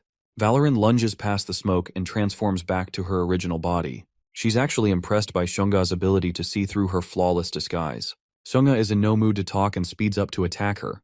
She knows that Joran went missing the moment they stepped into Paris, and she could tell by the difference in their speech pattern that Valorine had already made her move. Impressed by her sharp eye, Valorine thinks it's only natural she's cautious because of the first time she was betrayed. Before Sunga can attack her, a whip catches her arm. It's Yeonha, and she wants them to stop wreaking havoc in the hall. Sunga asks about their identity, since she doesn't know they're cube cadets. Yeonha breaks her disguise and instructs her to lower her weapon so they can avoid chaos. But Sunga isn't planning on backing off. Her electrical energy destroys Yeonha's whip, causing her a literal shock that her weapon is no more. Sunga turns her attention to her opponent, who quickly dashes in with a piercing strike. Thankfully, she dodged it, and began counterattacking with her sword. The sheer power emerging from their strikes is blinding. Sunga is having a hard time keeping up with Valorine, but she eventually finds an opening of her own and deflects her. With her sword chipped and smashed, Valorine lays defenseless on the ground. A bloodlusted Sunga raises her sword, aiming to finish her off for good. But right as she's about to kill Valorine, Suho intervenes and blocks her blade with his own. Valorine is sweating bullets out here, realizing that she literally could have been killed just now. Shunga offers Suho a polite warning to get out of her way unless he also wants to meet the same fate. The hero refuses to back off, acknowledging that he's unaware of their reason to fight. Despite that, Suho's strong sense of justice compels him to stop the two from fighting. His words are useless against a provoked Sunga, who literally kicks him away. But when she turns to Valorine, she is no longer there. It was enough time for her to make her escape. Sunga rushes to catch her, while she happily runs off. Suddenly, a wave of black darkness comes in between the two. With both of them left astonished at the scene, one fiend has managed to acquire the ring for herself. The Ring of Homer is now in the hands of a demonic human who seems to have the combined powers of a mermaid with tentacles. Observing the scene from outside is the author, Hajin. Let's break off from here and see what Nayun is doing. Poor girl ended up getting lost, just like our boy thought she would. She's been struggling to navigate a damn map, and ends up always coming back to the same location. Nayun's pissed at her useless smartwatch and suddenly realizes that her father is the CEO of the company who manufactures them. Girl instantly retracts her statement and decides to call Yeonha for help. Unfortunately, she's unable to get in touch with her, making Nayun even more frustrated. Revisiting the hall, Sunga immediately recognizes the demonic human by its powers. Since she's also a powerful hero, Sunga demands the creature let go of the ring at once. The arrogant fiend persists in her act and states that she and her fellow demons are more deserving of the prized artifact. Hajin is still watching the scene, waiting for things to escalate. He collects his thoughts, stating how the group of fiends have acquired the ring, and what's worse is the fact that none of the heroes in the hall stand a chance at retrieving the object. Assessing the need for a plan B, Hajin makes his move by releasing a slime whip. He launches it at full speed, causing it to break the window and crash inside. The fiend is alarmed and unexpectedly caught off guard. Hajin is safely able to recover the ring from her grasp while the demon looks around clueless as to what happened. With her distracted, Sunga rushes in to make her move at full speed. The fighting begins and has allowed Hajin the opportunity to escape unnoticed. While he's observing the ring, Hajin is suddenly attacked out of nowhere. He barely escapes a giant explosion, leaving a crater in the ground. One man steps forward with an energy blade in his hand. He's here to stop the intruder from escaping with the ring. Hajin wasn't expecting another fiend to pop out of nowhere. The man politely greets him and introduces himself as Sidious. He also shares his association with the Fellowship of Evil Deeds. The talkative bastard is rather impressed by Hajin's impressive ability to steal the ring without trouble. He doesn't care if Hajin is quick-witted and fast on his feet. After all, Sidious demands that he return the ring at once. Our boy declines, making things annoying and complicated for the fiend. So his second option is to steal the ring by force. Sidious prepares his lightsaber and lunges forth to attack. He releases a dark red wave of magic which cuts through the landscape. Hajin barely made it alive without being turned to ashes. This man is not to fuck with. He's overpowered as hell. Sidious explains that his weapon is a magic sword, a really pricey object that cost him millions. So long as the person wielding it can supply it with enough magic power, the capabilities of this weapon are limitless. He offers Hajin to simply return the ring without getting himself needlessly hurt. Now here's the thing about demonic humans. When they form a pact with demons, their mana supply goes up by several magnitudes, which means the weapon he's holding is the perfect one for a fiend, making them really hard to deal with. Hajin's focus is on the magic sword, and he's thinking of ways to somehow subdue the weapon first. Sidious confidently prepares another swing, unleashing a wave of energy again. Hajin evades with his defensive maneuvers, and he finds himself forced into a corner. Starting to feel the need to strike a conversation, Hajin tries his best to negotiate. Sidious almost doesn't want to take him up on that offer, since he's already turned down negotiations before. He also taunts the masked warrior for thinking that he could best him by buying time. Sidious has sharply assessed his abilities, and claims that Hajin is much weaker than those heroes inside the hall. He's got nothing more than a gun and a skill to evade. It's bewildering to the fiend that nobody like Hajin has the confidence to oppose a powerful fiend. With his monologue over, Sidious prepares to unleash a final sword strike, hoping to end his opponent for good. Funnily enough, the magic fades into nothingness, surprising both the fiend and our boy. Sidious doesn't get what happened with his weapon, while Hajin's standing there speechless. He offers an explanation. The magic sword is now rendered useless for the rest of the day, a fact that not even the fiend knew about. What's crazy about this is that Hajin's passive luck factor intervened, and because of that, it malfunctioned the magic sword. Of course, Sidious thinks he's just mouthing things off like an idiot, because he doesn't have the knowledge of Hajin's powers. He's also confident that he'll slaughter the human without a weapon. But Hajin is uncertain about that claim, which seems to be an overestimation. With the remaining stigma, the author channels light magic and alters the mode of his gun. Sidious charges full speed to blow Hajin away with a single kick. But right before his attack could connect, Hajin releases his shot, ending the fight. The scene transitions back to Nayun, who is playing video games instead of searching for the ball. She sees a bunch of police cars patrolling by and wonders what's going on at this hour. There's also the fact that literally no one is talking to her, making her feel alienated. Nayun is in a bitter mood and fails to understand why she's acting the way she does. All of a sudden, one boy decides to take a seat next to her. It's Hajin, who popped up right out of nowhere, startling her. He's in an injured state, and barely capable of forming a sentence because of his previous battle. The dude literally collapses before her eyes, giving her a shock. Nayun worriedly asks if he's okay, but the fatigued, battle-worn Hajin is unconscious and incapable of responding. In his dream, Kim Hajin experiences one of the events of his actual life. He had just finished his CSAT exam during this time. His parents called for him, and they were around for him. He questioned why they risked their health to come for him. Suddenly their image begins wavering, becoming hazy. At the time, the boy broke into tears, apologizing for failing the exam badly. His parents tried to comfort him, understanding of his condition. They embraced their son in a loving manner, showing him support even in hardship.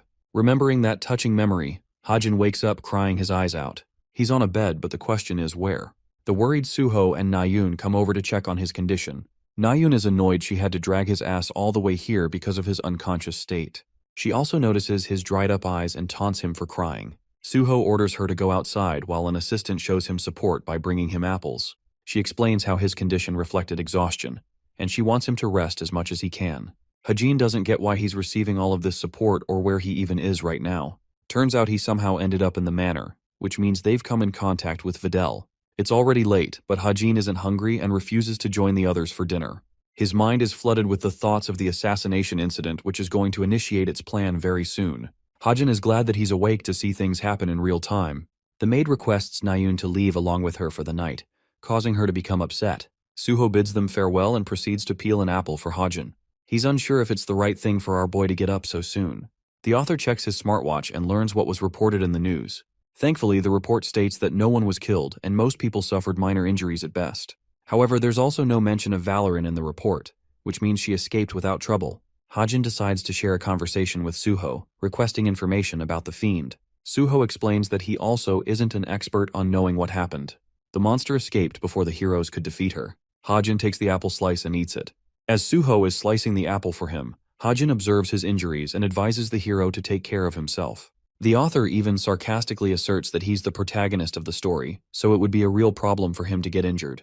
Hajin reflects how Suho confronted Sunga without any hesitation, and in response, she was prepared to kill him because he got in her way. It's the thankful timing of the fiend that saved Suho's life, or else he would have suffered brutal injuries. While Hajin understands the hero's intentions and the path he is supposed to follow, there's a problem and a major weakness, because those who follow the good have to make difficult choices. At the same time, the author reminisces his own thoughts. He misses his parents and wants to return to his homeworld. Suho thinks the word protagonist means little to nothing in their world, and if it was the case, then he thinks Hajin would be as much of a protagonist as he is. In Suho's optimistic and bright worldview, everyone is a protagonist. Speaking of which, Suho talks about the report that Hajin wrote from his anonymous account. He noticed that he was going unnecessarily harsh on Nayun for seemingly no reason at all. Hajin begs to differ, emphasizing that archery doesn't suit her talent. That's also the reason he made the bet with her. If she loses, she will never use a bow again. Suho offers his thoughts, criticizing Hajin's approach for forcing his way with her into quitting. Hajin bounces back with a sharp response of his own, questioning if it is the correct approach to praise people up to no good. After all, praising them all of the time doesn't make people any better or stronger. There's also the chance that they'll ignore the advice, making the process frustrating. Hajin questions if someone like Suho would be okay with accepting responsibility in that case. Suho asks an obvious question, inquiring the basis for Hajin's thoughts on Nayun's archery skills. He wants to know if Hajin is willing to take responsibility if she ends up on the incorrect path.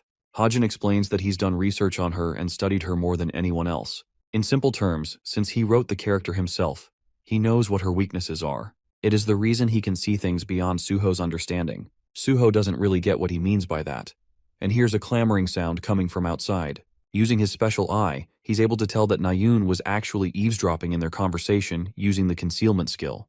Her precision was so sharp that they couldn't detect her until now. Anyway, Nayun bolts into Yonha's room, completely flustered and embarrassed. She doesn't get what he is murmuring about. Yona wakes up asking what's caught her so troubled. Nayun tries to play it safe and tells her it's nothing. Yonha returns to bed, leaving Nayun to her own thoughts. She's trying her best to calm down and maintain composure. She also thinks neither Suho nor Hajin were able to detect her just now. Still, his careful selection of words raced through her mind. Nayun finds herself flustered when suddenly a loud scream wakes her up. An extremely agitated Yonha wakes up from her sleep a second time, demanding Nayun to shut the heck up already. Poor girl tries to explain that she didn't even make any noise this time. Both of them are quick to realize they just heard a real scream coming from outside. The scene shifts to Videl's maid, who is utterly horrified to find the man murdered in cold blood. The assassins have done their work, just as they promised. Every cadet bursts out of their rooms to see what's going on. Suho is the fastest among them and descends down by himself. Hajin came outside too with a gun in hand, and he's equally as shocked that this man jumped from the third floor. Suho dashes the fastest he can and slams open the door. There, his eyes widen as he sees the sight of Videl's bloodied body. Videl's maid is struck with horror and explains what happened. The rest of the cadets are also terrified to discover the horrifying truth. Due to an enormous amount of blood loss, Videl's state is unbearable and he's beyond saving. The butler is the first to point fingers at the cadets, believing that they're responsible for murdering their beloved master. Of course, his frustrations are understandable, so the cadets just listen without responding. The maid plans to call the police and an ambulance to sort things out, requesting the cadets to return to their rooms for the night. But right then, Hajin pops open the light switch because he already knows what happened. The rest of them are confused as to why he would turn the lights on so suddenly. Without responding, he walks up to Videl's body, while the assistant shouts at him for interrupting the scene of the crime. She demands that he leave at once, but Hajin isn't in the mood to fuck around and pulls up his Glock on her neck. Suho and the others are actually stunned. Even Nayun thinks this guy has finally lost it. Hajin finally speaks, calling the maid Natasha a liar. Hajin explains that Videl isn't even dead to begin with. After all, even in the original story, the villain Vervet didn't die here. His plan was to fake his death and eventually form a pact with fiends, rooting himself in a more sinister group than ever before. Since his fate is in the hands of the co-author editing the story, Hajin doesn't know what this guy will end up doing in the future. That's why he wants to ensure he goes down here and now for good. Hajin has the entire room silent, and he completely understands that the act of persuasion, especially in a setting like this, is difficult to pull off. His intervention may also create problems for him later down the line. But the reason he acted in this manner is because of Suho's influence. Hajin wants to believe it in his heart that he's just as important of a protagonist as the other main characters. He also thinks there's no point blaming himself for twisting the story when it has already received so many edits. Anyway, Hajin is bent on his ruling that Videl is still alive, and claims that it's just a gimmick these guys are pulling off by putting him in a state of suspended animation. To counter his ridiculous claims, Natasha uses her authority as a doctor to shut him down. However, our boy is already a step ahead of her and explains his reasoning. His first area of interest is the wound, which shouldn't have been possible to inflict onto someone from above. There's also the fact that this man is practically leaking rivers of blood, which also shouldn't be possible since the human body only has so much. But perhaps the most conclusive evidence of it all, as Hajin taps on his smartwatch, reveals that Vedel's identity is listed on the international wanted list under the name Swindler Vervet. He accuses Videl to be the same person, which is why they're doing so much. Natasha asks the butler and wants to know if the ambulance is on its way. After learning that it is, she still tries to downplay Hajin's claims and prefers leaving this matter into the hands of the experts. She concludes the discussion when all of a sudden, Hajin decides to take things one step even further ahead. This man takes out his gun and points it at the supposed corpse, shocking Natasha. She worriedly turns to him, questioning why he's pointing a gun at the dead man. Even the rest of the cadets think he's taking things too far at this point and should stop. However, this guy is ruthless in his stand and emphasizes that he'll pull the trigger on the count of 3, which would be enough to prove whether or not the man is dead. Hajin's countdown begins with Natasha losing her mind. She begs for the rest of the cadets to stop this psychopath from aiming at a corpse. However, Hajin's countdown doesn't stop as he presses the gun against the man's head, preparing to deal the shot. Natasha inquires why he's so desperate to prove things when the authorities are on their way. At last, the boy reaches his 3rd count, and by this point, Natasha has a mental breakdown, because she can see it in his eyes that Hajin isn't gonna fuck around. He will actually shoot Videl. She attempts to sacrifice her own life by leaping ahead and covering Videl, begging for him to stop. Finally, Natasha confesses that this man is actually her father, and she doesn't want anyone killing him. Well, that gives away her muse, because now everyone knows what's up. The butler is suddenly startled by a gunshot. Hajin declares that they need the help of heroes instead of the police right now. After all, they've just confirmed and caught a wanted criminal in the manor. The authorities eventually arrive and arrest Natasha while retrieving her father's body. The supposed murder was in reality a scheme played by the father and daughter duo. Knowing that everyone was searching for him across Europe due to his snide reputation, they wanted to help Videl escape investigations by faking his death. They also wanted to use the testimony of the gullible cube cadets to make sure their case was solid and convincing. The plan was to use the revival technique right after putting him in suspended animation. Fun fact, the drug for putting someone in the state of animation is not that costly. So Natasha, who had a background working for the institution, was able to acquire it with little to no trouble on her hands. Beyond that, it was a piece of cake. She made an illusion of a chest wound, using the illusory magic of an outlaw mage. She also used a bunch of transfusion blood packs to make the blood more convincing. Now the first responders coming to the scene wouldn't really know what's going on. They'd just assume the man was assassinated somehow. The same goes for the police authorities, who were secretly paid to be on their side.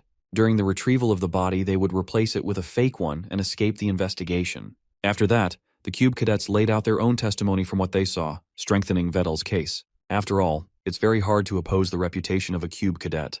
Beyond that, Videl would be classified as someone officially dead, allowing him to continue his life of crime under another secret identity.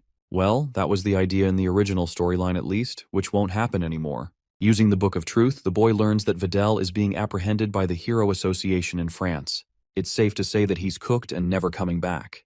Hajin hums a tune, satisfied with his inquiry, and actually giving the institution a positive name in the media.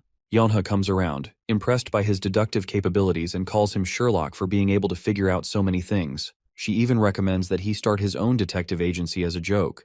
The real question bothering her is the fact that Hajin seems to know about criminals a little too well. To make up an excuse, he chalks it down to his family's history. Speaking of history, the author doesn't even know about Kim Chun-dong's actual backstory, since it's a character he didn't even write in the novel. Let's take it to the headquarters of the Fiendish Group. Silison reports her failure to successfully retrieve the Ring of Homer due to the intervention of a masked warrior. She's even more shocked that this warrior was capable of defeating Sidious. The leader of the group wants to know if this person was also a fiend by chance. but Silison is dead certain that he wasn't a friend nor a hero. With those possibilities narrowed down, he wants her to investigate the mercenary and hunter groups to connect the dots. Since he's dangerous, he reminds her not to track him on her own and prioritize informing him instead. The leader of the Fellowship of Evil Deeds is extremely annoyed that Silison openly advertises herself as a fiend, as if she's proud of the fact. She tries to feign ignorance, but he knows her well. He roars at her for not keeping her identity as a fiend a secret from the rest. She apologizes for her act and shifts her appearance into a human form, allowing her to blend in with the others. The leader wants her to investigate the masked warrior and asks about the magic sword that Sidious lost. Silison isn't exactly thrilled to reveal that they've lost the magic sword. Speaking of that lightsaber, it's resting in the author's hands, but he's yet to understand what he's going to do with it. He doesn't really have a proficiency in magic, and can only reliably use the stigma magic. It's basically a useless weapon all in all, and while selling it seems profitable, it would be a waste of a weapon. Inspecting the extremely rare Ring of Homer, Hajin reflects that unlocking the real capabilities of the ring requires someone to penetrate it with a large amount of magic. However, for his case, he can swindle past that barrier with ease. Just by spending a bunch of his story points, he could alter the properties and awaken it manually. With the purchase confirmed, the artifact gleams and shatters to become a silver ring. Its abilities include increasing the IQ of the user as a passive skill every day. It also amplifies magic to some effect. Hajin is proud that he can use it safely, and even trade it later if he doesn't want it. In his mind, he's thinking about giving it to Suho or Nayun, who would be far more capable of realizing its effects. There's the fact that Nayun is exceptionally advanced in magic without her knowledge, so she may be more suitable of the two. Curious about his personal stats, he checks the system and learns that he hasn't experienced much change beyond agility and sensitivity.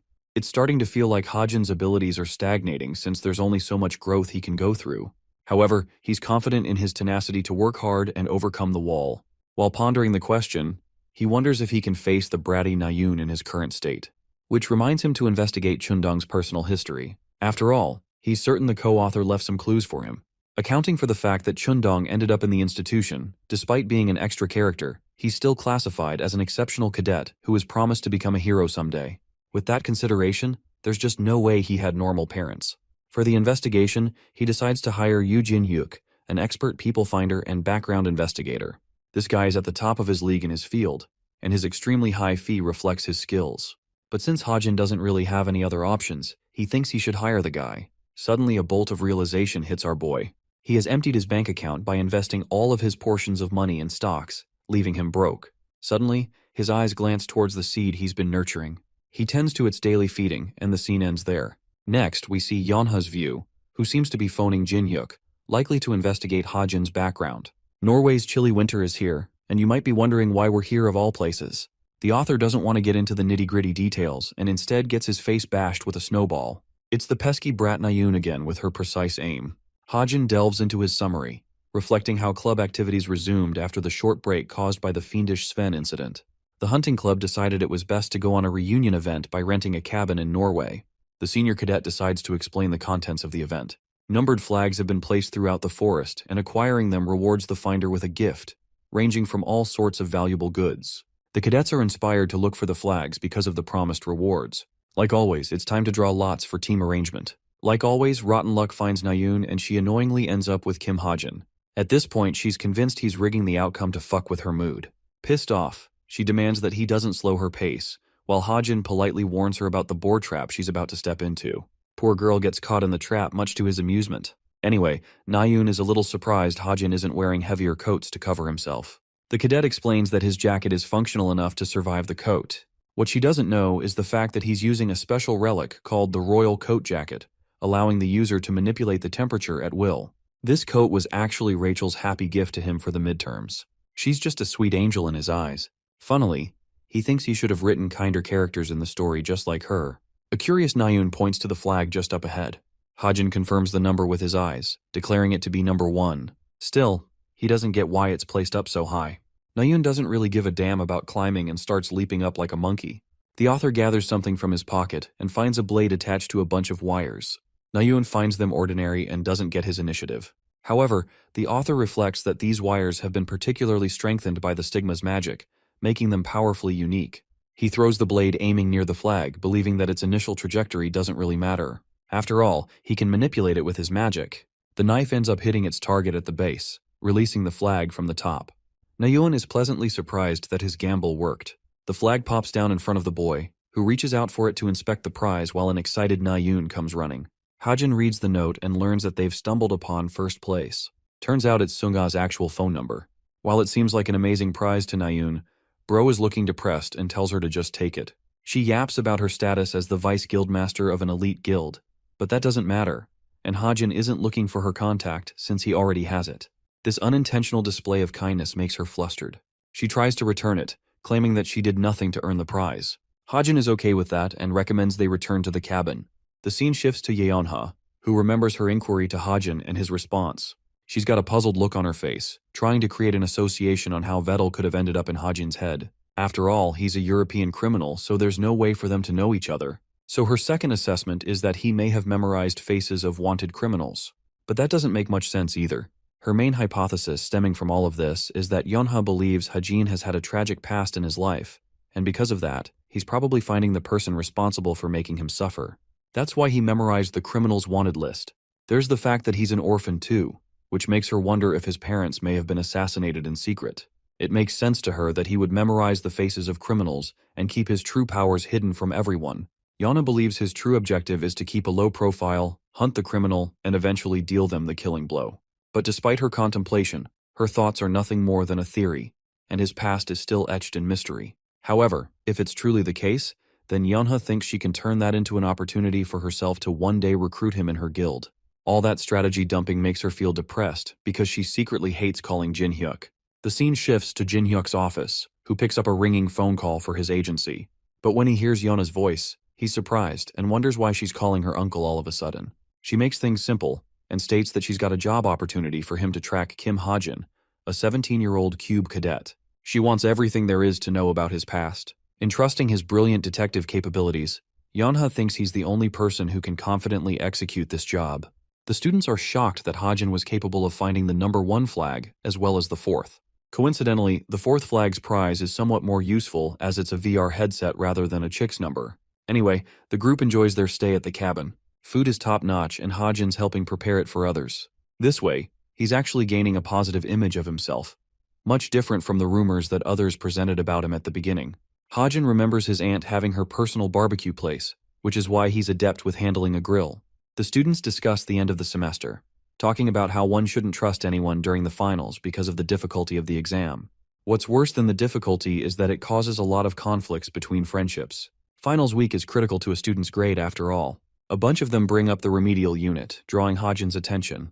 This unit is just like its name implies, a class full of cadets who became failures and couldn't advance.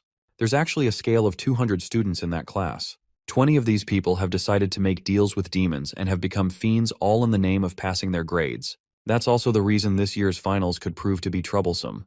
There's the lingering issue of the co-author manipulating the events of the story, causing the remedial unit to become larger. It would also be the reflection of the institution's current state, which is in crisis. One student shares her compliments to Hajin, who seems to be cooking pork belly to perfection. She even offers him to join them while they eat. But Hajin is okay with eating on his own. He also thinks it's rather strange of her to chat him up over grilled meat. It makes him wonder if it's really that good. With the cadets finishing their meals, it's time to rest and relax in the lodging. Nayun's group bullies her thanks to Hajin messing around. After the meal, he enjoys the moment, remembering how it's been a long time since he laughed like that. Receiving a sudden system notification, the author learns that his client is searching for the scammer Jerome Miller. Hajin thinks it might have something to do with Vervet. Just to make sure, he activates the Book of Truth and requests a bunch of inquiries. The author learns everything there is to know about Jerome Miller, and it's so much information that it's hurting his head. A typical experience while using the Book of Truth. Punching keys on his laptop, he files the report and receives 5 million points for the information he shared. Easy money for him as he closes the laptop shut, enjoying the beautiful view of the aurora. Habitually, Kim Hajin picked up a habit of smoking in his real life during times like these. He remembers his smoking addiction for nearly half a decade, and yet, ever since he jumped into this world, he's forgotten about it completely. Nayun silently observes him and is shocked to pick up on that detail. Hajin is startled to find her spying on him, but it turns out Nayun had just arrived. She's a little underwhelmed. He had a smoking habit, and even thinks he must have had a terrible background in high school. Bro is getting hammered with accusations and tries to deflect them. Nayun towers over him and decides to ask an important question. She wants to know if Hajin can truly best her.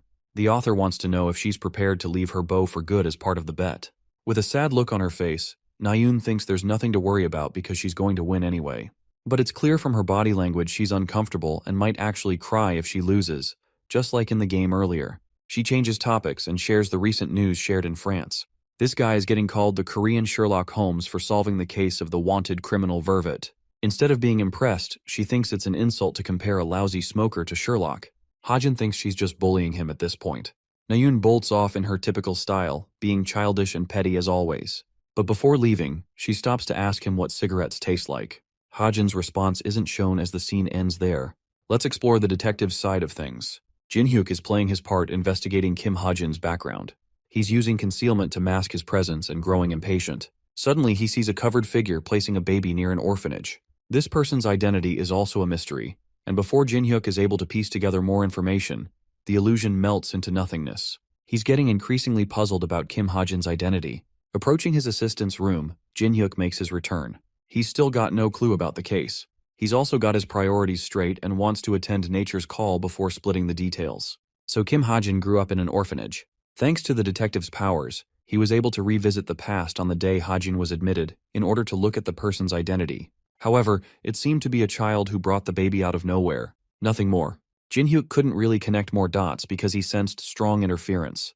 The only way he'll be able to explore further is by maintaining full strength for a long time. Also, dude is literally shitting while he's thinking about these details. He wants to tell Yeonha but almost feels ripped off doing something for free. His cheeky assistant peeks in with an interesting revelation. One other person wanted a report on Hajin, and they could use the same information as a cash grab. This person is actually a Violet Haze website user, ranked just the same as Jin-hyuk himself. He reads the request, which is straight to the point without any fluff. They're willing to give up 100 million points as an advance fee and 500 in additional job completion. That's a lot of money for one guy. With so much money involved, Jin-hyuk has a rough idea of who commissioned them. It's definitely the criminal group, the masked syndicate. Jin-hyuk is starting to believe that this kid really might be special for being investigated so thoroughly. It's Friday's class, and the instructor announces the approaching final exams in 1 month. One part of the exam will be a practical portion even tougher than the midterms. The exam will encompass the use of the various hero skills the cadets have been learning over the course of the semester. The midterms sparked joy from the cadets, but Hajin explains that the finals won't really have any spectators viewing the matches. The test location is also designed to be on a remote island, teeming with dangerous monsters, requiring a week of survival. Without a doubt, Hajin just knows the co-author will make his life a living hell in this case with his numerous edits. Still, even without the edits, there's a bunch of problems that are going to surface. Hajin wants to stay sharp to avoid getting caught in them. The instructor refuses to delve into the details of the test, but emphasizes that this time, the testing grounds won't receive any outside interruptions. Many high-level heroes have made sure to avoid such a thing, so all the cadets have to focus on are the exams. With that, the cadets are told to be dismissed for the day. Our boy is preparing his stuff when Nayun comes reminding him about their bet. Hajin loves annoying her, so he reminds her she'll be losing her bow soon. In response, she wants to wipe the floor with him in the fight. It's finally time for their one-on-one. They head over to the archery center, where both cadets prepare to compete. Hajin is rather surprised she brought a crew along just to observe the outcome. Jonghyuk, Suho, and the class rep are stoked to see them brawl. Younghan acts like there's no bad blood between him and Hajin, especially with the hiccups they had in the past. Jonghyuk straight up yoinks him by the hair, clearly offended that Hajin told Nayun to give up her bow. So in return, he wants Hajin to leave the institution. Nayun isn't very crowd-loving and kicks them all away to start their match. The game is called target shooting. There's a trap thrower up ahead, launching a bunch of targets for both of them to shoot down. Nayun recommends they start at 100 meters. The range will increase by 50 meters each time a target is hit. With that settled, she thinks he must be pretty scared and intimidated by now. However, Hajin is as cool as a cucumber because he was expecting the challenge to be a little more difficult. Nayun is ready to break his confidence. Both archers get into position. Nayun activates the trap thrower, releasing discs of targets up in the air. Nayun releases her bow, smashing through the target with her perfect aim. She's pretty convinced he can't do any better. 100 meters is nothing to this girl. She's also surprised he didn't shoot anything. Turns out this lousy idiot wasn't expecting the discs to come out so fast, so he didn't even release his arrow. Hearing this, Nayun and the rest of the crowd is stumped. They all collectively break into a loud laughter, taking him for a joke.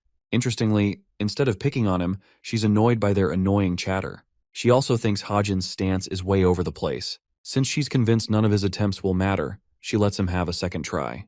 Hajin gets into position and pulls the string. It's true that Nayoon has the better form of the two, but that's not the important thing in this competition. Hajin isn't the type to play by the rules in every situation, as there's plenty of things beyond the fundamentals of a sport. The deciding factor between the weak and the strong are one's abilities, and Hajin's powers aren't a joke. At last, the trap thrower releases discs, prompting Hajin to release the arrow with the aid of his marksman ability. A perfect hit, smashing through the disc. Hajin's raw skill has utterly baffled Nayoon and the rest of the naysayers. Now that he's ready to rumble, he requests for round 2. Let's explore the girl's background a little. See, Nayoon was often looked up to by others when she was a stern disciple. At the time, she made an awful request to transition into archery instead of using her sword. It was clearly related to her mother, but she tried to feel like it wasn't, pretending that she would be okay no matter what weapon she utilizes. She returned the magic sword and apologized to her master, provoking the renowned hero. He thought of it as her decision to ultimately make, and decided to confirm one last time if this was the right thing she wanted to do. After all, it might cause her a great deal of regret. Back to the match. Various discs are getting smashed one after the other, with Hajin and Nayoon competing equally. It's actually strange to others, seeing him match her skill. They've already progressed to 400 meters too. One of the cadets explains that this guy is not only just hanging, he's actually trying to pressurize Nayoon on psychological battlegrounds. The pressure is slowly building up inside her head, adding to Hajin's impressive tactic. At this point, they're shocked to accept the reality in which Hajin may come out as a victor. Jonghak's shitty face is enough to tell you that he's mad and pissed. He wants her to win. Unfortunately, Nayoon's recent shot is imperfect and doesn't hit a bullseye. Hajin times this as the perfect moment to remind her that she's not suited for archery. Nayoon is annoyed and tells him to just take his shot. Observing her personality, the author internalizes how she isn't a calm and collected type of person. She's easy to provoke, and this kind of personality is one deciding factor why ranged weapons shouldn't be her thing. And yet she became an archer. Hajin doubles down on her fears, calling her afraid and getting inside her head. This time, she's actually pissed for real, blazingly reminding him that he should shut his damn mouth. But it's not like he's backing down. In fact, it's the only right answer to him, as there's no reason to defend her choice. Everything she has said so far has been nothing more than just hubris she made for herself. Nayoon's composure is fading, and she quivers to hold her bow, once again reminding him that he should shut up. Hajin breaks her by reminding Nayoon that good isn't great, and that she'll never be able to defeat a fiend on her own or avenge her family. Now this was the kicker, as Nayoon releases her shot at the flying disc. The arrow completely misses the mark, much to the shock of everyone including Yonghak. She herself is stunned at how she missed that. In the end, Nayoon was defeated in a competition that was supposed to favor her. After the match, Yonha finds Nayoon sitting by herself and sulking. Considering her friend, she wants to know what happened. Nayoon only remembers one thing from their fight. It's the fact that he insolently brought up her family. He disregarded how it would make her feel, and hurt her feelings deeply. She feels betrayed for trusting him, even though she knew he wasn't the nicest person around. She thinks he's an asshole who refuses to give up on her. Yonha wonders just what Hajin is scheming to plot with his behavior. Knowing that she wants to scout both Hajin and Nayoon in the future, Yonha feels the sudden urgency to help them maintain their behavior. So with a heavy heart, instead of supporting Nayoon, she talks about Hajin's life as an orphan. She also thinks he shares a similar life and background to Nayoon, who lost her mother. This shifts everything for her. Yonha thinks that while she's putting out an assumption, it's possible he sees her as someone important, someone he wants to teach important lessons, hoping she lives a better life. Coming to this realization, Nayoon's eyes gleam while Yonha decides it's best to leave her be for now. With Nayoon left to herself, the girl remembers the decision she made in her childhood, claiming that swords were boring to her. At the time, her brother was there to support her decision, believing that she was capable of achieving great things. However, he wanted her to make one last promise. He wanted her to reconsider her choice when the time was right, which means that he also believed his sister was more suited for a sword. Remembering that promise, Nayoon feels some level of conviction now. As for the author, he's improved his story points massively thanks to his influence in her life. By the end, we see Nayoon's confident stride to a new beginning. Revisiting the detective, we come to find that Hajin's life shares a connection to crime. That's what he tells his niece, and requests if it's better to leave the investigation here. Yonha wants him to persist in his investigation, and claims that she's hell-bent on recruiting Hajin into her guild. This makes him beaming with happiness. Jinhyuk is prepared to do double the effort for the cause. Following the match with Nayoon, things got complicated because of the many people watching the match. This time, Hajin's afraid of what's going to happen once he enters his classroom. He even contemplates skipping and suddenly finds an unexpected early arrival. It's Nayoon, practicing with her sword, her hair now cut short. She's surprised to see him and embarrassingly hides the weapon, not like it would make any difference. Hajin asks if she's practicing and glances at her hair. Nayun demands that he speak his mind. Hajin taunts her for going overboard and cutting her hair because he stepped on her nerves. Enraged, she excuses that she did it for the summer's heat. Hajin forms a genuine smile and praises her looks, asking if she's feeling good. Nayun agrees, so Hajin leaves her to her business and decides to go about his own training. She remembers the fact that Kim Hajin was supposed to be a sword user when he entered the academy.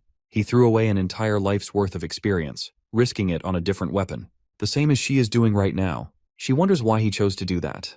Nayun's magic sword blazes with her powers, amazing herself with her reach. His comments now seem like heartfelt advice to her. She is now convinced that Hajin knew better for her ever since the start. Speaking of our boy, he's busy making a bunch of purchases right now. Right before final start, an inspection will be carried out on all of the cadets to check their gear and weapons. He's taking care of the camping stuff for the island. The seed disturbs Hajin with its request to feed her. Hajin inspects its size and realizes that it has grown in size, so hatching should also be around the corner. She's supposed to look like the typical 4-year-old straight out of birth. He thinks it should be alright to keep her hidden inside the dorm as long as she transforms her appearance. Inspecting the seed, it enjoys Hajin's embrace, and he hopes for it to hatch soon. Now let's head to the Masked Syndicate's meeting. Valorant is shocked that their leader is taking extra steps to transform her appearance into a cadet, just so that she could observe what's going on in the finals. She requires Jane's help, who still doesn't think it's necessary for her to go overboard. The captain explains that her objective is to verify someone's skills, as well as retrieve something from the testing grounds. Valorant has no choice but to obey, so she casts her magic and transforms her appearance. She's already prepared documents of the cadet she'll be impersonating. It's important for her to follow the cadet's personality to blend in. Valorant feels worried for her, which is out of character for someone so careless. The boss reassures her that nothing will go wrong. Back in the classroom, Ijin is being teased by her classmates. She's got an expressionless face which definitely doesn't suit the average student. She tries to play around with Ijin's friends just like Valorant advised. All of a sudden, Kim Hajin brats into the scene, right when she's delivering an Oscar-worthy acting performance. The funniest part is that this dude is literally dying inside, because he can see right through her disguise using his observation skill. Even the boss knows that he has figured it out. Bro tries to hurry the fuck away and takes his seat. He's demolished and can't figure out what is going on. There's no plausible reason for the captain of the Masked Syndicate to be here. Anyway, the written exams wrapped up quickly, which means it is time for the practical exam. The cadets are on board a ship as their transport. Hajin is eyeing down Ijin with keen precision, knowing that it's the captain in secret. He originally thought she wouldn't make an appearance again, but she broke the pattern from the original story and came anyway. Just to make sure things proceed smoothly, he's got his eye on her. He once tried talking to her, but received nothing apart from a beverage. He wonders if this is related to her investigation on Suho and Jonghak. The instructor demands the cadets' attention and explains the rules for their exam. They'll have to survive up to 5 days on the island and try to score points as much as they can. Their goal is to beat monsters or steal points from other cadets, and it's also possible to purchase and sell points. The ones who are hoping to get an excellent score are encouraged to try and steal a supervisor's name tag, earning them 200 points. Sounds like easy money, but Hajin reflects that it's impossible to try and challenge the hero supervisors. The exam is about to begin with the ship nearly arriving on the island. Having arrived at the shore, the cadets come through. Hajin finds Rachel immediately and requests that they complete the final exam together. She's surprised by his sudden invitation, but when it comes to the characters he created, Hajin is trying to take measures in the best way possible to counter any edits from the co-author. There's the looming threat of a powerful villain mage who is trying to hunt her down. So, Hajin believes she's the one who is at most risk in the exam, which is why he wants to protect her. Surprisingly, even this polite girl knows when to reject someone. The author isn't surprised that this happened, since top rankers prefer going about their business by themselves. So for that reason, he wants to exchange his location information just to be safe. He's definitely not in any mood to follow the storyline set by the co-author. Rachel receives his location and doesn't think much about it. That night on the island, one student is carefully treading by herself. It's Nayun, who comes to a stop as a monster leaps to attack her from behind. There's not just one, but a bunch of these ugly bastards. Releasing her magnificent magic sword, she slices them clean effortlessly. The fight has ended. Nayun giggles in annoyance because she's fed up with constantly fighting monsters without end. There's just no end in sight, no place to rest or eat and recover. Judging by her exhausted condition, she's afraid she'll be the first one to lose. A beam of light in the distance catches her attention. Filled with hope, she excitedly runs in that direction. She knows that someone is cooking some delicious food and thinks she's saved. That is until the girl runs into Hajin, who had brought his essential camping equipment and prepared for everything beforehand. Nayun's excitement died while Hajin is a little surprised she came to visit and reminds her they're not supposed to fight so soon. She's shocked that he was able to get all of this gear, but to the author, it was just the obvious thing to do. Nayun pretends not to care, but her rumbling tummy exposes her instantly. Hajin guesses that she must have acquired at least 25 points. He's happy to share the food so long as she exchanges the amount. Nayun is startled by his high demands, but it's not like she has a choice in the matter for being hungry. The author prepares some bacon for her. And that's how, instead of meeting with Rachel, this guy ended up with Nayun, who is happily chewing on her food. He's fidgeting with his laptop and just finished hacking the drone servers. This helps him see all of the footage of every cadet across the island. It helps him keep an eye on Rachel too. Since she's doing okay, Hajin wonders if there aren't going to be any changes this time. Seems like Rachel found a cadet group and requested to purchase food from them. One of them suspiciously told her that they don't want to charge her, but it's clear by his arrogant smile that he's hiding something. It's early and Hajin is already up to get started for the day. He spots the sky and wonders if it's supposed to be a polar night since the sun hasn't come up yet. Nayun also slept right next to him, and she's still out cold. As for the little seed, Hajin realizes that it's her feeding time and tends to her. He finds her extremely cute for being a tiny little thing. Hajin reaches for his pocket and places the seed inside. He asks Nayun if she wants to get up or not, but she hasn't responded yet despite his statement about packing up the tent. Hajin thinks it's best for him to leave after packing up his stuff. This is the part where cadets begin fighting each other, which also means it would be best for him to eliminate the best cadets to make it easier for him. Murdering isn't an option, but the cadets he suspected to be fiends haven't really shown their true colors to become demonic humans so far. There's one difference between fiends who have sold off their souls to other fiends and then those who have sold their souls to demons. Fiends relying on other fiends can be sacrificed, and they can also help recharge each other's mana to prevent immediate transformation. Their contracts are comparably lighter with each other. As for the fiends who have directly sold their souls to the demons, they have strict limitations as well as problematic side effects. Only one cadet comes to mind, and that's Ju Yo-hoon. Hajin prepares his luggage and believes he should search for high ground to get a strategic advantage. His first destination will be the World Tree right at the dead center of the island. Sensing the urge to act quickly, he bolts off, leaving Nayun unattended. We see her still sleeping soundly even after he left. As Hajin is making his way through the island, one cadet working with Yonha has located their target. She asks permission to strike this person down, but Yonha strongly opposes her decision and explains that they won't be hurting Hajin at any cost during the competition. It doesn't make any sense to her teammate since Hajin's ranking is at the dead end of the bottom rankers at Cube. However, Yonha knows what he's capable of and thinks that they would be unable to defeat this guy even if they challenged him. The author approaches the World Tree and descends to prepare for something. Rose doesn't get what he's doing by assuming such a position, and wonders if this maniac is going to start leaping the World Tree at this point. Preparing himself, Hajin defies expectations and does exactly that. With his incredible agility, he maneuvers past the World Tree, bouncing with extreme agility. It leaves Rose completely winded while Yeonha uses this as an example of why they shouldn't be attacking this guy. She reminds Rose that his rank is just a false assessment of his true powers. In fact, he's so sharp that he'll detect her arrows without even having to look at where they're coming from. Sei requests Rose to keep this information a secret because she wants to value Hajin's privacy with her future goals in mind. Rose understands and decides to keep the secret, while Yeonha receives a notification on her smartwatch, alerting her about Ijin. She decides it's best for them to head back now. Hajin is still navigating his way through the World Tree. He activates his special eye ability to get a good view of the cadets lurking nearby. One particular candidate stands out to be a noticeable issue. Hajin is locked in and has discovered one of the fiends. He thinks it's the easiest job in the world because now he just needs a stick to attach directions and imprint a certain message on top. With his preparations finished, Hajin swings the stick at full speed and manipulates its trajectory using stigma magic. The stick is aimed right for his target and approaching him full speed. The fiend seems to be unaware until the stick hits the ground just nearby. Surprised, the cadet picks up the stick to inspect what's going on. Then he scouts the direction it came from, to see where the person could be hiding. His immediate suspicion is the World Tree, where Hajin is sharply staring him down. The final aspect of his plan is to patiently wait as things unfold on their own. Let's go back to the sleeping Nayun. This girl is treating this competition way too lightly until she wakes up in a jolt. She wakes up to the thought of Hajin's words, making her feel embarrassed like a donut in love. It turns out that Hajin said those words right before leaving her. Nayun knows that people have always found her looks noteworthy, but the fact that he said those words while she was sleeping bothers her.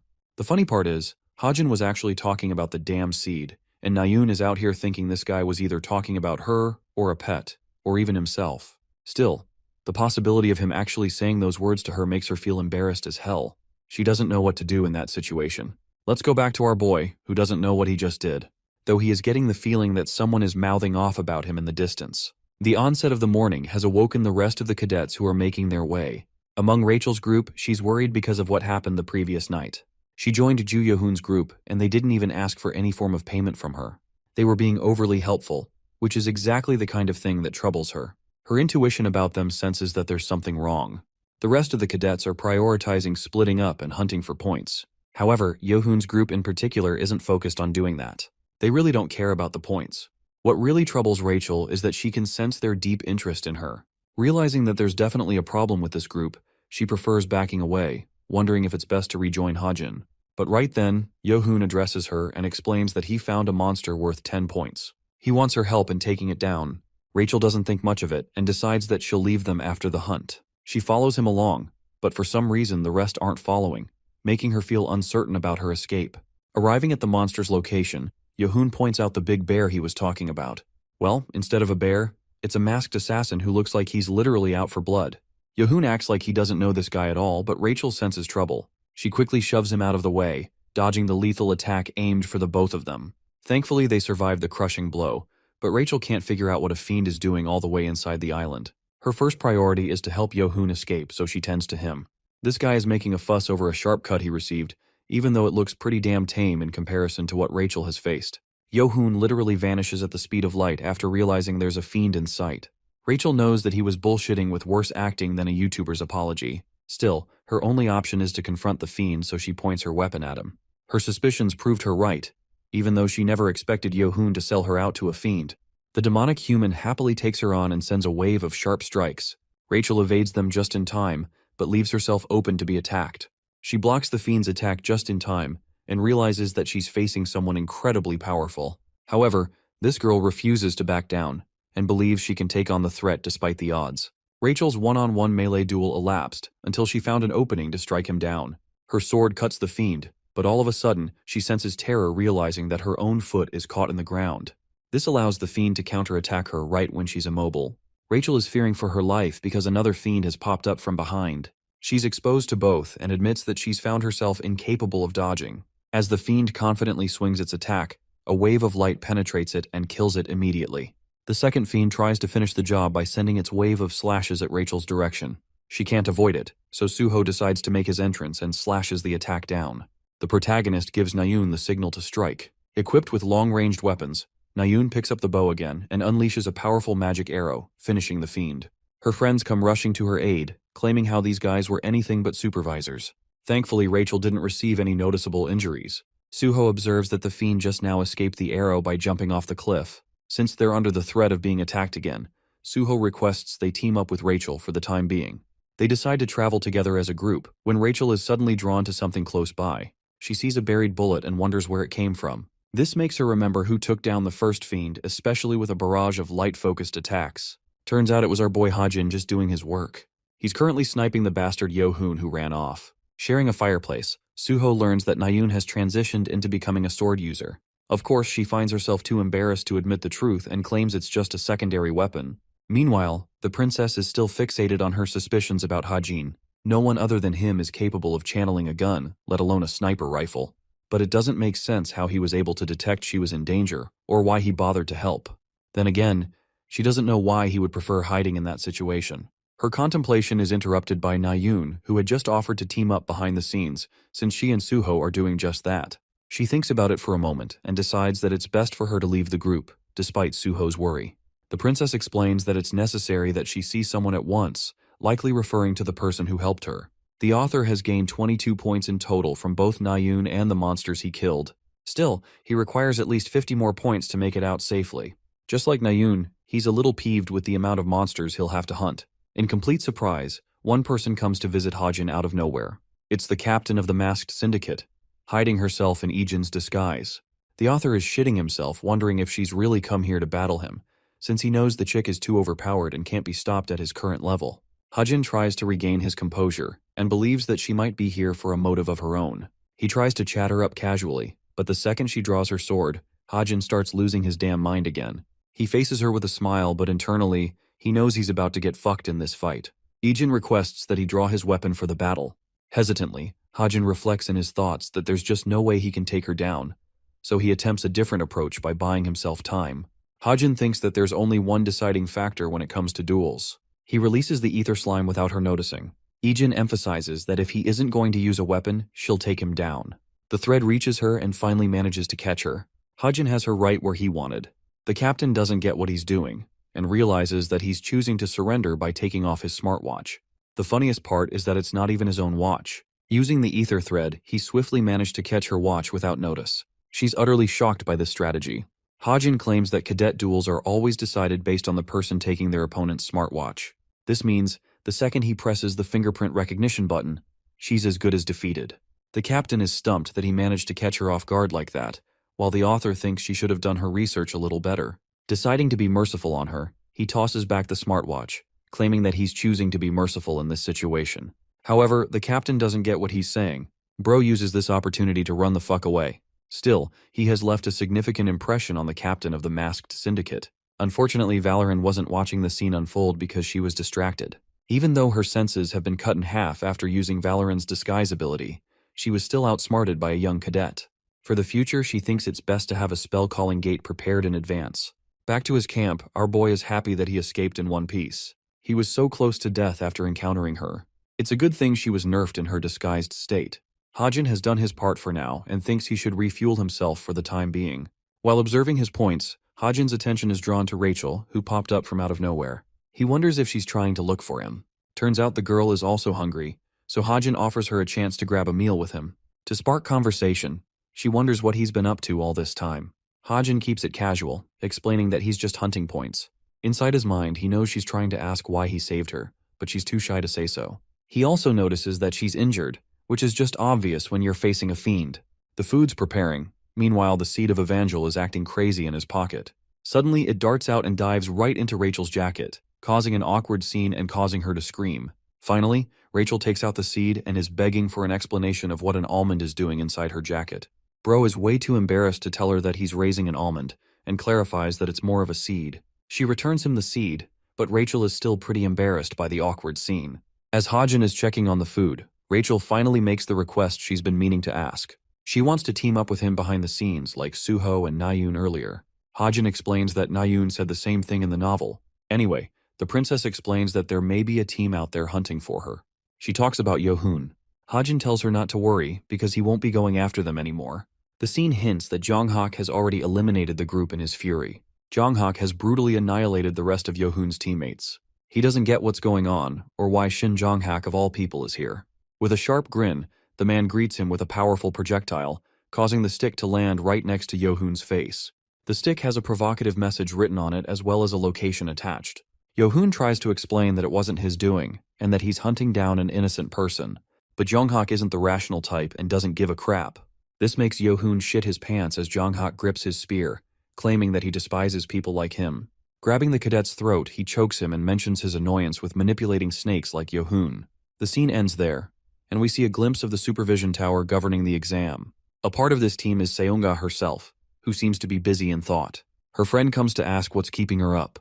Seonga mentions Hajin's name, instead of fixating on Suho like always. She explains that while Suho is still the top candidate they're hunting for, she's managed to receive interesting information about this guy too. She was able to get her hands on a secret document called the Yanha Report. Interestingly enough, in that report, Yanha personally believes that Hajin is a stronger candidate even over Suho.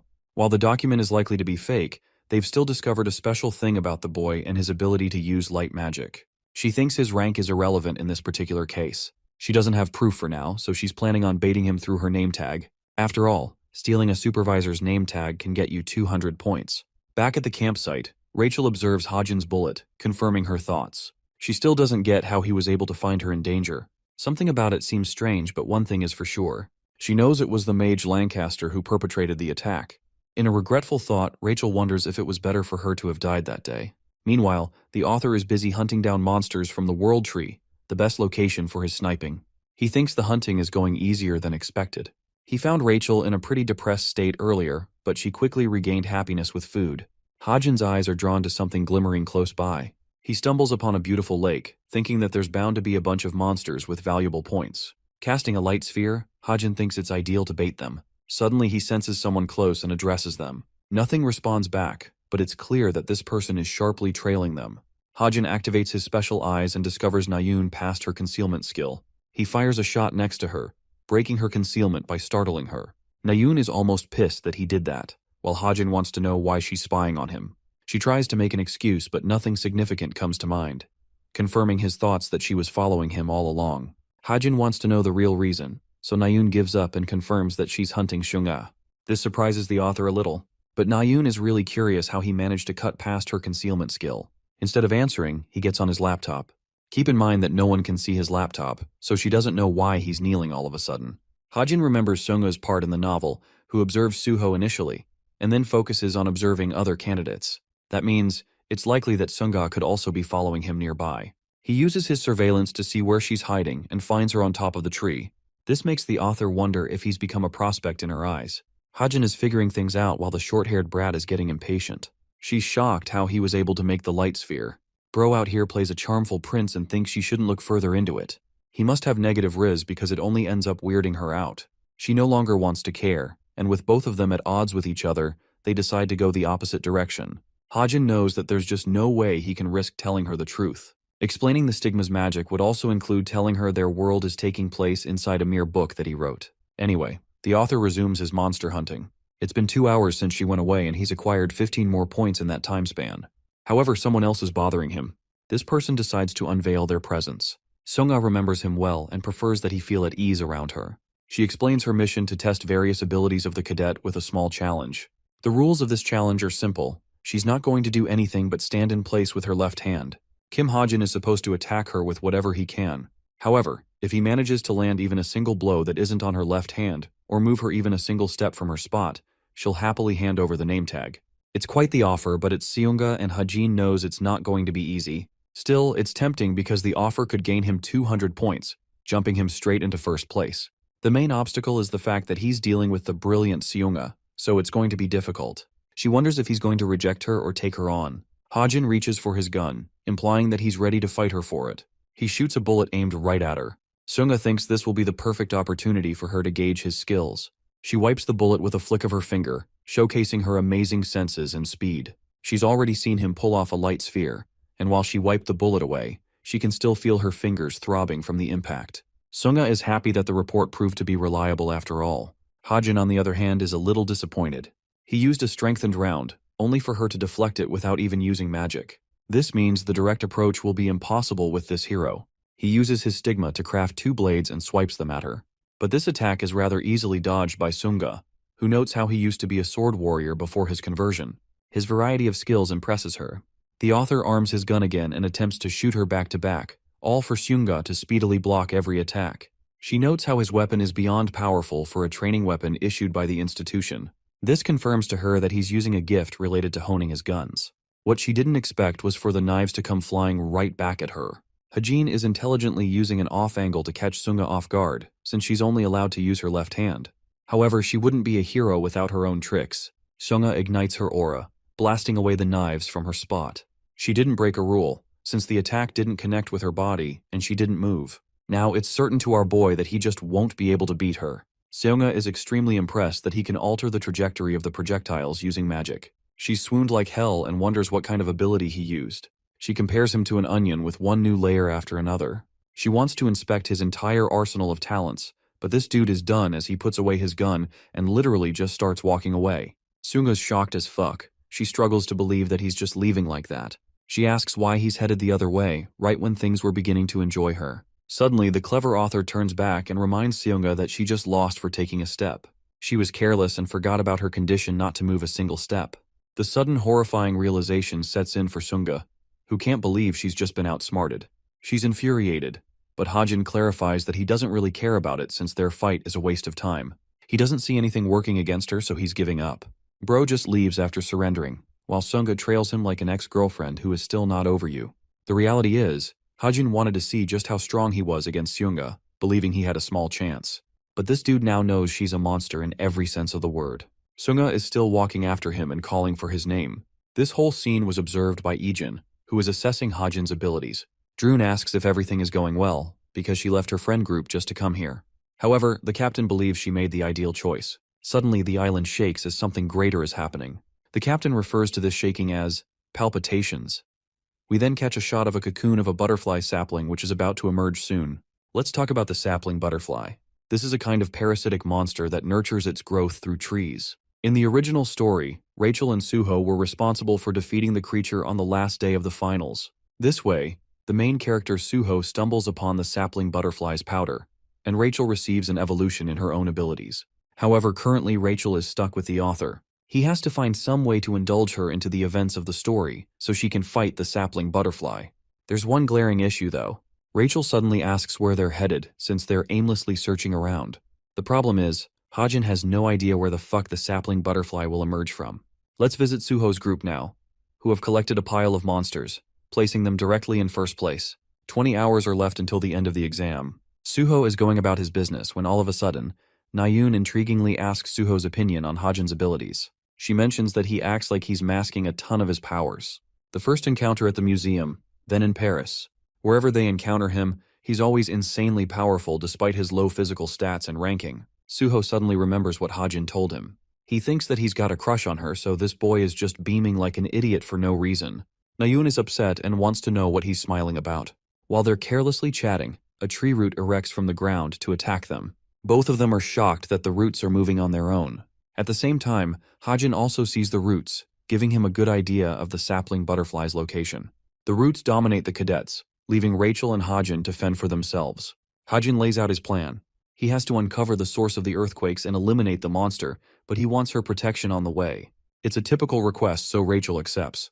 This leads to the author's contemplation regarding the cadets. He knows they'll head right to the source, giving them the best shot to challenge the butterfly sapling. Meanwhile, Sunga is seeing things go down. She wonders if she should intervene or not, given that this creature isn't supposed to be a part of the exam. On second thought, she believes that this creature would be a great test of the cadets' capabilities. It may sound harsh, but it's just that she believes they should be able to handle a threat like a hero. Good heroes are always nurtured by adversity. We see Nayoon descending with her magic sword attack, obliterating one of the tree roots with a clean cut. She's amazed by her own attack, and even Suho's reaction is one of joy. Since he's a swordsman, he guides her how to use a sword and perform better slashes. This causes Nayoon to get upset because the dude is ruining her shining moment. The roots seem endless but not impossible to beat. Suho realizes that fighting the roots shouldn't be their focus. They'll have to kill the source leading to the trunk. Some of the cadets point out how the tree looks particularly strange. They can see a creature swirling around in the cocoon. Suddenly the shell bursts open, revealing the terrifying sapling butterfly in its true form. The sheer size of the creature alarms the cadets. The butterfly separates from the tree and takes flight. Its wings leave a potent powder in the atmosphere, spreading it all around the cadets. Nayoon is the first person to experience its dreadful effects, as the powder is reaping away her strength. The same happens to the rest of the students. Nayoon faints, but Suho catches her before she falls. For some reason, he's the only person unaffected, while the rest of the crew is drained of energy. The reason is revealed that Suho held his breath to make sure he wasn't affected by the powder. But he's struggling to keep up and wonders if he can safely take out the threat at that time. Suddenly, Suho senses two sharp cadets coming from out of nowhere. Rachel and Hajin are fast on their feet and have already taken countermeasures by wearing masks. They're going full speed to catch the monster. Rachel observes the fallen cadets and realizes that they've been affected by the powder. The really strange part is that Hajin was aware of everything that would go down, which bothers her. He calls for her attention and points to the monster hovering in the air. He wants to defeat the monster by himself and wants Rachel to take care of the roots. Preparing his shot, Hajin releases powerful bullets, shattering the creature's wing and inflicting incredible amounts of pain. The sapling butterfly cries in agony, causing the roots to emerge from the ground. Rachel has been waiting for this moment and dices them down with her exceptional sword skill. Her eyes turn back to Hajin as she realizes the roots are attacking from underground. A gigantic root pops out and it could have killed Hajin. But thankfully Rachel acted quickly and shoved him away. Unfortunately, however, one of the roots has caught her right foot. It snatches her away and propels her right into a tree. Hajin is worried for Rachel, allowing himself to get distracted. The roots target him next, and it looks like it's all over for him. All of a sudden, the main protagonist of the story, Suho, makes his valiant entrance, saving Hajin's life. Unfortunately, because of his previous attack, the poor guy compromised his breath. Hajin's attention is drawn to the defeated Rachel as he's afraid she is knocked out. Surprisingly, the seed wiggles its way out of his jacket and bounces away to find its mother. Hajin is literally losing his damn mind seeing this thing bounce in the air. The seed strikes Rachel's face and starts adoring her. Hajin is pissed right now while Suho calls for his help. His condition is also getting worse, leaving them with little options. Hajin reflects that he can only use 3 fire bullets using stigma magic, but that also means he's got only 3 shots to take the creature out. Turning to Suho, the author confirms he needs his help. Out of nowhere, someone casts an electrical strike upon the sapling butterfly, knocking it down to the ground. Hajin wonders who took it down. The figure is revealed to be the captain of the masked syndicate. Crackling lightning surrounds her figure as the sapling butterfly crashes to the ground. Hajin suspects that she might also be after the powder. Now that Suho is given the opportunity to strike, he uses his last bit of power to deal the killing blow. The monster plummets in defeat, while Suho's strength wanes from his body as he collapses on the ground. Ijin stands before the sapling butterfly and reaches for the object she came looking for. Suddenly, Hajin confronts her and demands her to stop, claiming that it's not something she should be taking. According to the author, not even the captain knows the function of the powder at this point in the story. In fact, she's just retrieving it to resell the product and make money. But that's going to steal Suho's powerful development. He needs a strength buff by acquiring the powder to take down future enemies. A disinterested Ijin checks her surroundings and sees that everyone except for Hajin seems to be knocked unconscious. With the effects of the powder wearing off, the captain can't believe that a typical cadet like Hajin can resist the power for so long. She's found him an object of interest and plans to observe him closely in the future. Speaking of which, Hajin is blocking out the effects by using ether to conserve his breathing. He tries to wear his mask again, but then all of a sudden, Ijin engulfs him in a portal of black. Inside this spatial dimension, the captain reveals her identity. She knows that Hajin always possessed knowledge that it was her from the beginning. He tries to play it safe and remembers the name she told him back when they met at the midterms. For a fast minute, even the captain can't recall that name, because she has so many aliases that it's hard to keep up. She remembers the card she gave him with a fake identity attached. Hajin wonders if she's some kind of test supervisor. The captain is suspicious and probes him for more information. He tries to gaslight her, but she issues a warning shot with a serious look on her face. The captain is prepared to eliminate him, but suddenly remembers she's supposed to act like a hero.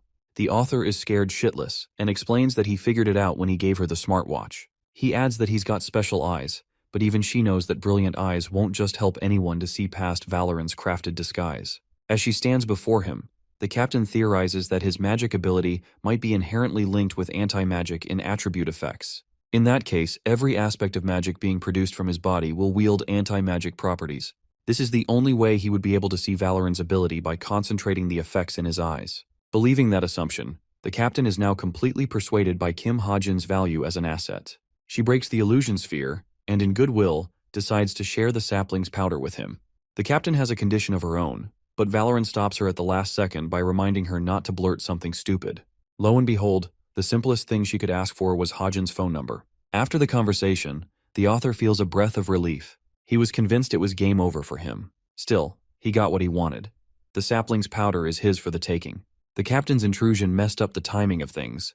Hajin wonders how he can safely deliver the powder to Suho without racking suspicion. Suddenly, he remembers both Rachel and the seed that was tending to her. Her body is glowing in a beam of light. Hajin is scared because the seed is finally undergoing its hatching state. The beam of light blinds Hajin, while Rachel slowly wakes up from her dream. She spots a girl before her eyes, a girl who embraces her with love, healing all of her injuries. Something about this girl feels familiar to her. Rachel realizes that she looks like a younger version of herself. The girl tries to communicate with her, but Rachel couldn't comprehend her words. She wants her to try and repeat what she said. Unfortunately, her dream ends with Hajin rushing towards her. There's a mini Rachel sitting next to her. Evangel addresses the horrified Hajin as her father and tells him that her mom has fallen asleep again. Youngin and the others are knocked out and finally regain consciousness. They see the dizzy Hajin carrying Suho, while Seunga manages others. The 4th day of the final exam finally ended. They are on their way back to the institution. We see Hajin in a contemplative state, as the finals have ended. Though the sudden appearance of the butterfly caused some issues, additional points would be given to the ones who were involved in taking down the monster. Inspecting his smartwatch, Hajin realizes that she has yet to contact him. After all, the captain has taken his contact information for their plans. Still, he doesn't get what made her so interested in him specifically. While he's busy in thought, Nayun comes and asks how he was able to beat the sapling butterfly. The author doesn't get what she's talking about, so she reminds him how she was put to sleep because of the powder. She learned from Suho that he beat the butterfly by smashing its wings. However, it doesn't make any sense that he could smash a creature's wings with a handgun. Hajin also politely asks why she is suddenly invested in using a sword instead of her bow. Of course, he loves stirring the hornet's nest, causing Nayoon to blurt out in anger on how he was the one who asked her to. Hajin tries to switch roles here and acts like she might face difficulty if she used a weapon with less experience during combat. However, she's fine with that, since she's quite decent with a sword, and won't be facing much trouble. Hajin is okay with that, so he asks how it felt like wielding a sword again. Seeing that she's dismissive in her body language, Hajin thinks it must have been a scary experience. This causes the girl to get hot and nervous, because she wants to sell the impression she didn't face any trouble adjusting. Hajin can easily spot whenever Chai Na-yoon is lying. After all, it's a characteristic he added in writing to her. He smiles, realizing that despite the changes in the story, nothing about her personality has changed by much. He thinks it will be okay in the end, and tells Na-yoon that she was born to use a sword, which is true considering the intentions of the author. The scene shifts to Yeonha, who is sharing a meal with Suho and Na-yoon. She's a fan of the Hajin x Na-yoon ship, which causes her to get embarrassed. Even Suho thinks that there may be something between the two going on, considering Hajin's words. The purple-haired brat thinks that the only people who try to get close to that guy eventually give up because of his unfriendly personality. This is in direct contrast to Na-yoon, who he has consistently shown interest in. Na-yoon tries to backfire and reminds Yeonha that she was the one who got close to him at first. But that only happened because she wanted something from him. On the flip side, Hajin's relationship with Na-yoon is different. Embarrassed like hell, she tries to mask her flustered reaction. They are wondering how she's going to handle this situation. Speaking of our boy, he's spotted standing nearby, causing poor Na-yoon to try and play it off like she doesn't care. Hajin gives her a glance before going away, causing Yeonha to tease her even more. Underneath, Na-yoon's defenses are starting to dull, evidenced by her face. Anyway, the author returns to his dorm to check on Evangel. She looks like a mini Rachel who is extremely excited to see her papa. She pounces on him to ask where he went. Hajin reminds the little girl not to call him daddy, as that would complicate their relationship and people would know. The little girl is stubborn and wants to know the reason why. Hajin is starting to realize the patience necessary to handle a young child. The cute girl innocently smiles at him with a radiant beam of happiness. Hajin can't help but smile back. Evangel ended up evolving by Rachel's side on the last day of the exam. He was extremely nervous when he found out about her. She also jumped him in joy for raising her with care. Hajin was losing his shit because a scouting helicopter was checking on the cadets. He requested Evangel to return to her seed state like she was before. Poor girl didn't want to do that and kept calling Rachel her mommy. She felt sad leaving her mother. In a flash, Evangel reverted to her seed state, and that's how he brought her back to his room. The monster child is roaming around causing destruction while this dude has become a teen father all of a sudden. It's lunchtime, and Evangel is sparkling in joy eating the yummy food. Hajin wants her to finish up, and shifts his focus to the butterfly saplings powder. The powder is a magical substance known for attaching itself to a target and revealing their hidden potential. The main target of the powder is the potential, and it can be applied to both humans and objects. The thing is, it should have ended up in the hands of Suho, but the captain intervened and made things complicated. Now, he's still got to think of a suitable way to get the powder in Suho's hands. The scene cuts to Rachel resting on her bed, pondering about the dream of a child she had. She vividly remembers feeling her, as if it were more than just a dream. She thinks it might be a kind of elemental tree altering her dream, or possibly even a hallucination. At the same time, she can't take her mind off of the hallucination. The very thought of it makes her happy and warm. She thinks she'll always feel that warm from now on, implying they might someday meet again. We go back to Yeonha, who is patiently waiting for someone. That person arrives at last, and it's revealed to be our boy Hajin, who she was expecting to cancel. She tells him that one more person will be joining them, but since they're running late, they should proceed ahead. At this point, the author is wondering about the identity of this final person.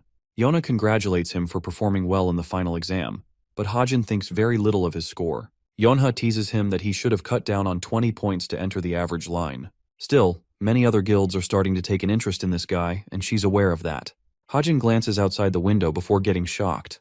Yeonha finally welcomes him to the majestic headquarters of the Straits of Essence Guild. Let's go back a few hours earlier. The author receives a message about the guild experience. Many guilds are going to be contacting certain cadets of interest via smartwatches. It's a system that provides cadets with an opportunity to see current heroes in action. Each guild is granted the right to select any cadet of their choosing. However, priority is given to the guilds with the highest ranking. Hajin is pretty excited for this day because he wants to see the heroes in action. Each guild is supposed to select 3 cadets from the first and second years. Consequently, the first-year students ranking below 300 rarely get a chance. And since Hajin's ranking was in the League of 900 when he got the admission, he thinks he's doomed no matter his test score in the finals. A sudden smartwatch notification shocks him. Hajin is actually stunned that he was picked by someone. Turns out that it's the Straits of Essence Guild who extended the theme of the invitation. Back to the present, we see Yonha and Hajin strolling around. It turns out that many heroes perform indoor work after careful analysis of dangerous missions before stepping into the field. He sharply glances at Yonha, realizing that she's the single reason he ended up for the guild experience. After all, she has the authority as the guildmaster's daughter to bend the rules a little. The group enters the research and analysis chambers. One of the heroes points out how Hajin played first in his theoretical exam, so he thought this place would be one of interest to him. Sangho is a middling hero and Yonha's most reliable assistant. He's responsible for conducting guild experiences for potential scouts. He appears to be a really nice guy, and if not for the fact that Hajin wrote the story as the author, he wouldn't have ever come to know that this guy would one day betray Yonha in a brutal manner. One person draws near them, addressing Sangho and the new cadet. Lee Jina knows about Kim Hajin, and she's another hero from the guild. She's quick to judge him based on his rank, eyeing down Yonha for abusing her power and arranging such a meeting. Of course, this woman does not want him to be here. She's the main supporter of the current Vice Guild Master Hosiak, which means she is in direct opposition to Yonha. However, her resentment towards Yonha is temporary and is supposed to shift in the later part of the story. She becomes the Vice Guild Master eventually and becomes her strength. Sangho tries to offer Hajin's merits as he placed first in the theoretical exam, but she thinks that's not an impossible feat. She doesn't see the importance of education at the cadet level and tries to get the better of Hajin. Gina thinks it would be a good idea to test his ability and hands him a report to solve. Sangho reminds her that she isn't supposed to be sharing confidential data. Gina thinks little of it because all she cares about is belittling Hajin. Bro is infuriated and thinks it's the best chance to prove her wrong. Extending his hand towards Gina, he requests for paper to jot down his thoughts. Gina continues to egg him on by poking fun at him, while he doesn't understand why she's being such a hard-ass. Meanwhile, Yonha realizes that their second visitor has also arrived. Both she and her assistant decide to go visit that person, leaving Hajin to figure out the report. He assesses the dungeon raid variables and admits that its concepts are far advanced for the average cadet. However, thanks to his observation ability, he can swiftly calculate anything with ease and note down the answers. He's about to finish up the final part of his proof when suddenly Gina steals the damn paper from him. She's frustrated that he kept solving the report instead of following his friends. Bro is 1 second away from shooting her in the face. Anyway, Hajin leaves the analysis room, a little distraught that he couldn't finish up the conclusion. He's hoping to God that she doesn't ask him to retake the test. As he's about to leave the elevator, Hajin finds himself startled to run into Nayun. She is even surprised to see this guy here, and directly confronts Yonha about it. Hajin observes Yonha's reaction, and seems to have intentionally kept information about both of them from the other person. It's been a while since we checked on Jinhyuk's detective agency. He's out here exhausting himself, trying to string together every clue he can dig up on Kim Hajin.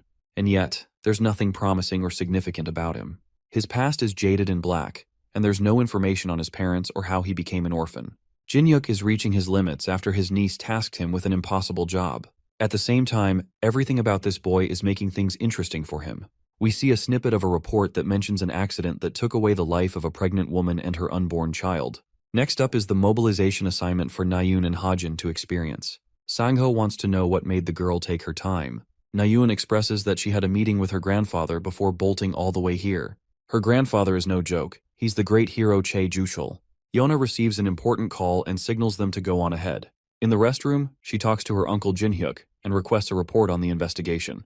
Jinhyuk teases her by saying that he didn't even get the chance to start yet. Yona is enraged hearing that, while Jinhyuk asks what's gotten her interested in the boy's parents to begin with. After all, it's not like Hajin is actively looking for them. Based on her earlier hypothesis about Hajin's interest in criminals, Yonha thinks he is looking for his parents, which makes her wonder if they were also linked to some kind of crime past life. This connects to Jinhyuk's investigation in the Gwango shelter massacre. He cuts her off and claims that he's got a client to handle.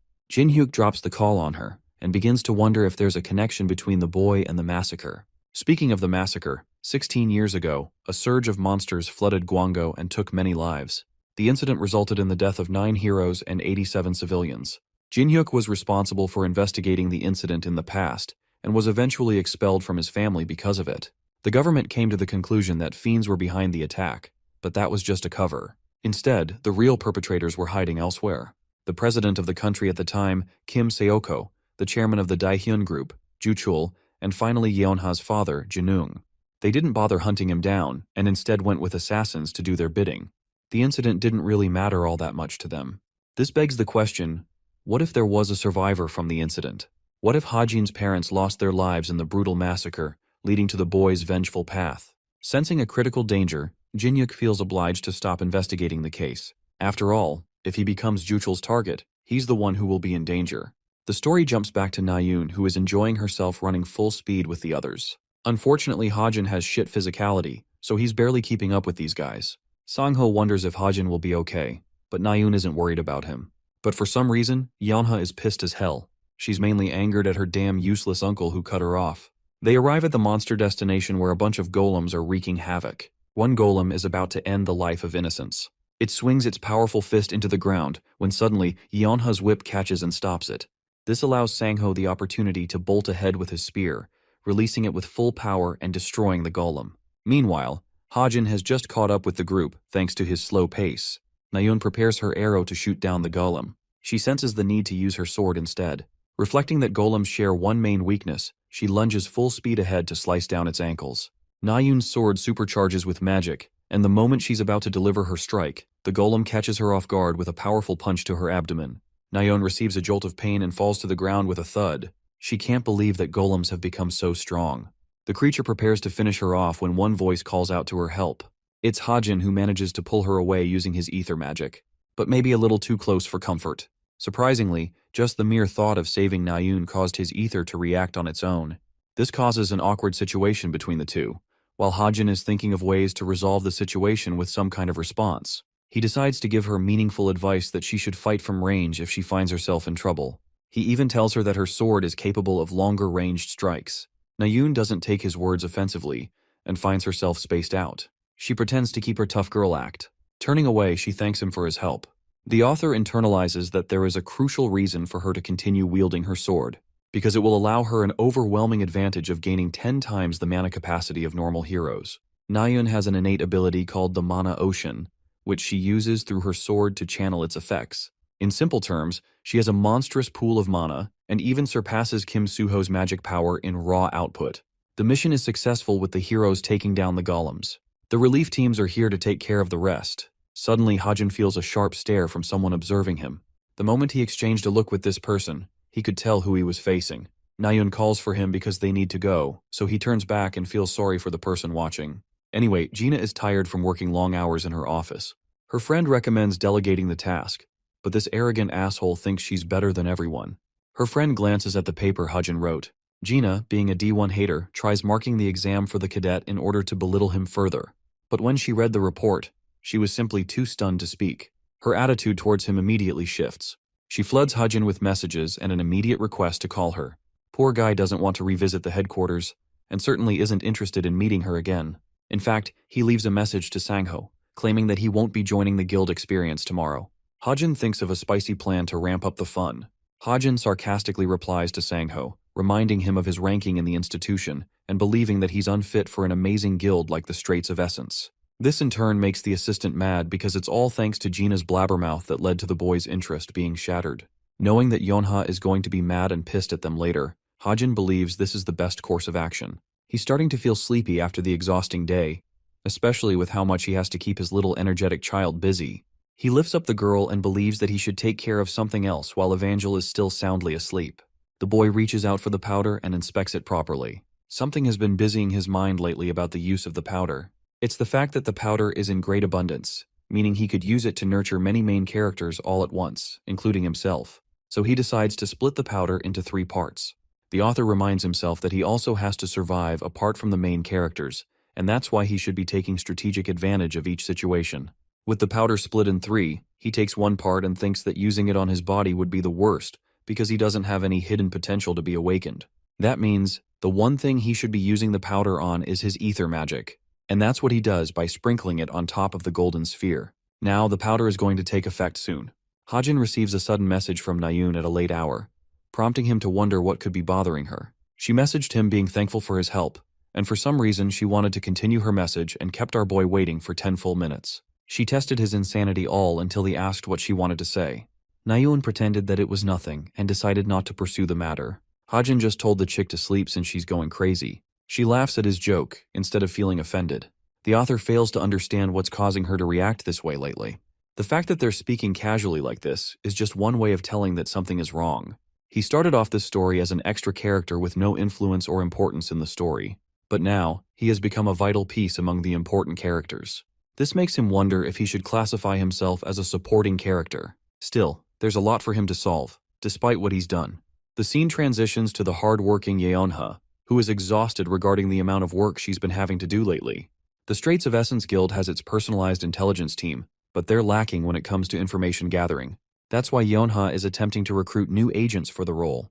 Of course, she's still mad at her cheeky uncle who left the investigation halfway, leaving her to do the dirty work. Surprisingly, Nayoon calls her at the late hour. She picks up the call and explains that she's busy doing work.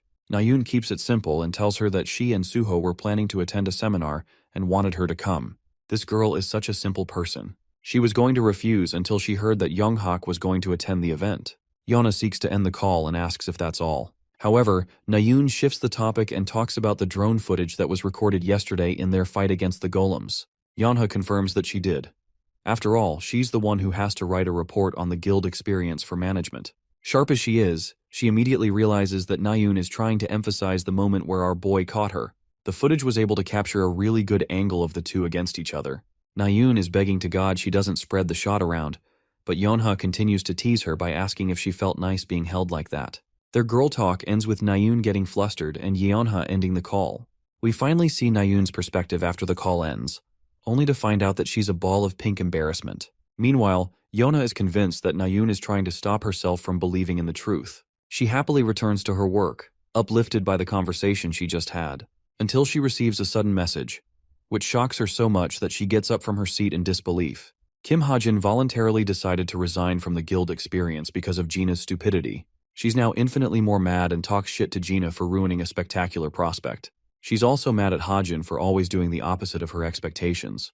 Going back to the author, his story points are receiving a hit because of his increased influence in the story.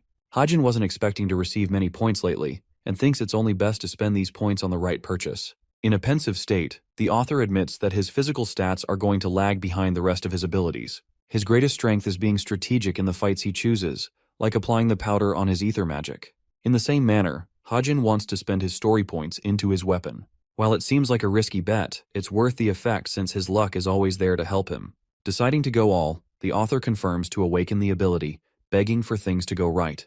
Tapping away at his keyboard, he confirms the activation, scared of what could happen. But when he opens his eyes, the system meets him with a sad outcome.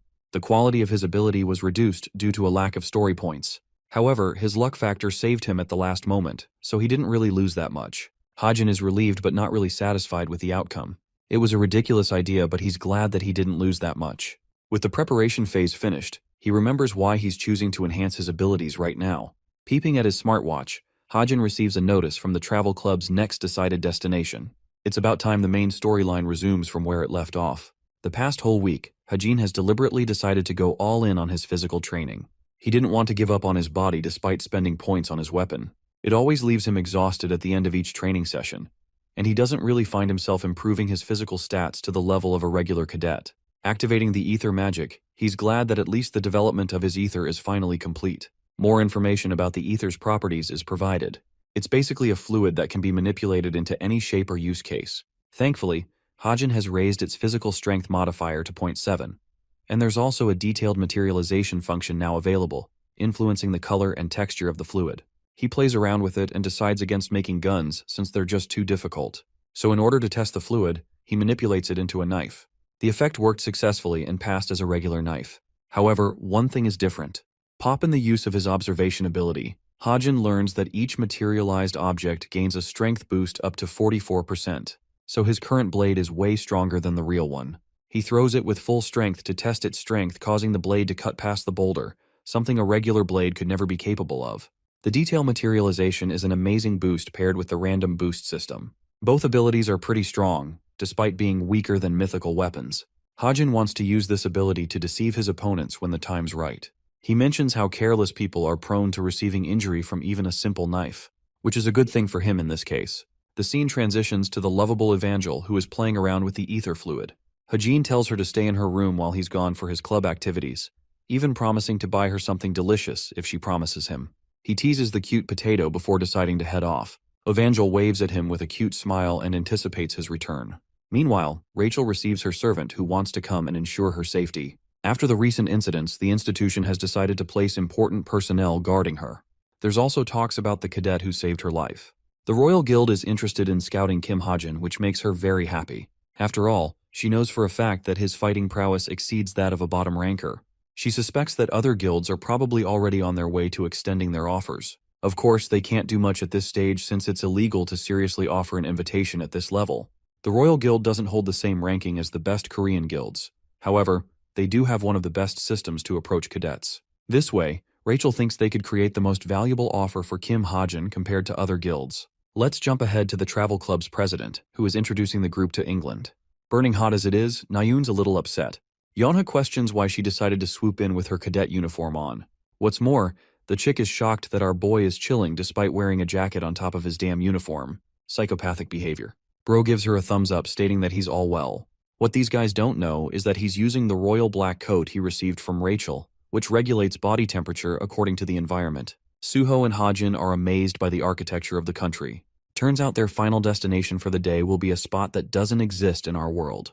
It's the Clancy Islet, a floating island.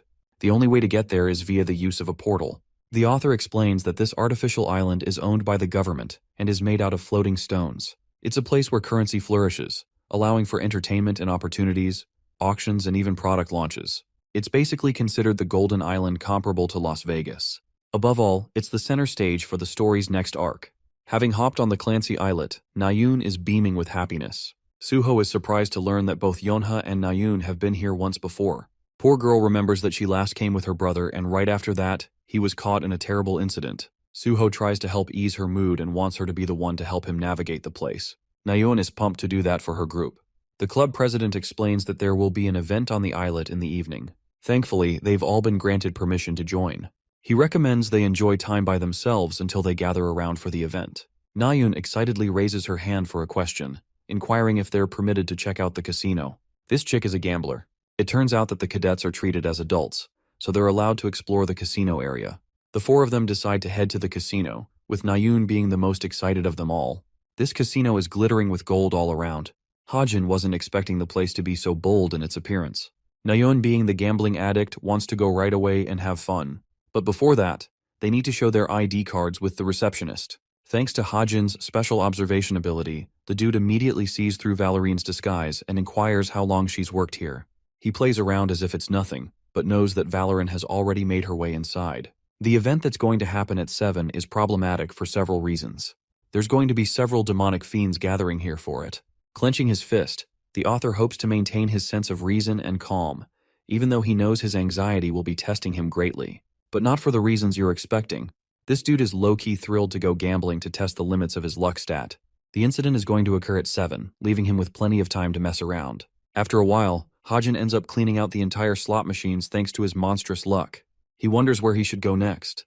Poor Nayoon, on the other hand, is on a losing streak big time. The man she's facing is called Bert. Annoyed at her losses, she's done with the game and tries to leave. Bert suddenly stops her to give 20% of her amount back, all because he feels bad for her loss. This kind gesture only makes her angry like a damn lunatic. She slams the table, mouthing off her annoyance at the game. The really funny part is that, in just about 2 hours, she's going to be crying around in the casino with not a single penny to her name. Unfortunately for her, the people at the casino are the ones to control the trajectory of the game. Their leader Bert is a side character with some level of significance in Hajin's story. The author sees her losing again. He thinks she can only do so much against a dude who gambles for a living and has tricks up his sleeve. So Hajin offers to become her hero and takes her spot, beaming with confidence because he wants to see how this game will go. Nayoon thinks he's the one being reckless since the minimum bet to be placed is at least 100,000 won. But Hajin joins in regardless, prompting her to get annoyed. The players are quickly dealt the cards and begin checking them. With everyone ready to play the game, one man turns to the boy, surprised to ask why he isn't flipping his cards yet. Hajin calmly tells him that he doesn't intend to do that. Thanks to his observation ability, he can see them even while face down. It seems like crazy behavior coming from a kid, so they wonder if the boy knows how to play this game at all. The author doesn't care much about his banter and intentionally reveals the card with the lowest value. The man is fed up with Hajin looking down on him and acting arrogant, but our boy reminds him that he's the one who decided to talk to him. It causes a scene until Bert calmly takes control of the situation and reminds his friend that they're dealing with a cube cadet, so they have to be respectful. Now when it comes to Bert, he's equally as stunned by Hajin's stunt. But he's a fine actor who is trying to maintain his composure, that is, until our boy breaks it, of course. A while passes at the casino. We see a shot of Valorant in her disguised state, having confirmed 6 members from the Fellowship of Evil Deeds and 3 heroes from the Association Undercover. There's also a scammer and a hero acting on his own, though the last guy seems to be harmless. Speaking of which, she's also encountered Hajin, whom the captain is fond of. Still, she wonders if the boy will be able to recognize her, having previously encountered her before. The captain tells her that he can see past her disguise by using his special ability, but even she thinks he wouldn't do that on normal people. She couldn't be more wrong about this assumption since Hajin's ability is active all the time. Now let's go back to Bert's shitty face, who seems to be in a rut while Hajin is playing confidently. It's the 12th round and there's a huge jackpot of nearly 60 million won. Bert's card is the Ace of Hearts. Pair that with the rest of his cards, and he's got the full ace stack with him. Despite having amazing cards, Bert is an expert gambler who maintains his poker face. He swings for a call, which in gambling terms means to accept your opponent's bet and place one of equal value. Nayun chimes in and raises the bet higher than another player. Hajin trails her with the same choice. Bert's got 4 aces, which means the bare minimum requirement of beating this guy requires 4 of a kind. Normally this is considered impossible. Overcoming a full house with 4 of a kind has lower chances than winning a damn lottery. But Hajin's case is different. Bert points to the cadet who is placed all in. Surprisingly, he's got his eye set on Hajin's necklace ring, which is the artifact he acquired at the hall. Nayun is surprised and asks further about the ring. Hajin chooses to play dismissive and tells her it's not important. But knowing this love-struck fool, Nayun probably thinks he's keeping it for someone. She's done with the game and gets up to leave. Hajin wants her to stay, but Nayun knows the game is already over. She even wants to compensate him by paying him the money he lost. Instead of tossing an important ring on the bet, Hajin yanks her and tells her that it's fine since he's not going to lose. This unintentional move by him makes her feel embarrassed again. Hajin tells Bert that he's got his hands on a really expensive ring, so he wants the man to offer his bracelet in response. Bert is fine with doing that. Both artifacts are on the table now. It's time for the main event, to flip the cards. Bert is the first to do so, and reveals his 3 aces paired with 2 jacks. A full house, Nayun is dead and lost in defeat. Bert apologizes and immediately tries to take all the chips for him. After all, there's no way he would lose now, right? That is until our boy reminds him that he's yet to reveal his cards. The game's not over. Bert is almost offended at the thought, so Hajin reaches to flip those cards for him, revealing his 4 of a kind. Nayun's face is all you need to know about her reaction. She thinks it's impossible for him to pull that off, while Hajin acts like it was all luck in the end. Even Bert is done for. It's impossible to him how this could have happened. His calm composure is destroyed as he lashes out against Hajin. So much so that security has to come and restrain him. Security checked numerous times and proved that Hajin is innocent in his victory. She thinks of the guy as a loser while he's inspecting the bracelet. It's a special magic artifact with a magic seal, reducing the wearer's damage and restoring it as their mana. The funny thing is, not even Bert knew about its true power. The only reason for that is the fact that Obsidian Bracelet's wearer can't access the mana directly, which means the mana is left inside the artifact. While adding 1 or 2 magic seals could open the bracelet's mana for use, Bert wouldn't have found out until a year later in the original story. Nayun is curious and wants to know what would have happened if he lost. He calmly tells her that he would have accepted death in that situation. Also, since he's rich now, he even tries to offer her the money she lost. Nayun doesn't really care about it and tells him to keep it. She's only got one thing to tell him. A polite compliment that she found him really cool. This girl is definitely in love.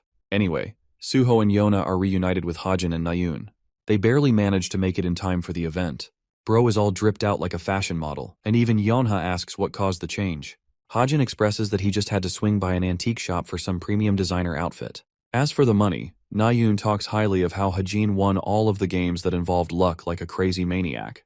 Their conversation is interrupted by a guy who seems to know Nayun. She wasn't expecting to meet him in this place and comes to learn that he just came here for fun. Hajin asks if he's her secret boyfriend or something, causing her to get worked up and flustered in a strong refusal. This guy is Kim Junwoo from the Forsaken Plains Guild, the same hero whom Valorant regarded as harmless. Yanha's got lucky on him and greets the guy in a very businesslike manner. They chat with each other, while the captain of the masked syndicate is secretly eyeing them. She asks for Valorant, who materializes using her magic, ready to carry out her role. The event begins with a bunch of transmissions broadcasting it. Talks of VIPs having come from all over the world are surfacing about, marking the event's global significance. There's an announcement of the new white crystal usage method, and people are stoked to learn more. Arriving in her hot ride, Rachel steps out of the vehicle looking at the most majestic person there. She's met with a dozen interviews begging for an opinion. The princess ignores all of them and her guards step in to maintain distance. She slams the door shut, standing in front of what appears to be a spatial portal. Rachel is glad to have some peace all alone when Zelen, the CEO, greets her.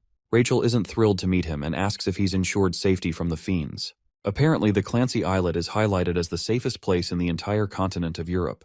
The best of the best heroes are here to check for disruptions, so there shouldn't be any trouble. The Letton Corporation is also a huge supporter of the Royal Guild, which is why they're doing their best to highlight the Guild's reputation through this event.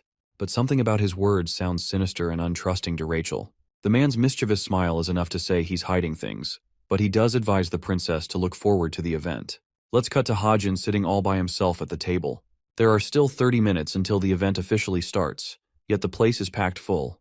What's really bothersome is why they would ever decide to host a dangerous event right when the place is swarming with demonic fiends. The author created many evil corporations in the story, but perhaps the worst of the list is the Letton Corporation. While there isn't an abundance of fiends among the company, the humans themselves are disgusting. This same group holds the powerful white crystal, a gem that no fiend should ever be allowed to lay their hands on. According to the main storyline, Hajin believes at least 3 fiends will reveal themselves today. The first is the crystal carrier himself, Nade, the second is Silison, whom they faced for the Ring of Homer, and the last guy is the captain of the Fellowship of the Evil Deeds Collection Team, Hakpyo. At his current level, there's practically nothing he could do to stop these guys from doing what they're supposed to. This time, he really has to let the story unfold on its own.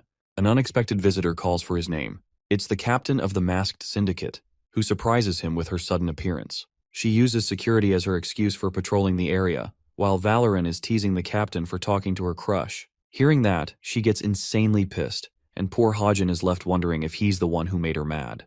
Regaining composure, the captain apologizes, explaining that she heard something strange in her earpiece. The funny thing is, Hajin apparently heard what Valoran said too, which is why he experienced double the shock. Suho catches Hajin talking to an unknown woman and asks about her. He introduces the captain as Xiao Feng, a personal acquaintance. Hajin extends his greetings by introducing his friends. The captain acts like she knows them thanks to their exceptional ranking. One other guest decides to chime in, and it's Junwoo. He's very much interested in knowing how Xiao Feng knows about the cadet. Additionally, he's interested in knowing about her guild association, which means this dude has probably caught on to her. We jump forward to the event finally starting. Both Suho and Yona are together, leaving Hajin with the other two. Xiao Feng doesn't answer his question and states that she is going to return to her assigned position. She quickly leaves, while Hajin is sweating bullets, hoping that this clown didn't figure out her identity just yet. We then see Rachel observing Hajin's table from the top. She also notices that he's wearing the same royal black coat she offered him, making her smile. The event takes off with Zelen introducing himself as the CEO of the company, highlighting his efforts to propel innovation. He talks about the source of power responsible for motivating the monsters in the first place. It's mana, and after receiving natural condensation, mana becomes a treasure withholding amazing power. From among such treasures, the white crystals of mana are extremely valuable. In the history of mankind, only 480 of them have been discovered. The only problem until now was identifying their usage. But now, Zealand has good news to share as he unveils the cloth from the artifact. Thanks to his corporation's exhaustive efforts, they've discovered the best way to use the white crystal. The big reveal is in the form of a white crystal resting in enclosed chambers, its purpose yet to be shown. The audience offers their applause in curiosity and amazement, while Hajin patiently waits. The vacuum cube chamber shares a connection to the Persian Empire and its rich history. While the announcement is going on, Rachel is sharply observing a bunch of shadowy figures who are suspiciously moving around. At first it seemed like these guys were security staff, but the princess is beginning to doubt that now. She knows something bad is about to happen, yet she can't act recklessly to confirm it herself. It's then she notices Hajin standing up and swiftly leaving without a reason. It doesn't make sense for him to go away when the event isn't even finished yet. This concentrates her chilling doubts on Hajin, who seems to always be caught in trouble and even has a mysterious vibe coming from him. It's hard for her to not see him as a suspicious figure. Rachel directs her guards to check in on suspicious activity taking place in the hall. Both of them dash away, leaving her unattended. Rachel plays around with her ring and activates Shadow Unfurl, allowing her to mask her presence. This allows her to freely move around unnoticed. Her primary concern is going after Hajin, knowing that something is definitely brewing behind the scenes. Both Zelen and Hajin considered something will happen in the Clancy Hall. An investigation regarding the Letton Corporation's internal documents has already been conducted. The item in Tay Clancy Hall is deemed a real artifact, and its essence is ancient earthenware. The thing is, no one knows why Zelen pulled out a risky move by putting the real artifact up for show instead of a replica. Hakbyo thinks that the man must be overconfident in his approach, and thinks that this will somehow influence the company's stock price. It seems like an okay idea in theory, considering the fact that the entrance portal of the Clancy Islet is properly monitored. The island was also created with the help of magic, which means artificial ports of fiends are also rendered useless in this domain. So in this situation, Hakbyo and his group used an aircraft to do their job, something no one would expect for fiends to do. Anyway, Hajin is walking his way to an unknown location with Rachel slowly trailing him behind. She's very cautious and wants to observe him from a distance. Thanks to her concealment skill, she catches brief glances of him as he's fiddling with the door leading to the rooftop. There's the fact that the doors won't open for security reasons. Hajin thinks for a moment and reveals a hammer, completely baffling Rachel with his approach. She wonders if this idiot is planning to knock the door down. The Clancy Islet strictly prohibits its visitors from carrying weapons, which is why a tool in this situation is the closest one could manage as a weapon. However, the idea of smashing a fortified magic door down with a hammer sounds ridiculous. This dude doesn't really care, and seriously swings the hammer full speed, obliterating the doors and leaving Rachel stunned to speak. She can't believe what the fuck just happened. This dude is just casually walking with Superman levels of strength. Suddenly she hears the clamoring coming from the hall. Destruction has begun as various fiends have begun their onslaught. They're massacring people in cold blood. Even Zealand is pinned as one of the fiends gets their hands on the white crystal. The fiend is suddenly attacked by a hero. By the end of his attack, the hero is pleasantly surprised that he dodged the attack and casted a multiplication ability, making this guy a really annoying opponent to deal with. Jin Shangchen introduces himself as an elite hero, but for some reason, the copies of the villain choose to scatter and run away. Shangchen calls him a coward and doesn't even want to know which one he should catch first. Observing the scene is the captain of the masked syndicate, waiting to make her move. The monsters are wreaking havoc in the event, leading Nayun to wonder what just happened. There are not just fiends, but also monsters for them to deal with. Junwoo worriedly comes rushing to her aid, though he's covered in blood. He tosses Suho a sword to fight with, since he couldn't bring his own. Junwoo knows it's necessary for him to fight after all. He snatched it off a fiend and wanted him to make it work. At the rooftop, Hajin is observing what's going on. Like the original novel, Nate ended up duplicating himself into 8 copies, and ran off with the white crystal. Now one hero is pursuing one of the copies, but that bastard doesn't have the crystal, so it's pointless. Valorin is also pursuing one of the copies, having disguised herself. But this Nade is also fake.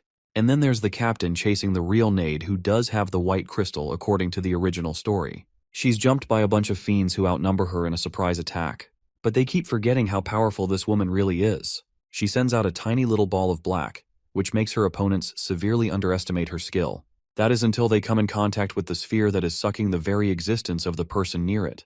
The man roars in pain as his body is expunged into the crushing weight of the black hole. The sphere pulls in the rest of the fiends as well, who all are swallowed by the attack. Even Nade is scared to find out the move she just used. A black whip swiftly catches him and impales his body, mercilessly holding him in place. Even though Hajin is the one who wrote about her abilities, he still thinks she has a deadly fighting style. Focusing on the original events, the white crystal will now end up in the hands of the masked syndicate. But then there's a shock. Turns out that in this timeline, this Nade was also a copy and doesn't have the real crystal on him. This immediately prompts the author to check on his laptop if the story has any planned changes. Still, there isn't any message about it, which means it shouldn't be a major or direct change. Rather, this change is caused by shifting the variables of the story. But there's the issue that Hajin is clueless on how to handle a situation he knows nothing about. That is until he remembers his stigma mark, his last hope in this situation. By casting magic power from the stigma and focusing on his eagle eye ability, Hajin could severely increase his perceptive powers. Using that, he's able to scan through walls and observe the surrounding areas with ease. The author has yet to find the white crystal and desperately searches for the person who has it. One vehicle catches his eye. The person inside has the cube vacuum, but something happens causing Hajin to jolt away. The author staggers as information is being flooded to his brain. He overexerted the use of his powers, but this is no time to rest as he jumps off to see the white crystal. Hajin lands near a motorbike and finds it convenient timing. He hops on and apologizes for stealing the bike. Hajin revs it up and rides away.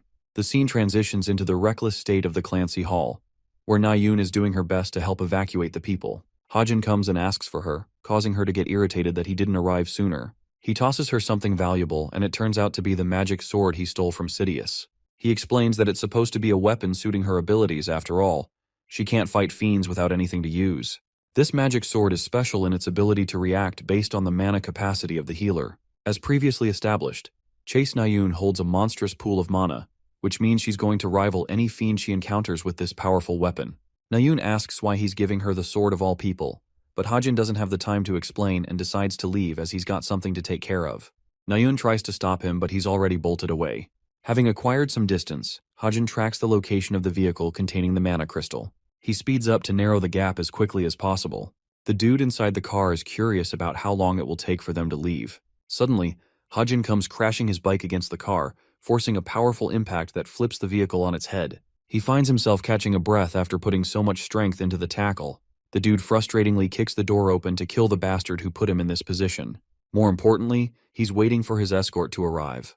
Hajin realizes that this guy always had backup on standby, which is why he was so confident just now. The escort is a cargo plane, but what they don't know is that the author is planning to spend the necessary story points to send it back. This greatly shocks the man holding the white crystal, since they're leaving him without any explanation. The aircraft simply zooms away, and now this dude doesn't have anyone to fend for his life, causing Hajin to draw near him. He pops a suggestion for them to have a small conversation. Suddenly, the author senses a sharp presence coming from another direction. Seconds after, an enormous blast descends from above, obliterating everything in its past. This dude is the same brute working for the masked syndicate, and he's already taken care of Rachel too. This appears to be the worst timing for this guy to show up. The author's advantageous situation has just flipped. He experiences an even greater shock when he sees Rachel's unconscious body by his side. Preparing to fight, he readies his ether magic. Hajin wasn't expecting things to get this complicated. Jong-young sees what he's trying to pull off and recommends that he doesn't engage in a fight unless he's looking to get hurt. But the author isn't ready to back down and aims his gun at the briefcase containing the white crystal, threatening his opponent. Jong-yun realizes that Hajin's concern is regarding the princess, and states that he only brought her along because he figured she was also tracking down the crystal. He doesn't get why she's important to this guy, but he does have a bone-chilling dilemma for the cadet. He asks Hajin if he's so confident about pulling the trigger before he rips Rachel's head off of her shoulders. The author refuses to back down and prepares to pull the trigger, reminding the villain that if he doesn't stop here, he'll just destroy the very thing they're after. Impressed by the boy's tenacity, Jong-young decides to concede and tosses Rachel's body to the ground. Now she's left in the middle of the battlefield, prompting the man to demand for the mana crystal now. Hajin swiftly throws the briefcase and the guy catches it without any trouble. The thing is, the author wasn't really going after the crystal as he knew it was going to be out of reach for him. At best, he could use it as a bargaining chip to save someone's life, which in this situation happened to be the princess of the royal family. He wants to ask her a bunch of questions, when suddenly, Jong-young reveals a sinister smile and attempts to catch the boy off guard with a fierce and sudden strike. Hajin's "oh shit what the fuck" face is all you need to know about his reaction, especially with a fist blitzing at him full speed. The powerful attack unleashes a shockwave, impressively implying Jong-young's raw strength. The smoke clears with the villain standing impressed by what he sees. His fist was stopped just moments away from the boy's face. Hajin didn't even hesitate or fear the upcoming attack. It's at this moment that Jong-young recognizes the boy's fighting spirit. He was just testing the kid, and is now convinced that he's someone talented. Calling his performance commendable, Jong-young walks away from the author, who finally releases a sigh of relief after he's gone. The situation was so tense that it makes Hajin collapse on his knees. It was the very definition of facing a near-death encounter. Right as he was busy in his thoughts, a fist was checked in his face just inches away from impact. There was nothing in his arsenal that could have saved him from the brutal attack. If he had even made the slightest mistake, his head was as good as gone. Well, Rachel is moving, which means she's awoken from her state. She doesn't get what happened as things happened too fast. Hajin tells her that the villain already left, so there's nothing to worry about. She doesn't understand what he's talking about, so he explains how they've acquired the white crystal. Curiously, the author inquires if she was also hunting for the crystal. Expressing the truth, she reveals that she was just trailing him. Extending her hand, Rachel shows him a bullet that she stumbled upon during the finals. Hajin realizes that it must have been when he used the sniper rifle. He tries to reach for it, but she quickly snaps it away, placing it back in her pocket. Rachel was worried for him, which is what made her trail Hajin, but unfortunately she got overpowered by the enemy and lost. Sensing the opportune moment, the princess inquires why he decided to help him out back during the finals. It wasn't just the midterms, but also the finals, which makes her wonder why he's going out of his way to help her out. Rachel thinks he's intently keeping an eye on her. It's a tough situation to answer, so Hajin slowly confesses an excuse. Bro says he's her biggest fan, which comes out weird. He blooms in his confidence and talks about how he signed up for her fan club online too. Deep down, the author wonders if he overdid it. After all, He can't just tell her the truth. Rachel happens to be one of the characters who is prone to face adversity from dangerous situations. In the off chance that she dies or gets seriously injured, the story would plunge to the point of no return. Finding herself worked up, Rachel strings together her words of confusion, asking if he actually likes her then. Once again, our boy is sweating bullets. He's got that troublemaker riz. Anyway, let's revisit the state of the Clancy islet, which is a mess. Yonha's annoyed that her hair got burnt while Nayun hurriedly asks if he saw what happened just now. The chick is confused and really doesn't get what Nayun is talking about. She talks about how Junwoo was single-handedly annihilating the monsters with his monstrous fists, without even using a weapon. Then there was the swordmaster Kim Suho with the ability to cut through anything, becoming an unstoppable force. Finally, there was Nayun, now wielding a magic sword so powerful that it practically vaporizes any monster with a single swing. She's really excited about her new weapon. Nayun points to Hajin's mysterious takeoff on a bike. Yona mentions seeing him for a second before he disappeared. Nayun doesn't know where he went, but she's got her eyes set on that bike, and I can't blame her because I do too. Anyway, Blue Boy Suho anxiously announces about Rachel's missing state. Her useless agents are conducting a search while Nayun fails to understand where she went. After all, she was just here prior to the attack. Yona faces a sudden realization that the fiends must have made her a target too. It could become a hostage situation to use the British government, bribing them to possibly surrender the Clancy islet. Like always, Yonha is mad and pissed when suddenly people see the sight of the damsel in distress and her nervous experience on the bike. She backs by herself, relieving Yonha until they realize that it's the same bike Hajin used to escape. The guildmaster's daughter assesses the situation. With everyone distracted, Hajin ran off in a rush, and Rachel is the one who came back. It only implies one thing only, causing her to overestimate Kim Hajin's incredible ability to defeat every fiend on his own. She's stumped to even believe that. She could always picture him strong, but now he seems out of reach for the cadet level. At the double-star premium hotel, Nayun seems to be waiting for someone. Hajin comes to meet her, surprising that there aren't any other club members around. Turns out they all left to eat since he came so late. She wants to treat him and expresses hurry to leave. Hajin doesn't get why she's being so generous, and he really can't place what's going on. With every step Nayun takes, her feelings grow stronger. She stops and decides to confront Hajin, facing him directly. But her confession isn't a lover's confession or anything. Nayun embarrassingly asks if they're friends, and I have to remind you guys that this is quite significant considering her backstory. Instead of, accepting her words and simply saying yes, Hajin strongly declines with a serious look on his face. This causes her to get annoyed, so she turns away claiming that it was just an unserious comment. She paces ahead, hoping he forgets her words soon. Now here's the thing. Hajin likes her, but he can't be friends with her knowing the dark path he has to take in the future. This guy will become responsible for taking away the life of the one person she treasures the most, so he can't hurt her feelings by deepening their relationship. He lets out a silent confession that they were never supposed to become friends. The following day, our boy returns to the dorms, and Evangel is so excited to meet him. He brought her a yummy chicken meal, which is all the girl needed to excitedly run away. The author is starting to really appreciate her presence. Now with no distractions, it's time to get back to work before vacation starts. The first thing is syncing his smartwatch with the laptop. He always found it troublesome to hop over to the computer for unexpected story changes, but he's willing to make the feature purchase now. By the way, Jonghyung's fist didn't just stop because he wanted to. It was also paired with the author's insane luck stat, which intervened at the last second, preventing his death. Having gained story points from that, he's willing to spend nearly 200 for his smartwatch. And now, the syncing is completed. He can access every single feature with this thing, which makes him wonder why he delayed the purchase for so long. With that issue resolved, it's time to call his agent Soo-hyuk. Hajin asks his agent if he's got what he ordered. Turns out the dude ordered a bike. Soo-hyuk explains that the minimum purchase is going to cost him at least 150 million won, which is a lot. Hajin is prepared to go one step further by maxing out his budget range, causing Soo-hyuk to remind him about the ridiculous price. The author proceeds with the purchase, after all. This is the same guy who scored 2 billion won at the damn casino, so this is chump change to him. Also, the story is soon about to reach the part where the Packhorse Masters Guild will raid the Devil's Lair dungeon. Consequently, it will improve their stocks exponentially, and all of Hajin's investments just now will be worth it. Realizing that he's about to be filthy rich, the dude chuckles like a villain. The vacation eventually comes to an end, and we see Hajin observing the excited people nearby. Speaking of social media, it's been a while since he checked the main character's posts. He used to check daily to see if there was something noteworthy. Fast forward to this dude seeing Jonghyuk's thirst trap with an edgy caption. Same dude just keeps annoyingly posting like he's making money on Instagram. Hajin is a little disgusted by him. When it comes to Suho and Yonha, They keep a rare social activity. As for Rachel, you can just imagine that her account is run by the royal palace. Finally, it leaves Nayun, who has yet to upload anything at all since the events of the casino. The author understands that his words may have stung her, but it's nothing she can't get over. Joining class, Hajin is glad that things are progressing smoothly.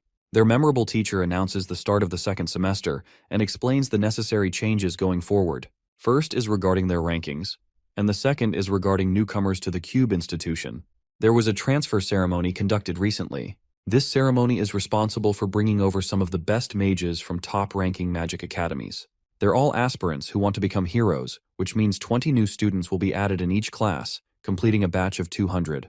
The author has already taken the extra step of memorizing their identities for now. The instructor announces their arrival. The students applaud and respect as the mages take space inside the class. Surprisingly, one of them is someone that Hajin fails to identify, which makes him question if he's seen this person before. When the newcomer exposes her face, it turns out to be Tomer. Her appearance may seem different, but the author is convinced that it's her. The bigger question is why she's here. The system suddenly offers him a notification about the story change. The co-author has conveniently decided to add her to the lineup of main characters, so her role seems more prominent. That part worries Hajin because now he has to deal with even more annoying changes in the story. From Tomer's evil smile, we can predict that something evil is brewing behind the scenes. Going back to Hajin's space, he's got a brand new dorm setup thanks to his promotion to the second semester. Rachel is beaming with joy as it is spacious as hell. Apparently he got this privilege with his upgraded ranking as the 334th student at the institution. This guy jumped over 600 ranks and now sits in the bracket of middle-tier cadets. He thinks it's good enough as Evangel can jump around freely with the new space.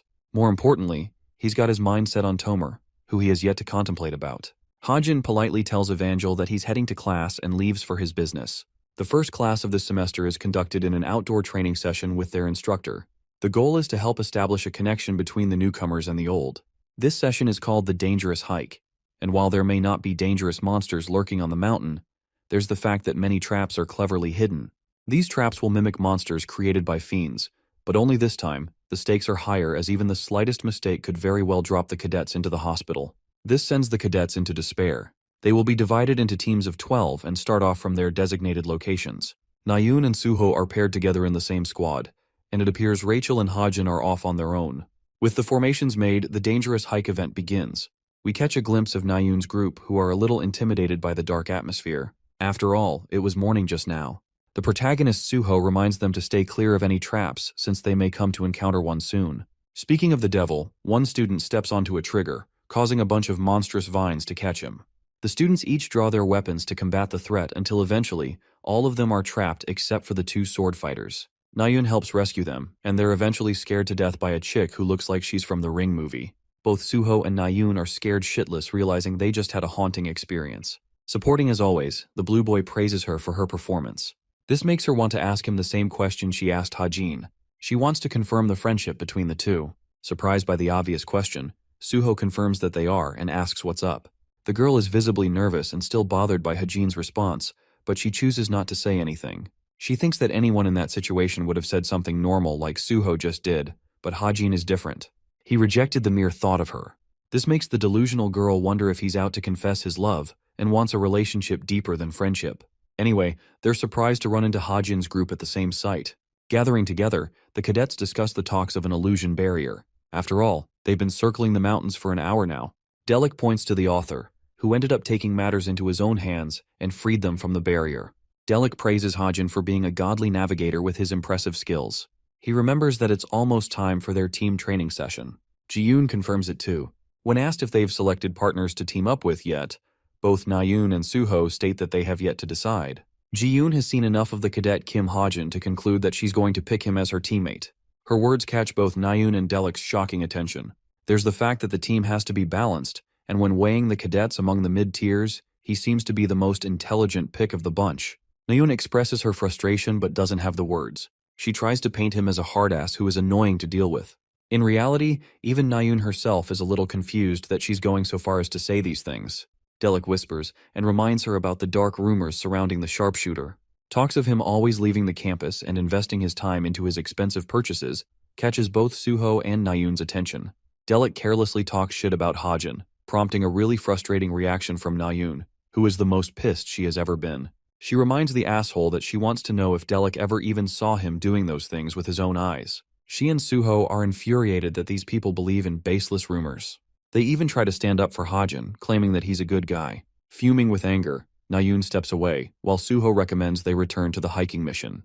The scene transitions to Yeonha, who has just finished masking her voice. Considering her first meeting, she doesn't want to make the slightest mistake with these guys. The Falling Blossoms Intelligence Guild, a newly developed group of agents that are directly under her control. Yeonha wears a cloaked outfit and addresses her team. She thinks it's going smoothly so far. She's already divided the Falling Blossom Guild into 3 departments. The first team will actively gather information from different guilds. These are known as the spies. Their priority is to uncover the plans from guilds like the Holy Grace of God and the Desolate Moon. Let's talk about the second team, which will be responsible for searching exclusively strong monsters or dungeons. This team will be referred to as the Scouts. Then comes the third and final team. This group will operate from the shadows, away from the public eye. They will take care of any unusual activities, even things as brutal as murder. They're called the Shadows and they play a more passive role. Addressing Team 3, she tasks them with 5 people to conduct a research on. Their only condition is to ensure they are never noticed, and that they don't cause any harm to the people involved. The interesting thing about this test is that 4 of these copies are actually fakes. She's interested in seeing how these guys are going to react. She's looking forward to their findings. Among the 5 people she mentioned, the only real person is Kim Hajin, her object of interest. The alarm has finished beeping, and morning has come around sooner than Hajin expected. He's surprised to find the cute little Evangel resting on his bed, realizing that she's dead asleep. He pats her before hearing a cat's meow coming from outside. The author mentions how phantoms are easy to cast when it comes to witch magic. But the special thing about this phantom cat is that it's actually a real cat Evangel materialized with her powers. She seems like a cute visitor for the time being and might help him later. He decides to head outside for some breakfast, and finds himself surprised to run into Yeonha, who is curious to know where he's going. The dude tells her he's off to get some food. They walk together as Yeonha brings up how his ranking shot up by a lot. At the same time, he admits that it won't improve beyond this level, which makes her wonder if he's thought about his future. Hajin states that he isn't worried at all since they have a lot of time. But to Yeonha, time is of the essence as she reminds him of the probation period kickstarting in the 3rd year. In typical fashion, she invites him directly to the Straits of Essence Guild, the same guild that she is destined to lead in the future. It would be pretty easy for him to ride the wave and become successful. But shockingly, he tells her that he is interested in the Forsaken Plains Guild instead. Still, he's unsure if they'll ever accept him, but he likes their mercenary style. In an effort to persuade him, Yeonha claims that maybe she can help him change his mind if only she can find him something that he's desperately looking for. The author is a little creeped out by her words and asks what kind of information he would be looking for. Yeonha swiftly dodges the question like a cat, and also reminds him that she made sure to discipline the heck out of Gina who messed with him. Going back to the classroom, we see the author silently observing the protagonist Suho, who is soon to raid the dungeon. In the original story, after returning from the vacation break and climbing the Geomac mountain by himself, he stumbles upon a hidden dungeon. Raiding a dungeon on one's own seems like an impossible task. But Kim Suho challenges this idea as the main character of the story and becomes responsible for slaying the dungeon's boss. There he receives an important weapon and a buff. With the butterfly sapling's power, that weapon helps him climb to greater heights. The only problem being, the Hajin's the one who has the powder with him, so that weapon won't be getting boosted anytime soon. That's why, in this timeline, Kim Hajin wants to accompany Suho on his journey while tackling the dungeon, because this version of the story does not favor the protagonist as much as the original did. Also, this greedy bastard is also in it for himself, believing that he'll probably strike gold too. By the evening and in his dorm, the author reflects on his strategy to handle Tomer. There's the cute Evangel resting on his lap, while he thinks of ways to come up with a solid plan before entering the dungeon raid with Suho. Tomer isn't exactly on good terms with the fiends, so if her father can be located, it's actually possible to convert her into an ally. After all, this dangerous mage has only one objective in sight, and that is to locate her father and end his life. Still, it's not like this guy knows about her father's location either, making things difficult. Interestingly, not even the Tome of Truth could help him in this situation. With the detective Jin Hyuk only limited to researching in Korea, it's hard to task that guy too. This leaves only one prospect. The only person in Kim Chundong's life according to the data system. The kid is called Kim Hoseop, and Hajin wastes no time getting in touch with him. Hoseop seems to be working his ass off in an intelligence-gathering agency, which is why Hajin wants this guy to find someone for him. Hoseop is a little worried his boss will catch him, but he accepts the job anyway. Hajin also wonders if their school bully still bullies Hoseop, since he's speaking like a zombie. He offers Hoseop a way out if he ever decides to quit his job. Hajin recommends that he join the Falling Blossoms Guild under Yeonha's command. With that, their call ends with Hajin believing that he's strengthened Yeonha's agency even more. It's time for the solo dungeon raid by Kim Suho, who is busy meticulously practicing with his sword and perfecting his slashes. Hajin comes out and talks to him, which makes the hero wonder if he's also training at the late hour. The author thinks that Suho might be overexerting himself by training this hard so early into the new semester. He cleverly asks if Suho is training for a dungeon mission or something. Initially, Blue Boy plays it safe until Hajin straight up name drops the Geomac Mountain dungeon, claiming to know about the same dungeon he's after. The protagonist is shaken and questions how he was able to figure it out. Hajin acts like he saw him when he found the dungeon. Pointing to his brilliant eyes, Hajin emphasizes that he's good at what they can do. He lays out a proposition for Suho, wanting to join him for the dungeon mission together, even willing to split the rewards in a 90-10 ratio. Hajin is fine with tagging along and letting Suho do what he wants.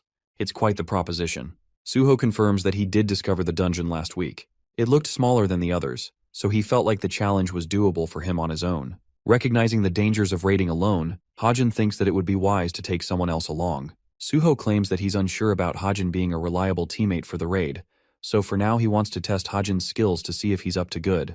Yeah, you can tell the author wasn't expecting his own main character to challenge him out of the blue. The only way Hajin remotely has a chance against Suho is if he's handicapped in some way.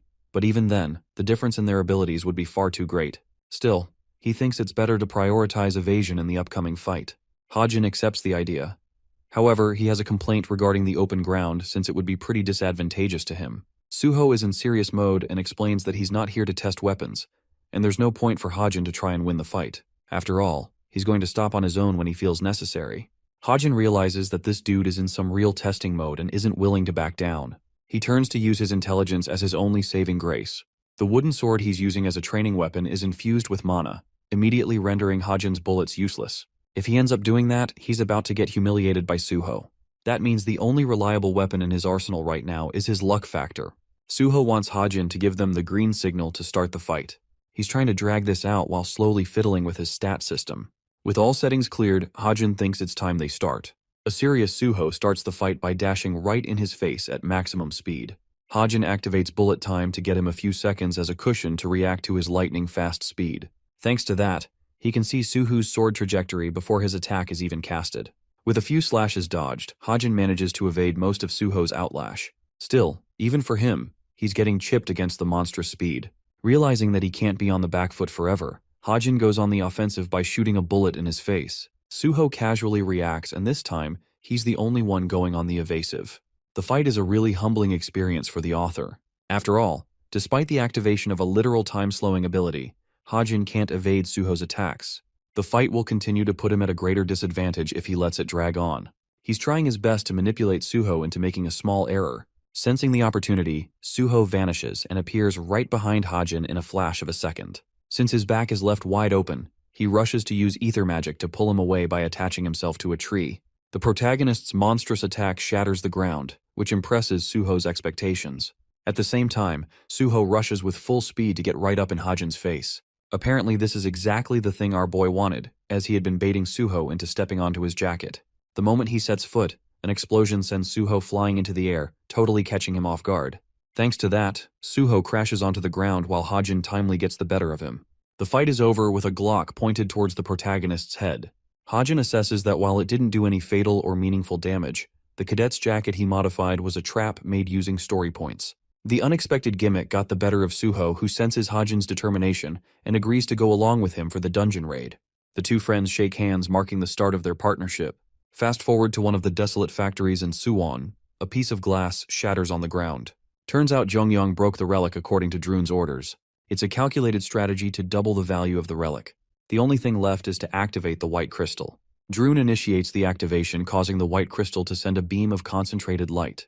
The light rearranges the material and reforms it into a weapon in the form of magic swords. These are copies of the original made from just mere fragments. Droon thinks they don't have to look for anything else, as the result of this test proves the creation of fake weapons that are stronger than low-grade relics. With one fragment, they could make 30 swords. As for the total amount, Droon estimates 600 swords to be made.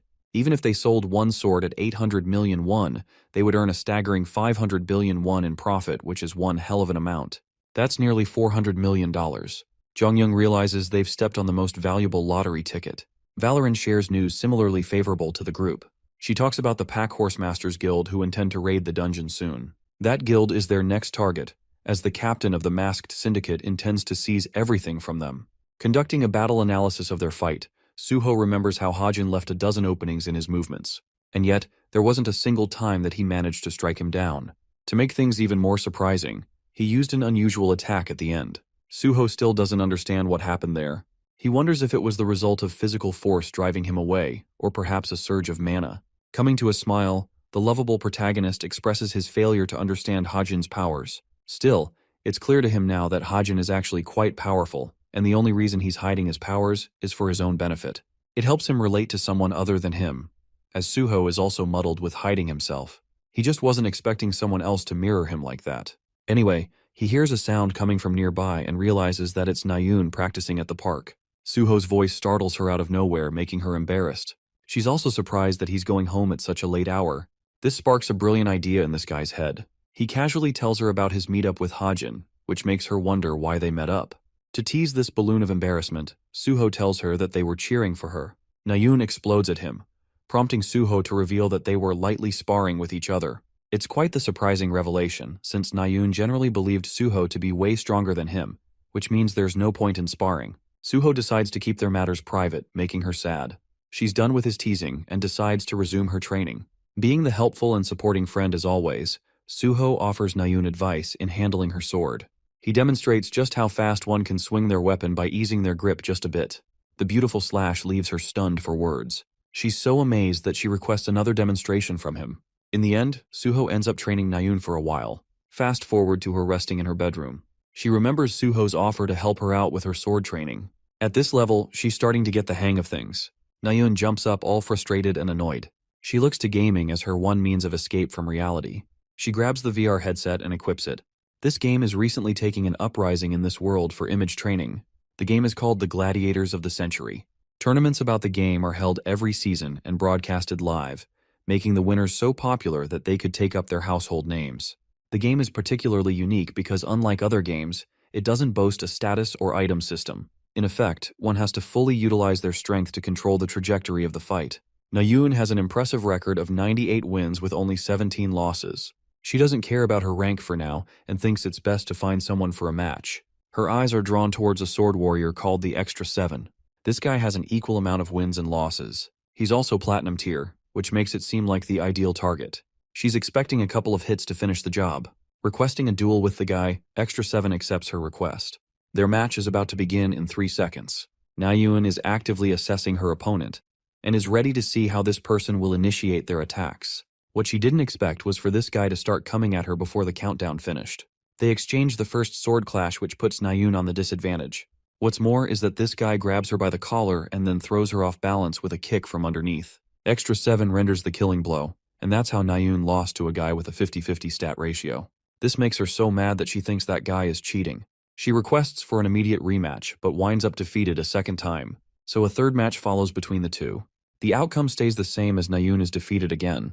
One more round would change things, right? No, the stickman Nayun is killed again. She's seriously annoyed at having to accept her helpless state, while her opponent stares her down.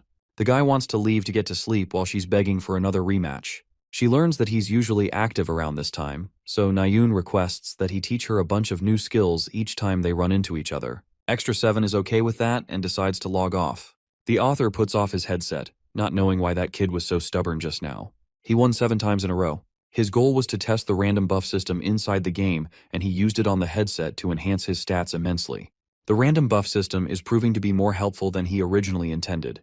The investment was costly, but it strengthens the properties of any equipment, which takes his console experience to another level. This makes it feel like his senses have been sharpened, and as a consequence, boosted. It's a little underwhelming that the maximum boost is only 44%, but Hajin thinks it could soar higher with the luck effect.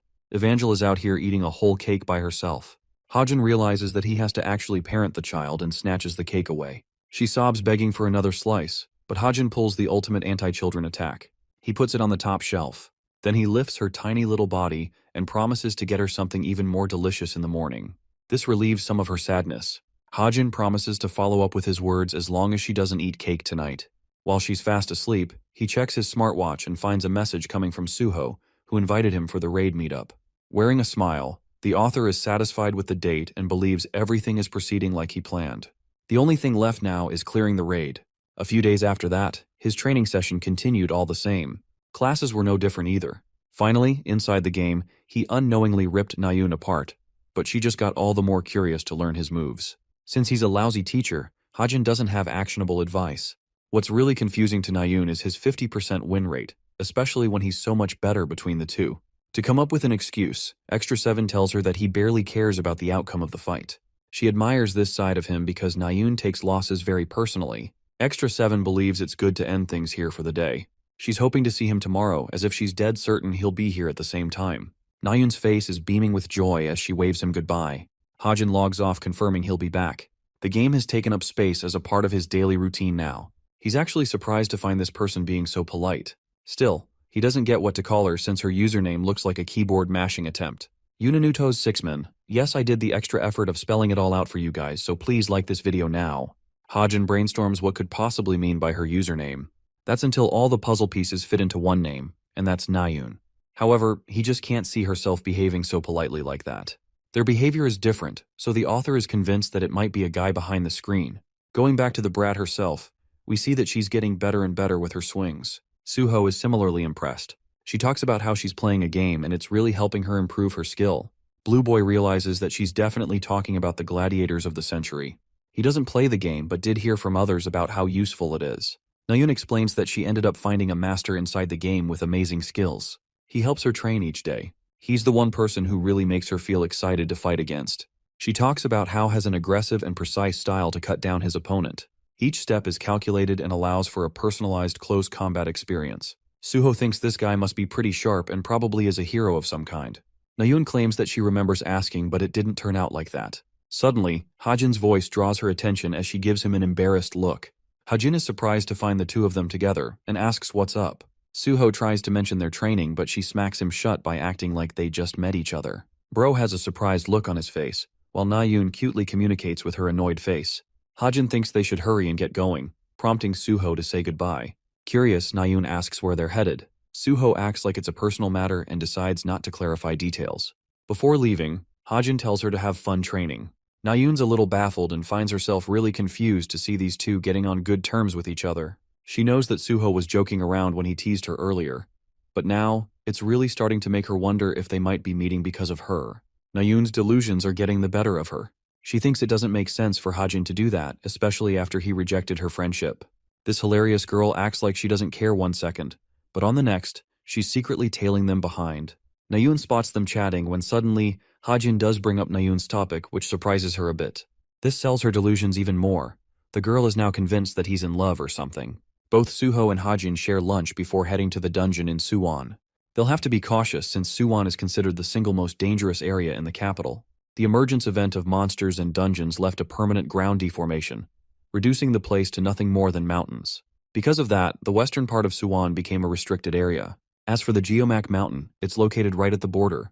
The author internalizes that he created many hidden pieces in the world yet to be discovered. For some of these pieces, he can't obtain with his one strength, but that would also create the risk of leaving them in the hands of the antagonists of the story. If he goes to the dungeon with a hero like Suho, Hajin is confident that he might be able to obtain one of the hidden pieces by himself. The mere thought of it attracts Suho's attention as they're finishing up their meal. Suho didn't bring any cash with him, so he's the one who's going to take care of equipment and preparation. Suddenly, one person enters the restaurant with a completely covered look. Their outfit puts Hajin at unease. The person physically shakes seeing him and hurries away to make their request. Seeing their state, Hajin realizes what's going on. This evil punk probably figured it out using his observation ability. Dude boldly calls out Yana based on her purple hair. He tries to be as loud as possible to attract her attention. Of course, Hajin knows that this has to be her, since she usually can't eat normal food without attracting attention. He requests her to come and share a meal with them, making her condition even worse. Being thoroughly humiliated like this, she takes her order and bolts off without even paying. Hajin decides to cover for the girl's bill and mentions how Yonha did her best not to show her face for 3 whole days. It's time for Friday and the day of the dungeon raid. Suho's all ready and leads the way. Deep in the mountains, they both make their way having walked many miles. The Geomac Mountain is a dangerous location since it's right next to the restricted area. Hajin wants to stay sharp for their surroundings until they arrive. Suho marks the location and shows the entrance to the dungeon. Hajin thinks it's reasonable to assume why it's hard to find because of the small entrance. Knowing that the opening is narrow, Suho reminds him that they'll have little chance of running back out. It's dangerous, and he wants his teammate to prepare for the consequences. But Hajin is as best prepared as always. He whips out his baby, the Golden Deagle, claiming that it packs quite the punch. Just to be safe, he invested some points to make light bullets. While they won't be extremely effective against the high-tier boss monster, the author thinks Suho will be more than capable of handling everything else. As they're about to head inside, Hajin extends his hand for Suho to hold. It draws a confused look from the guy because he doesn't get what he is doing. Hajin explains that the pathway inside is dark, so it will be tough to navigate otherwise. A flashlight is just going to draw attention from monsters. Suho loves the idea as the two clasp each other's hands, and yes, I can't believe I said that. Suho mentions how the cave unusually has a narrow entrance for how wide it is inside. It's also way too cold here. Suddenly, Hajin senses something and recommends they wait a moment. To his utter shock, there's a second opening to the dungeon. Something not even he knows about. There's just no way. Activating his perceptive eyes, Hajin scans the other entrance and discovers a bunch of intruders approaching. Hearing their every step, he knows they're drawing closer and closer from the other side. The scanning ability has revealed two men from the other side. Suho doesn't get what's bothering him, but he tells him to be quiet.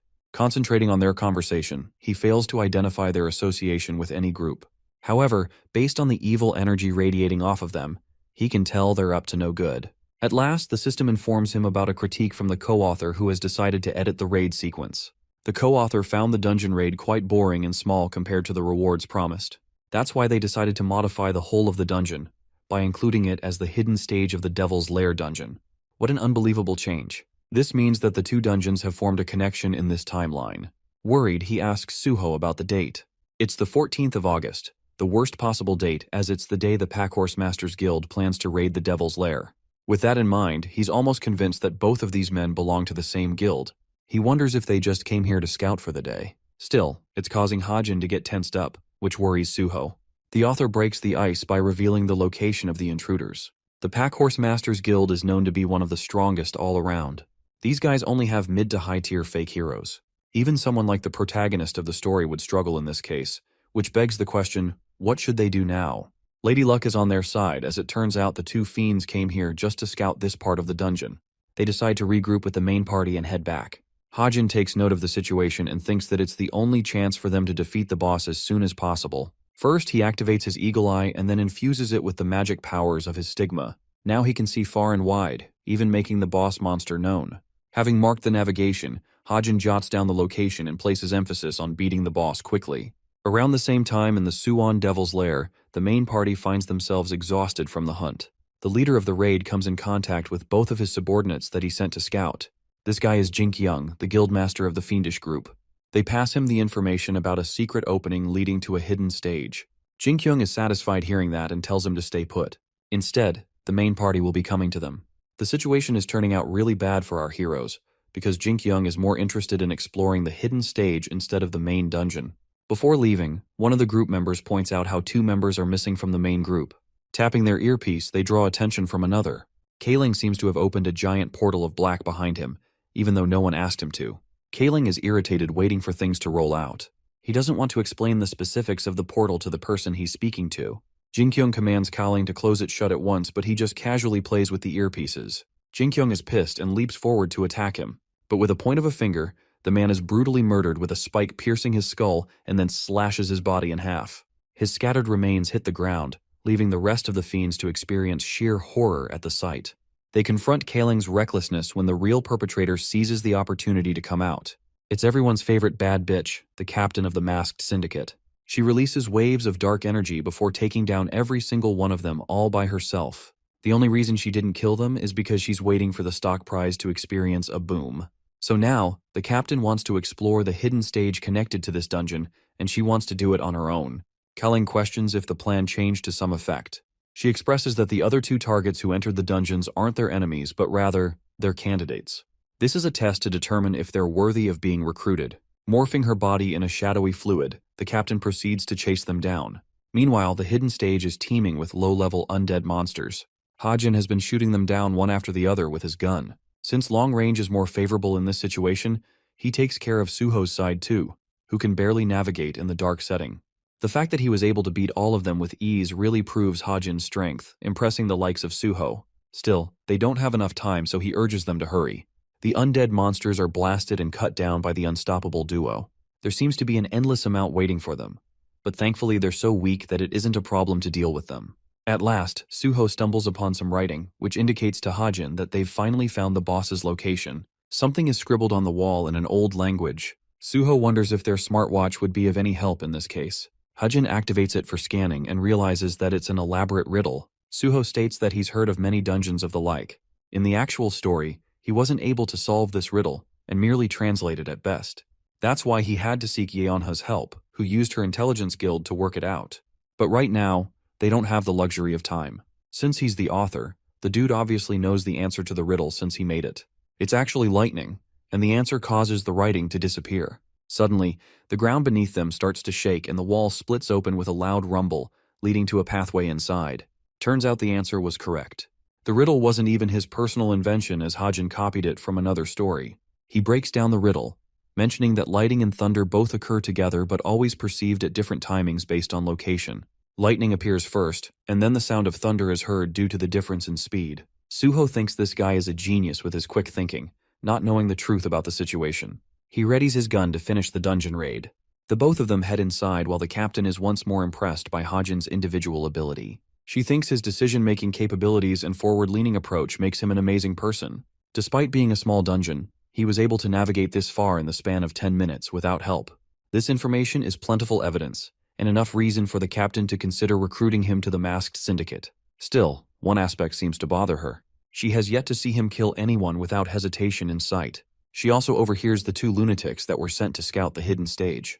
The captain realizes that Hajin isn't aware of these guys being fiends themselves, so she thinks they'll be perfect as her test subjects.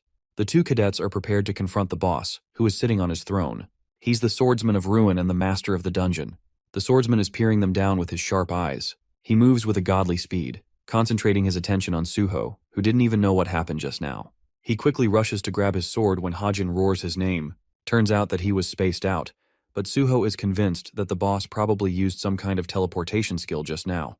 But then he realizes that the sheer energy coming from the swordsman of ruin is enough to destroy his composure.